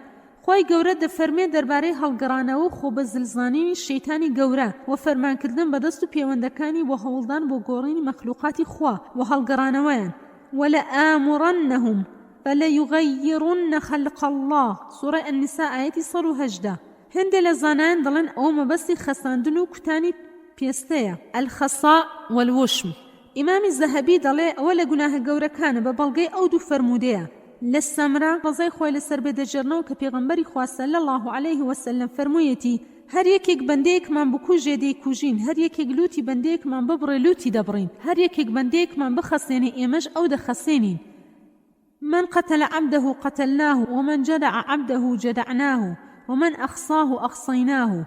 لابن عمر ورزاي خوي لسر بيت پیغمبری خوانهی کردووە لە خەساندنی ئەسپ و ڕەشەوڵاغ. نهى النبي صلى الله عليه وسلم عن إقصاء الخيل والبهائم. ئەگەر خەساندن و نەزۆکردنی گیانداران قەدەغە بێت کەواتە بۆ ئادەمیزاد ئەو قەدەغەکردنە ئەولاترە. دەربارەی دیاریکردنی نەوەکان لەسەر ئاستی وڵات دکتۆر باجووری دەڵێ پێویستە جیاوازی نەکەین لە نێوان تاکو دەوڵەت بەرامبەر حکمی ئەوەی کە ئایا جائیزە یان نا، هەر وەک چۆن خێزانێک ڕوبەڕووی هێندێ باری نالەبار دەبێت وا دەخوازێ بربەستکاری بکەن، بە هەمان شێوە وڵاتیش لەوانەیە ڕوبەڕووی هێندێک کێشە بێت کەوا بخوازێ سەرکردە هەمان بڕیار دەربکات و هەموو پێداویستەکان بۆ ئەو بڕیارە ئامادە بکات تاوەکو کۆمەڵگە بتوانێت ژمارەی نەوەکانی ڕێک بخات. ئەو زانایانەی کە ئەو ڕایەیان هەیە ئەوانن: بەهی ئەلخۆلی، ئەحمەد شەرباسی، محەممەد تەقی نەبهان، چونکە ئەوانە ئیباحەی بربەستکاری دەکەن بێ هیچ کەراهەتێک. لە هێندێ وڵات ژمارەی دانیشتووان ژمارەی منداڵبوون کەم بۆتەوە بەهۆی پەیڕەوکردنی بڕیاری بربەستکاری بە شێوەیەکی ڕەسمی وەک بریتانیا و فەڕەنسا. هەرچەندە ڕێژەی پێکهاتنی خێزان تیاندا بەرزە، بەڵام ڕێژەی منداڵبوون تیاندا نزمە. هەروەک لە خشتەی ژمارەیەکدا هاتووە. خشتەی ژمارەیەک ڕێژەی دابەزینی منداڵبوون دیاری دەدات لە وڵاتە پێشکەوتوەکان بەهۆی بربەستکاری. وڵاتی فەڕەنسا بەرزبوونەوەی ڕێژەی زەواج 7.6، دابەزینی ڕێژەی منداڵبوون 128.2. وڵاتی ئەڵمانیا بەرزبوونەوەی ڕێژەی زەواج 109.4، دابەزینی ڕێژەی منداڵبوون 149.4. وڵاتی ئیتالیا بەرزبوونەوەی ڕێژەی زەواج 109.8، دابەزینی ڕێژەی منداڵبوون 129.2. وڵاتی هۆلەندا بەرزبوونەوەی ڕێژەی زەواج 110.2، دابەزینی ڕێژەی منداڵبوون 135. وڵاتی سوید بەرزبوونەوەی ڕێژەی زەواج 111.3، بەرزبوونەوەی ڕێژەی منداڵبوون 145. وڵاتی دانیمارک بەرزبوونەوەی ڕێژەی زەواج 112.3، دابەزینی ڕێژەی منداڵبوون 135.6. وڵاتی سویسرا بەرزبوونەوەی ڕێژەی زەواج 112.9، دابەزینی ڕێژەی منداڵبوون 144.8. وڵاتی ئینگلترا بەرزبوونەوەی ڕێژەی زەواج 113.3، دابەزینی ڕێژەی منداڵبوون 151. وڵاتی نەرویج بەرزبوونەوەی ڕێژەی زەواج 126، دابەزینی ڕێژەی منداڵبوون 138. ئەگەر ئەو بڕیارە لە وڵاتانی ئیسلامیش پێڕوو بکرێت، ئەوە هەمان کێشە و گیر و گرفت ڕوبەڕوویان دەبێتەوە. ئەو بڕیارەش پێچەوانەی مەبەستەکانی ئیسلامە لە زیادبوونی نەوەکان. کێشەکانی بە کورتی ئەمانەن: 1. زۆربوونی بەدڕەوشتی، 2. بڵاوبوونەوەی زیادبوونی نەخۆشی جینسی گوازراوە، 3. جیاوازی چینایەتی، 4. زۆربوونی ڕێژەی تەلاق، 5. کەمبوونەوەی ڕێژەی منداڵبوون. عەبدولکەریم زەیدان دەڵێت نابێ بۆ دەوڵەت و فەرمانگەکانی فەرمان بکەنە سەر خەڵک بۆ بەکارهێنانی دەرمان و ڕێگەکانی تری بربەستکاری. ئەوە لەسەر ئاستی وڵات حرامە و بە هیچ شێوەیەک جایز نییە، چونکە دەبێت وڵاتانی ئیسلامی بەهێز بێت. یەکێک لە بنەماکانی بەهێزی بریتێ لە ژمارەی دانیشتووان، یەکێک لە هۆکارەکانی زۆربوونی دانیشتووان بریتێ لە بەرزی ڕێژەی منداڵبوون. پوختەی باسەکە حرامە هەر یەکێک چ ئافرەت چ پیاوەکە هۆکارێک لە هۆکارەکانی بربەستکاری بەکار بهێنێ ببێتە هۆی لەناوبردن و قەڵاچۆکردنی نەوەکان، لەبەر ئەوە دەستێوەردان و گۆڕانکاریە لە دروستکراوەکان یا مەخلوقاتی خوا. پێچەوانەی مەبەستەکانی پێکەوەنانی خێزانە، هەڵگەڕانەوەشە لە فەرمانەکانی خوا، بەزانمی سنوورەکانی مافی ئادەمیزادەکان و کۆمەڵگەیە، بانگەوازێکی نەفامانە و تێکدەرانەیە. جا ئەو بڕیارە لەژێر هەر دروشم و ناونیشانێک و بەڵگەیەک بێت. خاوەنی ئەو جۆرە بانگەوازانش پێویستە بەرپەچیان بدرێتەوە بە توندی. خوێنەری بەڕێز، ئەم تڕاکە بە کۆتا هات. بەندی نوێیەم، پاساوەکانی بربەستکاری، مبەررات العەزل، تەنظیم الئوسرە. لاپەڕە 141. ئەو بابەتە هەمووی لەسەر دوو تەوەر بەندە. یەکەمیان هەڕەشە بۆ دایکەکە، هەڕەشە بۆ سەر ئەو منداڵی کە لەدایک دەبێت یان ئەو منداڵانەی کە پێشتر لەدایک بوون لە بواری تەندروستی، کۆمەڵایەتی، پەروەردە، خەرجی و ئابووری. 1. پاساوەکان تەندروستی بۆ ڕێکخستنی خێزان. ئەلیف. بەمەبەستی پارێزگاریکردن لە ئافرەتێکی نەخۆش تاوەکو نەخۆشیەکەی زیاد نەکات یان باری تەندروستی نەخاتە مەترسیەوە کاتی سکپڕی منداڵ بوون، وەک نەخۆشیەکانی پەیوەندیدار بە کۆئەندامی زاوزێ کە بربەستە لە بەردەم هاتنە دەرەوەی کۆرپەلا، یان وەک هێندێ نەخۆشی گشتی، نەخۆشیەکانی دڵ و گورچیلا، بەرزی پەستانی خوێن. ئەو نەخۆشیانە گشتیان کاریگەری نێگەتیڤیان هەیە لەسەر منداڵ و دایکەکە. ب. بەمەبەستی ئەوەی دایک بتوانێت دەرمانەکانی وەربگرێ و کار نەکاتە سەر کۆرپەلەکەی، وەک دەرمانەکانی دژی شێرپەنجە، چونکە ئەو دەرمانانە بە گشتی کاریگەری نێگەتیڤیان هەیە لەسەر کۆرپەلە، بە تایبەتی لە 3 مانگی یەکەمی تەمەنی کۆرپەلە، واتە قۆناغی خوڵقانی کۆرپەلە. جیم بەمەبەستی پارێزگاری دایک لەو پاڵەپەستۆیی دەکەوێتە سەری بەهۆی سکپڕی بە تایبەتی گەر پێشتر نەشتەرگەری سکی یان کە ئەندامی زاوزێ بۆ کرابێ لە کاتێکی نزیکدا. دال بەمەبەستی پاراستنی ئافرەتی سکپڕی بە تەمەن 35 بۆ 45 ساڵ لە کردداری منداڵبوونی کێشەدار. هەروەها پاراستنی نەوەکان لە شێواوی بۆ ماوەیی کە لەو تەمەنەدا زۆر باوە یان پاراستنی ئەو کچەی لە تەمەنی بچووک شووی کردووە لە مەترسی کێشەکانی منداڵبوون. بەمەبەستی گەڕانەوەی کۆ ئەندامی زاوزێ بۆ باری ئاسایی جارانی دوای شێوانیان بەهۆی سکپڕەکانی پێشوو بە تایبەتی گەر لە 6 سک زیاتری کردبوو. کاریگەریەکانی ئەو سکە یەک لە دوای یەکانە. دابەزینی هێزی جەستەی ئافرەت لە ئەنجامی کەمخێنی و داخوڕانی ئێسقانەکان، کەمبوونەوەی هێزی پەروەردەکردنی منداڵەکانی، بێبەشیان لە سۆز و چاودێری تەواو و پارێزگاریان، نەتوانینی بەردەوامبوون لە شیرپێدان بۆ ماوەی 2 ساڵی تەواو کە زۆر پێویستە بۆ هەموو منداڵێک، بەرزبوونەوەی ڕێژەی مردن لەگەڵ بەرزبوونەوەی ڕێژەی منداڵبوون. بەمەبەستی پارێزگاری کۆرپەلا لە نەخۆشیە بۆ ماوەیەکان و گوازراوەکان کە دەبنە هۆی مردن یان شێوانی کۆرپەلا یان توشبوونی بە نەخۆشی پلەجیاجیا. ئەوەش دەکەوێتە ناو ئەو دەواازەی فقهی کە دەڵێ لادانی زیان لە پێشترە لە بەدەستهێنانی بەرژەوەندی، دەرء المەفاسد المضار مقدم على جلب المصالح، یان دەکەوێتە دەواازەی هەڵبژاردننی کەمترین زیان، ارتکاب و ئەخەف الضررین. بەمەبەستی پارێزگاری کۆرپەلە لەو زیانانەی کە تووشی دەبێت بەهۆی کاریگەری ژەهراوی ئەو دەرمانە بێهۆشکەرانەی کە دایک و باوکی وەری دەگرن یان ئەو مادە کیمیاویانەی کە دایک و باوکی لە کارگەکان دووچاری دەبن. 2. پاساوەکانی ئابووری المبررات الاقتصادیة لاپەڕە 143. لە سەدەی 20دا پاساوەکانی ئابووری شێوەیەکی بەرپراوانی وەرگرتووە، پێشتر تەنها بە شێوەیەکی تاکی ئەنجام دەدرا بەوەی کەوا پیاوێک لەبەر نائاسایی باری ئابووری بربەستی بەکاردەهێنا لەگەڵ خێزانی، بەڵام لەم دوایەدا بەهۆی ئەو بیردۆزە ڕەشبینی ئابووریانە وای کرد بربەستکاری شێوەیەکی نێونەتەوەی وەردەگرێت. ئەو بیردۆزەش باس لەوە دەکات کەوا ژمارەی دانیشتوانی سەر زەوی زیاد دەکات بە شێوەیەکی یەک لە دوای یەکی هەندەسی، واتە 2 4 8 16 32 64 128. بەڵام سەرچاوەکانی بژێوی و ڕزقی خەڵک زیاد دەبێت بە شێوەیەکی یەک لە دوای یەک حیسابی، واتە 1 2 3 4 5 6. ئەمەش ئەوە دەگەێنێکەوە پاشماوەیەکی تر سەرچاوەکانی بژێوی کەم دەبێتەوە بە بەراورد لەگەڵ ئەو بەرزبوونەوە زۆرەی ژمارەی دانیشتوان، بەمەش برسێتی ڕوو لە زەوی دەکات و قات و قوڕی دروست دەبێت. ئەو بیردۆزە ڕەشبینیە النظرية التشاؤمية مالثوث 1766 و 1834 دایناوە. بەڵام لای مسلمانان ئەو بیردۆزە بە شتێکی زۆر نەفامانە لە قەڵەم دەدرێت، چونکە ئەوە نیشانەی بێباوەڕیە بە خوای گەورە و دەسەڵاتی و پەیمان و بەڵێنەکانی. خوای گەورە زەوی بۆ ئێمە کردوتە شوێنی ژیان، هەموو شتەکانی تێدا لە خزمەتی ئادەمیزاد داناوە، بەرەکەتی تێخستۆ و ڕزق و ڕۆزیشی بەقەدەر ژمارەی خەڵکەکەیت داناوە لە هەموو کات و هەموو شوێنێک. لە هێندە ئاەتی تردا دەفەرمێ ڕزق و ڕۆزیتان لە ئاسمانەوە بۆ دێت، بەڵام ئەوەی وای کردووە خەڵکانێک برسی بن لەسەر زەوی ئەوە بەهۆی ناڕێکی لە دابشکردن، داگیرکردن و چەوساننەوەی بەهێزەکان بۆ بێهێزەکان، بیردۆزی سەرمایەداری و زۆر هۆکاری ترە کە بابەتی ئەو پەراوە شوێنی ئەو باسانە نییە تاوەکو ڕوونی بکەینەوە. ئەوانەی بانگەشەی دیاریکردنی نەوەکان دەکەن ئەو بیانوانە دەهێنە پێشەوە. 1. ترسی گرانی و قات و قوڕی لە داهاتوودا بەهۆی زۆربوونی ژمارەی دانیشتوانی سەرزەوی. 2. ترسان لە کەمبوون و پەککەوتن لە خەرجی پێویست، عەجز الئینفاق بۆ نەوەکانی دواڕۆژ. ئەوانە دەڵێن گەر فریە خۆمان نەکەوین و ژمارەی دانیشتوان کەم نەکەینەوە، ئەوە داهاتی خەڵک کەم دەبێت، ژمارەی بێکاری زۆر دەبێت، برسێتی هەڕەشە دەکاتە سەرمان. 3. پاساوەکانی کۆمەڵایەتی پەروەردەیی المبررات الاجتماعية والتربوية لاپەڕە 145. خاوەنی بانگەشەی دیاریکردنی نەوەکان هێندێ پاساوی کۆمەڵایەتی دەهێننەوە. لەوانە ئەلیف چوونە دەرەوەی ئافرەت بۆ کارکردن، ب بانگەشەی خۆشەویستی سربەست و ئازاد دعوە الحب الحر، ئەلیف چوونە دەرەوەی ئافرەت بۆ کارکردن لاپەڕە 145.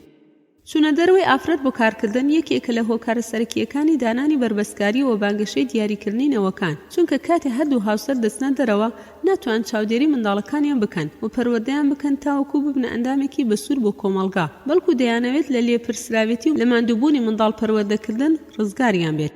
لە ئوروپا پاش ئەوەی ئافرەت چووە دەرەوە بۆ کارکردن تاوەکو بێتە خاوەن پارەی گیرفانی خۆی و یەکسانی خۆی بسەلمێنێ لەگەڵ پیاو، وای لە زۆربەی گەنجان کوڕ و کچ کرد لە جیاتی پێکێنانی خێزان تەنها شەهوەی جنسی خۆیان تێر بکەن لە دەرەوەی ژیانی هاوسەرێتی. حەسادەت و پوڵەکی وای لێکردن کە کەس ئاگاداری کەسی تر نەبێت، کەس سەرپەرستی کەسی تر نەکات، کەس هاوکاری کەسی تر نەکات، هەرچەندە گەر دایک و باوکی خۆشی بێت و زۆر هەژاریش بن. بەڵام لە ئیسلامدا یاسای وا هەیە کە دەبێت هاوکاری هەموو ئەوانە بکات کە کەوتونە تەنگەژەی ئابووریەوە. لە کتێبی پیاوان و ژنان تەوکاری نایەکسان بە درێژی باسی چوونە دەرەوەی ئافرەت بۆ کارکردن و هۆکارەکانی وەلایەنە پۆزەتیڤ و نیگەتیڤەکانمان خستۆتە ڕوو. بێ بانگەشەی خۆشەویستی سەربەست و ئازاد لاپەڕە 145. بۆیە بڕیاری دیاریکردنی نەوەکانیاندا خاوەنی ئەو بانگەشەیە ئەوانن: کۆمەڵێک لە پیاوان دەیانەوێت تەنها ئارەزوە جنسیەکانیان تێر بکەن و دوور لە ماندووبوون و پەروەردەی منداڵ و دابینکردنی بژێویان، هەروەها کۆمەڵێک لە ئافرەتان کە دەیانەوێت ئارەزوەکانی خۆیان تێر بکەن، دوور لە سیکپڕی و منداڵبوون و شیرپێدان و پەروەردەی منداڵ. لە دوای ئەوانش کۆمەڵێک نووسەری بیر و باوەڕ ناجێگیر کە ئەو بیرۆکەیە نالەبار و دوور لە واقعانەیان بۆ دەڕازێننەوە، چونکە خۆیان مشەخۆرن و توانای ئەویان نییە تەنها یەک خێزان بەڕێوە ببن. لە هەمان کات دەیانەوێت بەرنامە بۆ خەڵکانی تر دابڕێژن. هەر ئەوانش ئەو بانگشیان بە خۆشەویستی ئازاد حب الحر ناوبر. هەر وەک نووسەرێکی ئینگلیسی بە ناوی شامگۆر دەڵێ، چ پیاوێک رازی دەبێت بە سەربەستی خۆی بڕیار بدات و ببێتە باوک و ئەرکی باوکایەتی و دابینکردنی بژێوی منداڵ و خەرجی پەروەردەکردنی منداڵ بگرێتە ئەستۆ، هەموو ژیانی خۆی لەو ڕێگەیە بە فێڕۆ بدات. هەروەها کام ئافرەت رازی دەبێت لە بری شەهوەیەکی چەند خولەکی ببێتە دایک و سکی خۆی پڕ بکات بۆ ماوەی 9 مانگ و ئەرک و فەرمانەکانی ماڵ و منداڵ بگرێتە ئەستۆی خۆی، هەتایە بەو دەرد و مەینەتەوە بناڵێنێ. ئەوەیە تێڕوانینی ئەو فەیلسوف و نووسەرانە بۆ ژیان و دایکایەتی و باوکایەتی. ئاخۆ دەبێت فەلسفەی گەنجەکانیان چۆن بێت و کۆمەڵگەیان بەرەو چه هەڵدێرێ هەنگاو هەڵگرێ. هەر ئەو فەلسفەی مافی ئافرەت دەدات بەوەی کە لە یەک لایەنەوە دایکایەتی ڕەت بکاتەوە، بانگەشەی یەکسانی لەگەڵ پیاو بکات و بگرە لە کرداری منداڵبوونیش دەیەوێت وەک ئەو بێت چۆن پیاوسکی پڕنابێ، ئەویش بە هەمان شێوە نایەوێت ئەو ئەرکە پیرۆزە هەڵگرێ. ئەو بانگەشە بوو بەهۆی زۆر بەکارهێنانی حەبوو ڕێگەکانی تری بەربەست. ئەگەر ئەوەش سەری نەگر، ئەوە ڕێگەی لەباربردن هەیە. ئەو دوو هۆکارە کە بۆ لە ناوبردنی نەوەکانی دوا ڕۆژە ناویان بردووە بە پیرۆزتری مافەکانی ئافرەت بۆ بەرگری لە ژیانێکی ئاسوودەی خۆی. بەندی دەیەم هۆکارە ڕاستەقینە و شاراوەکانی لە دوای ئەو بانگەوازی دیاریکردنی نەوەکان. الدوافع الحقيقة الكامنة خلف الدعوة إلى تحديد النسل. لاپەڕە 147. 1. دژایەتی کردن، وەسنان بەرامبەر شەریعەتەکانی ئاسمان، گۆڕینی مەخلوقاتی خوا، چون بەدەم بانگەوازی شەیتان، بنبڕکردنی نەوەکانی سەرزەوی. ئەمەش بڕیاری بە هیلاکچوونی بەندەکان و وێرانکاری وڵاتە. خوای گەورە دەفەرمێ: وَلَآمُرَنَّهُمْ فَلَيُغَيِّرُنَّ خَلْقَ الله. سوورە النساء ئاەتی 118. 2. ژیانی وڵاتانی ڕۆژاوا ژیانێکی مادیە. هەر کەس تەنها بیر لە بەرژەوەنی خۆی دەکاتەوە، هەوڵ دەدات هەموو ئارەزۆکانی خۆی بە کەمترین ماوە تێر بکات و بگاتە لووتکەی تێربوون لە هەموو شتێک. بۆ ئەنجامدانی ئەو کارەش وا دەخوازێت دوور بکەوێتەوە لە لێپرسراوێتی ماڵ و منداڵ و هاوسەر و هاوکاری کەس و کار. ئافرەتش بە هەمان شێوە دەیەوێت چاولێکەری پیا و بربەرەکانی بکات لە گشت بوارەکانی ژیان، هەرچەندە گەر پێچەوانەی فیترەت و ئارەزۆ خۆرسکەکانی خۆشی بێت. 3. گرنگیدان بە هەموو ئەو شتانەی شارستانی ڕۆژاوە هێناوێتێ بەرهەم لە هۆکارەکانی ڕابواردن و خواردن و جوانکاری، تاوەکو گەیشتە ئەو ئاستەی تاکێکی ڕۆژئاوایی ناتوانێت بێ ئەو شتانە بژیت. بۆ گەیشتنەوە ئامانجەش هەموو هۆکارێکی دروست و نادروست بەکاردێنێ، بێ گوێدانە بنەما و یاسا و دابوونەریتی کۆمەلگا. لە پێناوی گەیشتنەوە ئارەزوانە هەموو بەهاکانی کۆمەلگەش دەکاتە قوربانی، هەتا ئەگەر لە ناوچوونی شارستانیەت و مرۆڤایەتیش بێت. خەریکە ئێستا جیهانگیری و علمانیەت کۆمەلگەی مرۆڤایەتی بەرەو ئەو هەڵدێرە ببن. 4. هەڵخەڵەتاندنی زۆر لە گەنجەکان بۆ بانگەشە چاواشەکاریە، تاوەکو بکەونە ناو زەلکاوی بەدڕەوشتی و دوور بکەونەوە لە کاروبار و ئەرکی ماڵ و خزمەتی کۆمەلگە و فێربوونی زانست و داهێنان و پێشکەوتن. بۆ گەیشتنە ئەو ئامانجەش ڕێگەی زۆریان داهێناوە تاوەکو تاوانەکانیان بشارنەوە، وەک ڕێگاکانی بربەست بۆ لەباربردنی ڕێگە پێدراو، وەجاز، ڕەسمی، فەرمی وە شیری وشک و شتی تر. خشتەی ژمارە 2 چالاکی جنسیە ناشەرعیەکانی گەنجانی وڵاتانی ڕۆژئاوا ئەمریکا ڕوون دەکاتەوە. ساڵی 1994 زاینی تەمەنی گەنج 16 ساڵ 119 کوڕ 112 کچ، تەمەنی گەنج 17 ساڵ 131 کوڕ 132 کچ، تەمەنی گەنج 18 ساڵ 158 کوڕ 144 کچ، تەمەنی گەنج 19 ساڵ 158 کوڕ 158 کچ لەو خشتەیە دیار دەکەوێت چەندە بەرەو بەسەرچوونی تەمان دەڕۆن زیاتر و قوڵتر دەچنە ناو زۆنگاوی بەدڕەوشتی هیچ شتێک نییە ئێستا بیان گەڕێنێتەوە سەرهۆش و ڕێگەی دروستی ژیانی کۆمەڵایەتی تەنها ژان و ئازاری نەخۆشی و مردن نەبێت بەهۆی ئەو نەخۆشیانەی کە دەگوازدێنەوە بەهۆی بەدڕەوشتی و کاری جنسی بێسنوور و نام و وەک نەخۆشەکانی ئایدز و هەوکردنی جگەری ڤایرۆسی جۆری B, C, D و G دەربارەی بوونی دۆستایەتی جنسی ناشەرعی دەبینین 153 لە گەنجە کچەکان لە قۆناغی دواناوەندی یەک دۆستیان هەیە بۆ ئەنجامدانی کرداری جنسی ناشەرعی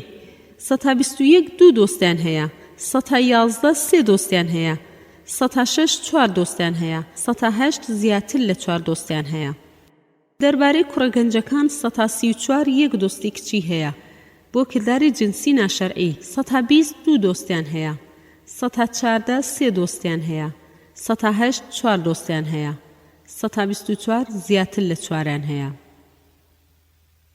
5.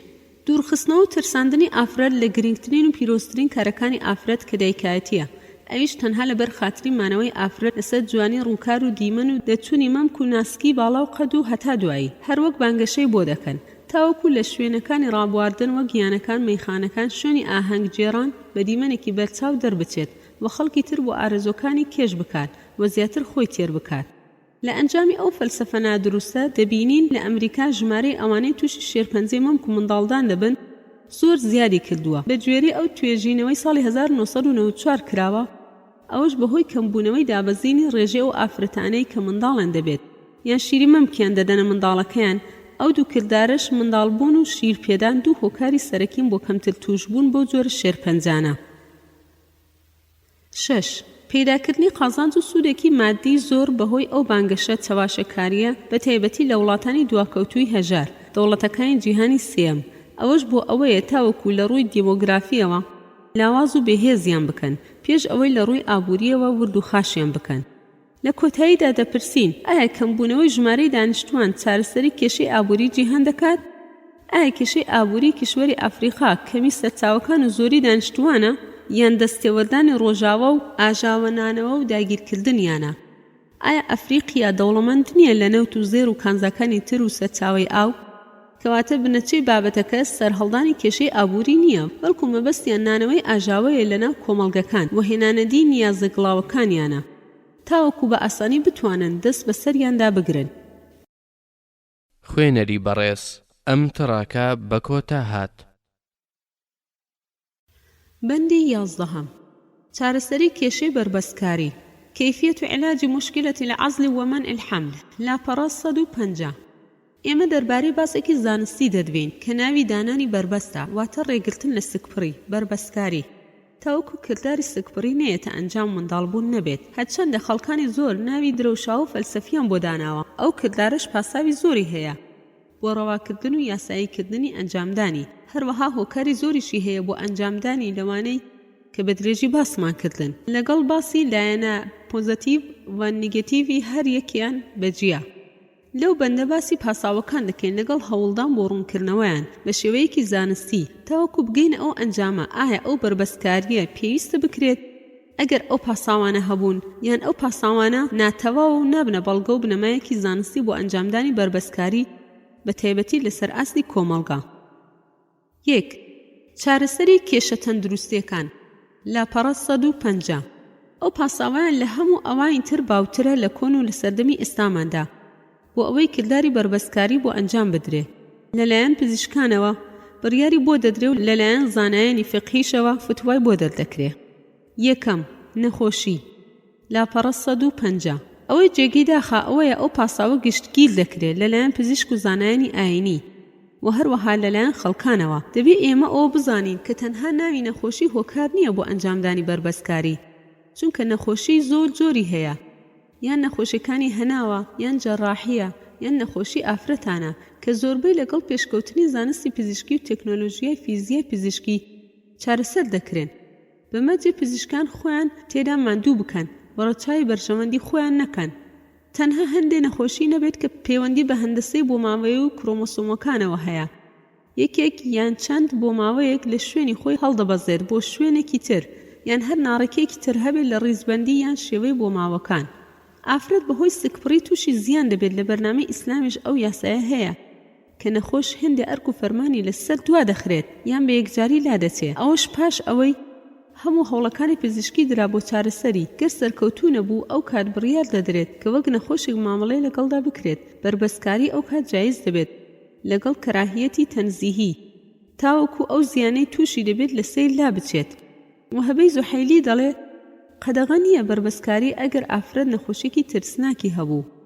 مەڕەض خەتیر عیضال ئەو کات وەک ئەوە دەژمێردرێت کە لە قەدەری خواوە نەزۆک بووە. خۆی گەورە فەرموویەتی ويجعل من يشاء عقيما إنه عليم قدير سورة الشورى آياتي 50. خاڵێکی گرنگ کە پێویستە لە یادی نەکەین ئەویش ئەوەیە پێش ئەوەی بڕیاری بربەسکاری بۆ هەر کەسێک بڕیار بدەین پێویستە ئەوەشی بۆ ڕوون بکەینەوە کەوا چۆن سکپڕی زیانی هەیە لەگەڵ نەخۆشی ئاوا هۆکارەکانی بربەسکاری زیانیان هەیە. چۆن ئەو بنەما فقهیە لەسەر بەکارهێنانی بربەسکاری پیادە دەکرێت هەر هەمان بنەما لە بەکارنەهێنانی پیادە دەکرێت بۆ دوورکەوتنەوە لە زیانەکانی بربەست. بنەمایەکەش دەڵێ زیان بە زیان لا نابدرێت.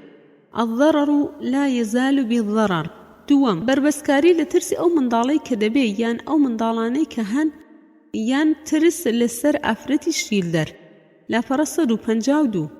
سعدی کوڕی ئەبی وەقاص ڕەزای خۆی لەسەر بێ دەڵێ پیاوێک هاتە لای پێغەمبەری خوا صلی الله علیه وسلم وتی من بربەسکاری دەکەم لەگەڵ ئافرەتەکەم چونکە خێزانەکەم شیر دەداتە منداڵەکەم. پێغەمبەری خوا صلی الله علیه وسلم فەرمووی بۆچی وا دەکەیت؟ وتی چونکە دڵم بۆ منداڵەکەی دەسووتێ نەوەک شتێکی لێبێت. ئەویش فەرمووی ئەگەر ئەو کارە زیانی هەبووایە زیان دەگەیشتە فارس و ڕۆم لەو کانە ضارا لەضەڕ فارس وەڕۆم. لە جوزامەی کچی وەهەب ڕەزای خۆی لەسەر بێ دەجێڕنەوە کە پێغەمبەری خوا صلی الله علیه وسلم فەرموویەتی ویستم نەهی بکەم لە غیلە تاوەکو باسییان کرد کە فارس و ڕۆم ئەو کارە دەکەن و زیانیان پێناگات. لقد هممت أن أنهي عن الغيلة حتى ذكرت أن الروم وفارس يصنعون ذلك ولا يضر أولادهم. ابن قيم دەڵێ جوودبوون لەگەڵ ئافرەتێک کە شیر بە منداڵەکەی دەدات حرام نییە. ئەگەر حرام وایە ئەوە پێغەمبەری خوا صلی الله علیه وسلم ڕوونی دەکردەوە. زانستی پزیشکی و ڕوودانی سکپڕی لە کاتی شیرپێدان لاپەڕە 153.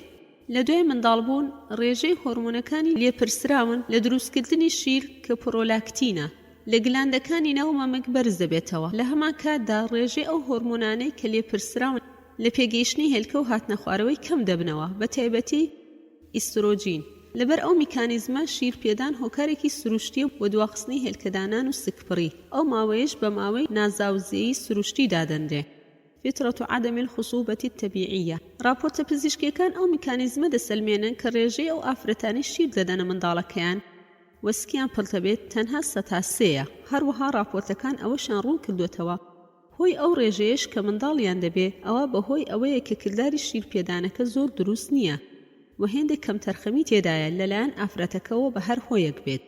ڕێژەی هۆرمۆنی پرۆلاکتین کە لە ڕژێنێ ژێر مێشکەوە دێت پێش منداڵبوون دەست بە زیادبوون دەکات. دوای منداڵبوون ڕاستەوخۆ شیر بە ناو چیکڵدانەکانی مەمک پاڵ دەدات. دوای بەهۆی هۆرمۆنی ئۆکسیتۆسین شیرەکە دێتە دەرەوەی مەمک. بڕی ئەو هۆرمۆنە زیاد دەکات بە چەند هۆکارێک وەک بینینی منداڵەکە، بیستنی دەنگی و گریانی، دەستلێدان و بۆنکردنی، بیرکردنەوە لە منداڵەکەی. ئەوەی لێرە گرینگە کە بەهۆی شیرپێدان ئەگەری سکپڕی کەم دەبێتەوە هەروەک باسمان کرد. ئەوەی لێرە گرینگە کە بەهۆی شیرپێدان ئەگەری سکپڕی کەم دەبێتەوە هەروەک باسمان کرد. بەڵام هەر تەگەرەیەک بێتە پێش کردداری شیرپێدان ئەوە لەوانەیە کردداری بەرگریکردنی سکپڕی کەم ببێتەوە یان هەرس بێنێ. وەک ئەم حاڵەتانەی خوارەوە: 1. پشێوی دەرونی ئافرەت و ماندووبوون و شەکەتی و سەرگەرمی بەکاری دەرەوە و ڕێژەی ڕژانی ئۆکسیتۆسین کەم دەبێتەوە. 2. ترس و شەکەتی کاری قورس دەبنە هۆی کەمبوونەوەی هۆرمۆنی پرۆلاکتین لەگەڵ زیادبوونی ئاستی ئەو هۆرمۆنانەی کە وا دەکات ڕژانی پرۆلاکتین بوەستێ. 3. پێویستە منداڵ ڕاستەوخۆ دوای لەدایکبوون شیری دایک بخوات، چونکە کردداری مژینی مەمەک ڕێژەی هۆرمۆنەکانی بەرپرسن لە شیر دروستکردن و بەرهەمهێنان و شیر هاتنە دەرەوە زیاد دەکات. 4. بەکارهێنانی مەمکدان بڕی بەرهەمهێنانی شیر کەم دەکاتەوە. 5. پیادەنەکردنی بەرنامەی شیرپێدانی منداڵ بە شێوەیەکی زانستی کار دەکاتە سەرکاری هۆرمۆنەکان و شێوی تێکەوتنیان. پێویستە بە گوێرەی پێویستی منداڵەکە شیر بدرێت، نەوەک بە گوێرەی ئارزوەکانی ئافرەتەکە. 6. سووربوونەوە و لەدبوونی پێستی گۆی مەمەک کار دەکەنە سەر کردداری مژین، کەمبوونەوەی هۆرمۆنەکان. ئەگەر کردداری شیرپێدان بە شێوەیەکی زانستی ڕێک پیادە بکرێت ئەوە ئافرەت دەتوانێت بە ڕێژەیەکی سەدی بەرز دوور بکەوێتەوە لە سکپڕی بێ بەکارهێنانی هۆکارەکانی بربەستکاری. بەڵام ئافرەتانی سەردەم چۆن دەتوانن ئەو ڕێنمایانە پیادە بکەن بەهۆی چوونە دەرەوەیان بۆ کارکردن، تووشبوونیان بە ماندووبوونی جەستەیی و دەرونی و شەکەتی، دوورکەوتنەوەیان لە منداڵ بۆ ماوەیەکی درێژ، جۆیان لە گریانی جگەرگۆشەکەیان نابێت، چاویان لەو فرمێسکە خڕ و جوانەکانیان نییە کە دەڕژێتە سەر ڕوومەتەناسکەکەی، بێجگەلەوەی زۆربەیان مەمەکداین تەسک بەکار دەهێنن بۆ ئەوەی بە دیمەنێکی جوان دەرکەون لە نێوان دۆست و دەستە خوشکەکان. لەوانەیە یەکێک پرسیار بکات و بڵێ ئەگەر شیری دایک زیاد بکات بەهۆی بیرکردنەوەی ئافرەت لە منداڵەکەی، کەواتە ئەوە شتێکی چاکە بۆ ئەو ئافرەتانەی لە دەرەوە کار دەکەن. ئافرەت لە شوێنی کارکردنێتی و بیری منداڵەکەی دەکات و شیری زیاد دەبێت. بەڵێ ئەوە شتێکی ڕاستە، بەڵام زیادبوونی شیری دایک بۆ ماوەیەک و منداڵەکە هەڵنەستا بە کرداری مژین، ئەوە ئەو شیرە دەمێنێتەوە و مەمک تووشی ئازار دەکات و ئەگەری ئەوەشی لێ دەکرێت کە تووشی هەوکردنی مەمک بێت، هەروەها دەبێتە هۆی کەمبەرهەمهێنانی شیر لە دواڕۆژ بەهۆی بەردەوامی دووری دایک لە منداڵەکەی. ئەگەر ئافرەت شیریدا منداڵەکەی و لە هەمان کاتدا سکپڕی توش بوو، ئایا چی ڕوودەدات؟ لە ئەسمای کچی زەید ڕزای خۆی لەسەر بێت دەجێرنەوە کە پێغەمبەری خوا صلی الله علیه وسلم فەرموویەتی: منداڵی خۆتان مەکوژن بە نەهێنی، چونکە غیلە لە ناو فارسەکان هەیە، بۆیە لە کاتی سواری ئەسبدا دەکەون. لا تقتلوا أولادكم سرا فإن الغيلة يدرك الفارس فيدعثره عن فرسه. لكتابي عون المعبود شرح سنن أبي داود، ئەگەر ئافرەت شیریدا منداڵەکەی لە هەمان کاتدا سکی پڕ بوو، ئەوە شیرەکەی تێک دەچێ، ئەوەش کار دەکاتە سەر جەستە و دەرونی منداڵەکە. ئەو کاریگەریە دەمێنێتەوە تاوەکو تەمەنی پێگەیشتن وە سەروتریش لە کاتی ڕوبەڕووبوونەوە ڕادەکات و دۆڕاوە کاتی ململانی، ئەوەش بەهۆی غیلەیە. لە ڕوانگەی پزیشکیەوە سکپڕی و شیلدان پەسەند نییە لەبەر ئەو هۆیانەی خوارەوە. یەک، کەمبوونەوەی بڕی شیرەکە، ئەوش منداڵ تووشی بەدخۆراکی دەکات، بەمەش منداڵێکی بێهێز و لاواز دەبێت، یا منداڵەکە لە شیر دەکرێتەوە پێش تەواوکردنی 2 ساڵ، بەمەش منداڵ لە شیری دایک بێبەش دەبێت. 2، بە گوێرەی لێکۆڵینەوەکان تامی شیرەکە بەرەو تاڵی دەڕوات، بەمەش منداڵ زووتر لە شیر دەگرێتەوە. 3، دابەزینی ڕێژەی شەکری لاکتۆز لە ناو شیرەکە دەبێتە هۆی دابەزینی بڕی ئەو وزەیەی کە شیرەکە دەیبەخشێ، بەمەش گەشەی منداڵەکە دوا دەکەوێت. ئەو گۆڕانکاریانەی ناو شیر وا دەکات کە ئەو شیرە نەبێتە خۆراکێکی بنچینەیی تەواو بۆ منداڵەکە، بەمەش منداڵێکی لاواز و جەستە بێهێز دەبێت. ئەو خاڵانەی باسمان کردن دەربارەی ئەو گۆڕانکاریانەی ناو شیری ئافرەت ڕوودەدات ئەگەر سکپڕی توش بوو پێش چەند ساڵێک دۆزراوەتەوە و سەلمێنراوە، کەوا لە جێتی سوود هێندێ زیانیشی هەیە. بەڵام پێغەمبەری پێشەوامان صلی الله علیه وسلم ئەو ڕاستەیە بە ئێمە گوتووە لە ڕوانگەی فەرمودەکانی، کەواتە بەرنامە و پەیڕە و یاساکانی ژیانی ئێمە لە هەموو ڕوانگەیەکەوە بە 1430 ساڵ لە پێش بەرنامەکانی تری دەستکردەوە، هەموو بەندەکانشی لەگەڵ زانست دەڕوا و هیچ بەرەنگارێکیشی لە نێوانیان نییە، هەرچەندە زانستیش پێش دەکەوێت زیاتر ئەو ڕاستیانە ڕوون دەبنەوە. بۆیە ئێمە پێویستمان بە هیچ بەرنامەیەکی تر نابێ لە هەموو بوارەکانی ژیان، هەردەم لە پێشەنگی گەلانی جیهانیش دەبین ئەگەر ڕاستگۆ بین لەگەڵ خۆ بەرنامەکەی. 2، چارەسەری کێشە ئابووریەکان، الدواعي الاقتصادية، لاپەڕە 157. کێشەی ئابووری لە کەمی سەرچاوەکان نییە، سەرچاوەکان زۆرن، بەڵام قەیران و کێشەکە لە زوڵمی ئادەمیزاد و بێباوەڕی و داننەهێنان بە نیعمەتەکانی خودایە. هەر بۆی ئیسلام بەرپەچی ئەو بیردۆزانە دەداتەوە کە داکۆکی لەسەر کەمی سەرچاوە زۆری ژمارەی دانیشتوان دەکەن، چونکە خوای گەورە هەموو زەوی و ئاسمانی بۆ ئادەمیزاد ڕەخساندووە کە تێیدا بگەڕێ شتە شاراوەکان و شوێنە نادیارەکانی بدۆزێتەوە بەهۆی ئەو زانست و زانیاریانەی پێبەخشیون. وسخر لكم ما في السماوات وما في الأرض جميعا منه إن في ذلك لآيات لقوم يتفكرون. سورة الجاثية آية 13. زەوی بۆ بچووکەی خۆی تاوەکو ئێستا زۆر شوێنی هەیە لە وشکایی و ناو زەریاکان هەر نەدۆزراوەتەوە یان دۆزراوەتەوە، بەڵام سوودی لێوەرنەگیراوە. هەرچەندە زانستیش بەرەو پێشەوە دەڕوات، دۆزینەوە زیاتر دەبێت و سەرچاوەکان باشتر و زۆرتر سوودی لێوەردەگیرێ. سنريهم آياتنا في الآفاق وفي أنفسهم حتى يتبين لهم أنه الحق أولم يكف بربك أنه على كل شيء شهيد. سورة فصلت آية 53. ئەوانەی بانگەشەی بۆ دیاردەی دیاریکردنی نەوەکان دەکەن تەنها بیر لە یەک خاڵ دەکەنەوە، ئەویش ئەوەیە کە سەرچاوە کەمە و ئەوانەی لەدایک دەبن خواردن بەشیان ناکات. بیر لەوە ناکەنەوە ئەوانە کار دەکەن و سەرچاوەکان بەکار دەهێنن و بەرهەم زیاد دەکەن. هەروەک دکتور باجۆری لە کتێبەکەیدا ئاماژە بە ئەڵمانیا دەکاتەوە، دەڵێ لە ساڵی 1880 ژمارەی دانیشتوانی ئەڵمانیا 45 میلیۆن کەس بووە، لەگەڵ ئەوەشدا لە تەنگەژەیەکی ئابووریدا دەژیا. زۆریان کۆچیان کرد بۆ دەرەوەی وڵات، بەڵام لە ساڵی 1940 ژمارەی دانیشتوانی گەیشتە 68 میلیۆن. لە جیاتی ئەوەی تووشی نەهامەتی و گرانی بێت بە پێچەوانەوە باری ئابووری زۆر گەشەی سەند و بەرهەم و داهاتی دەهێندەی جاران زیادی کرد. تاوەکو ناچار بوون لە دەرەوەی وڵات کرێکاریان دەهێنا. ژمارەی کرێکارە هاوڵەکان لە ساڵی 1900 گەیشتە 800,000 کەس و لە ساڵی 1910 گەیشتە 1,300,000 کەس. هەروەها ئەڵمانیا تاوەکو ئێستا 10 میلیۆن منداڵی زیاد بووە، 12 میلیۆن و نیو خەڵکی کۆچبەری بۆ هاتووە. ژمارەی دانیشتوانی لە 100 میلیۆن زیاترە، 6 میلیۆن و نیو پیریش خانەنشین کراوە. لەگەڵ ئەو هەموو زیادبوونەی ژمارەی دانیشتوان ڕۆژ بە ڕۆژ بەرەو پێشەوە دەچێت لە بواری ئابووری و بازرگانی، لە جیاتی ئەوەی هاواری لێ هەڵسێ لەبەر برسێتی کێشەی کەمی کرێکاری هەیە، هەروەک لە زۆربەی وڵاتانی پێشکەوتوو هەمان کێشەیان هەیە. ئەوانەی بانگەشەی دیاریکردنی نەوەکان دەکەن ئەو بیانوانە دەهێننە پێشەوە. 1. ترسی گرانی و قاتوقڕی لە داهاتوودا بەهۆی زۆربوونی ژمارەی دانیشتوانی سەرزەوی. 2. ترسان لە کەمبوون و پەککەوتن لە خەرجی پێویست، عەجز الئینفاق، بۆنەوەکانی دواڕۆژ. وەڵامدانەوەی ئەو دوو خاڵە. 1. ترسی گرانی و قاتوقڕی لە داهاتوودا بەهۆی زۆربوونی ژمارەی دانیشتوانی سەرزەوی. ئەو بیردۆزە کولتبینە چونکە تەماشای زیادبوونی ژمارەی دانیشتوان دەکات، بەڵام تەماشای زیادبوونی بەرهەمهێنان بەهۆی پێشکەوتنی زانست و زانیاری و داهێنانیان نەکردووە.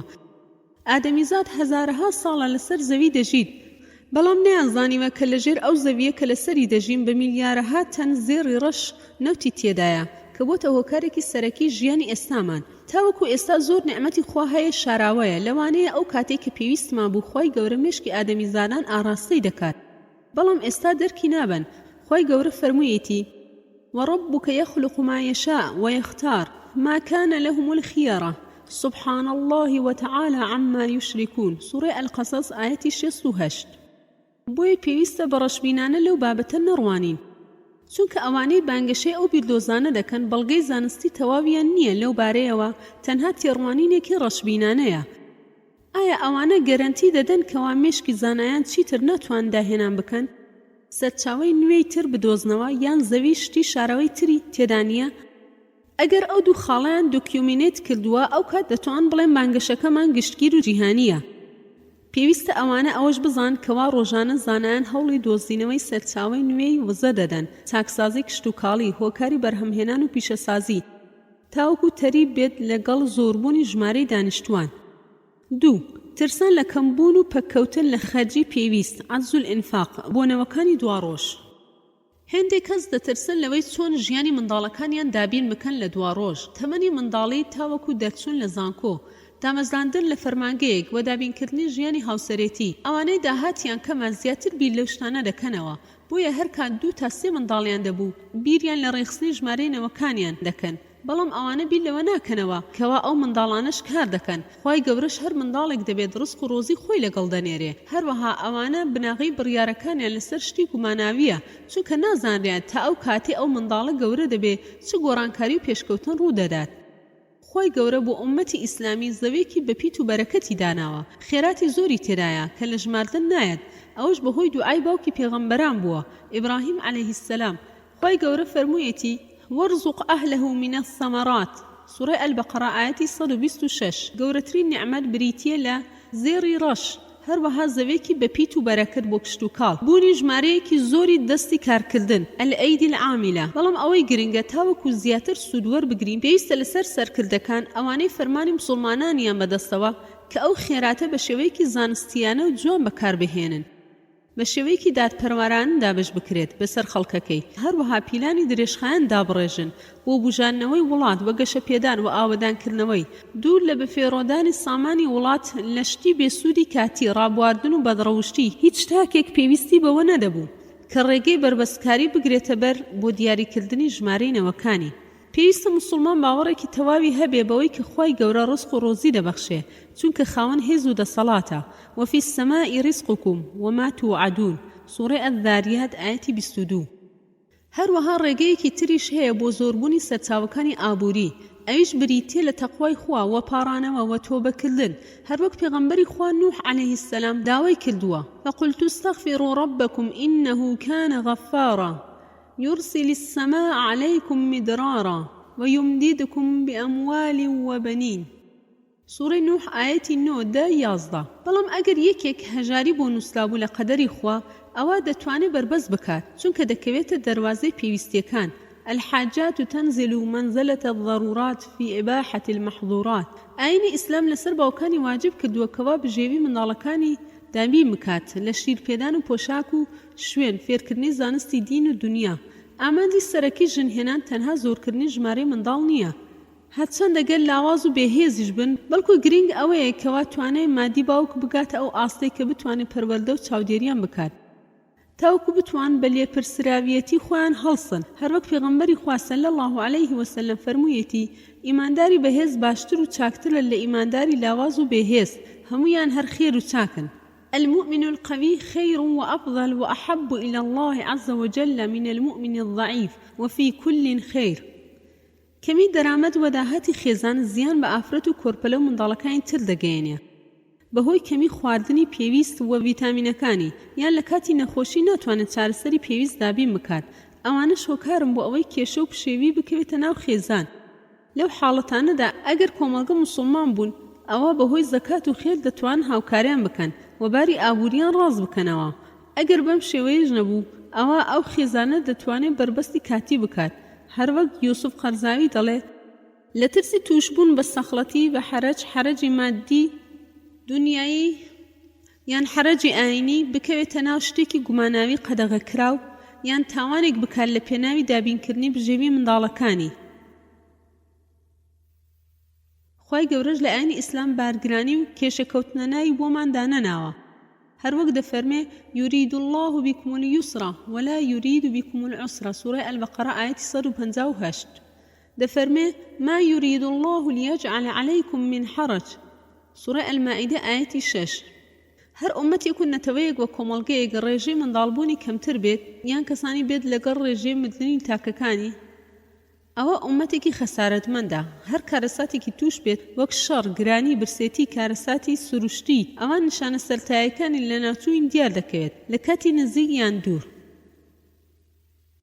3. چارەسەری کێشە کۆمەڵایەتی و پەروەردەیەکان. هەر کەسێک نێر، مێز، سەربەست و ئازارت چی دەکات یان بڕیار دەدات بۆ ژیانی خۆی، بەڵام نابێ ئەو ئازادیە مافی کۆمەڵگە و خەڵکانی تر پێشێل بکات، چونکە ئازادی تا کۆتایی دێت کاتێ ئازادی یەکی تر تێک دەدرێ ئەگەر ئەو تاکە خۆی بە یەکێک لە ئەندامانی ئەو کۆمەڵگەیە دادنێ. هەموو تاکێک لە کۆمەڵگە ئەرک و فەرمانی لەسەر و لە هەمان کاتیشدا مافی هەیە، بۆیە نابێت تەنها بەرژەوەندی خۆی ڕەچاو بکات بێ ڕەچاوکردنی بەرژەوەندی باڵاکانی کۆمەڵگە و وڵات. مێژونوس سورکین دەڵێ: ئەگەر هەر نەتەوەیەک بەدەم بانگەوازی شەهوە و ئارزۆکانی نەفسی هەنگاوی هەڵگرت، خۆی تەنها خەریکی کایە جنسی و شەهوە کرد، ئەوە مەحاڵە بیر لە منداڵ و نەوەکەین دواڕۆژ بکاتەوە، چونکە وا دەزانێت ئەوانە بربەستن لەبەردەم تێرکردنی ئارەزۆکانی و گەیشتنە ئامانجە ئابوووریەکانی. بۆیە دیاریکردنەوەکان بەلای منەوە دژایەتی فێترەتە، چونکە ئەوانە هەموو هۆکارێکی بربەستکاری و لەبارچوون دەگرنە بەر بۆ گەیشتنە ئامانجەکانیان، ئەوەش نەتەوە بەرەو هەڵدێر و خۆکشتن دەبات. لە کتێبی فتح القدیر شەرح الهدایە حەنەفیەکاندا هاتووە جائزە کۆمەڵگا بەگشتی بربەستکاری بکات گەر فەساد و بەدڕەوشتی گەیشتە و ئاستی خەڵک نەتوانێت پەروەردەی منداڵەکانی بکات بۆ ئاین و بۆ دنیا، یان ئافرەتەکە بەدڕەوش بوو پیاوەکەش دەویست دەستی لێبەردات. بە هەمان شێوە حەنەفیەکان دەڵێن گەل لە ناو بێباوەڕانی شەرخوازش بوون، ئەوە هەمان حکمی هەیە. چارەسەری ئەو کێشەیە بەوە دەکرێت کە پەروەردەیەکی دروستی ئیسلامی منداڵەکان بکرێت تاوەکو خێزانێکی موسڵمان دروست بکەن. هەوڵ بدرێت موسڵمانان لە ناو وڵاتی بێباوەڕان نەمێننەوە بگەڕێنەوە. کاری تەندروستی بۆ زانستبەرگرتن یان نییە. پوختەی بابەتەکە ئەوەیە: ئەگەر هەر خێزانێک ڕوبەڕووی کێشەیەکی تەندروستی ئابووری کۆمەڵایەتی وابوو نەیانتوانی چارەسەری بکەن، پاش هەوڵ و تێکۆشانێکی زۆر ئەوە بۆیان هەیە بە شێوەیەکی کاتی بربەستکاری بکەن تاوەکو چارەسەری کێشەکەیان دەکرێت وەخوای گەورە دەرگای خێریان بۆ دەکاتەوە، ئەوەش بە مەرجێ گشتگیری نەکرێ بۆ سەر کۆمەڵگا. ئەو ڕێگە پێدانش لەو دەروازە فیقهیەوە هەڵبژاردنی سووکترین زیان لە نێوان دوو زیاندا، ارتكاب أخف الضررين لاتقاء أشدهما هەروەها لە دەواازەی پێویستیەکان وا دەکەن شتە ڕێگە پێنەدراوەکان ڕێگان پێ بدرێت بۆ ئەنجامدانی الضرورات تبيح المحظورات هەر کات هۆکارەکان نەمان ئەوە پاسای بربەسکاری نامێنێ چونکە پێویستیەکان بە هێندی خۆی دادەنرێ الضرورات تقدر بقدرها واتە حکمی ڕێگە پێدان الرخصة بەتاڵ دەبێتەوە هەر کات هۆکارەکانی نەمان أن أحكام الرخص تبطل إذا زالت أسبابها خوێنەری بەڕێز ئەم تڕاکە بە کۆتا هات.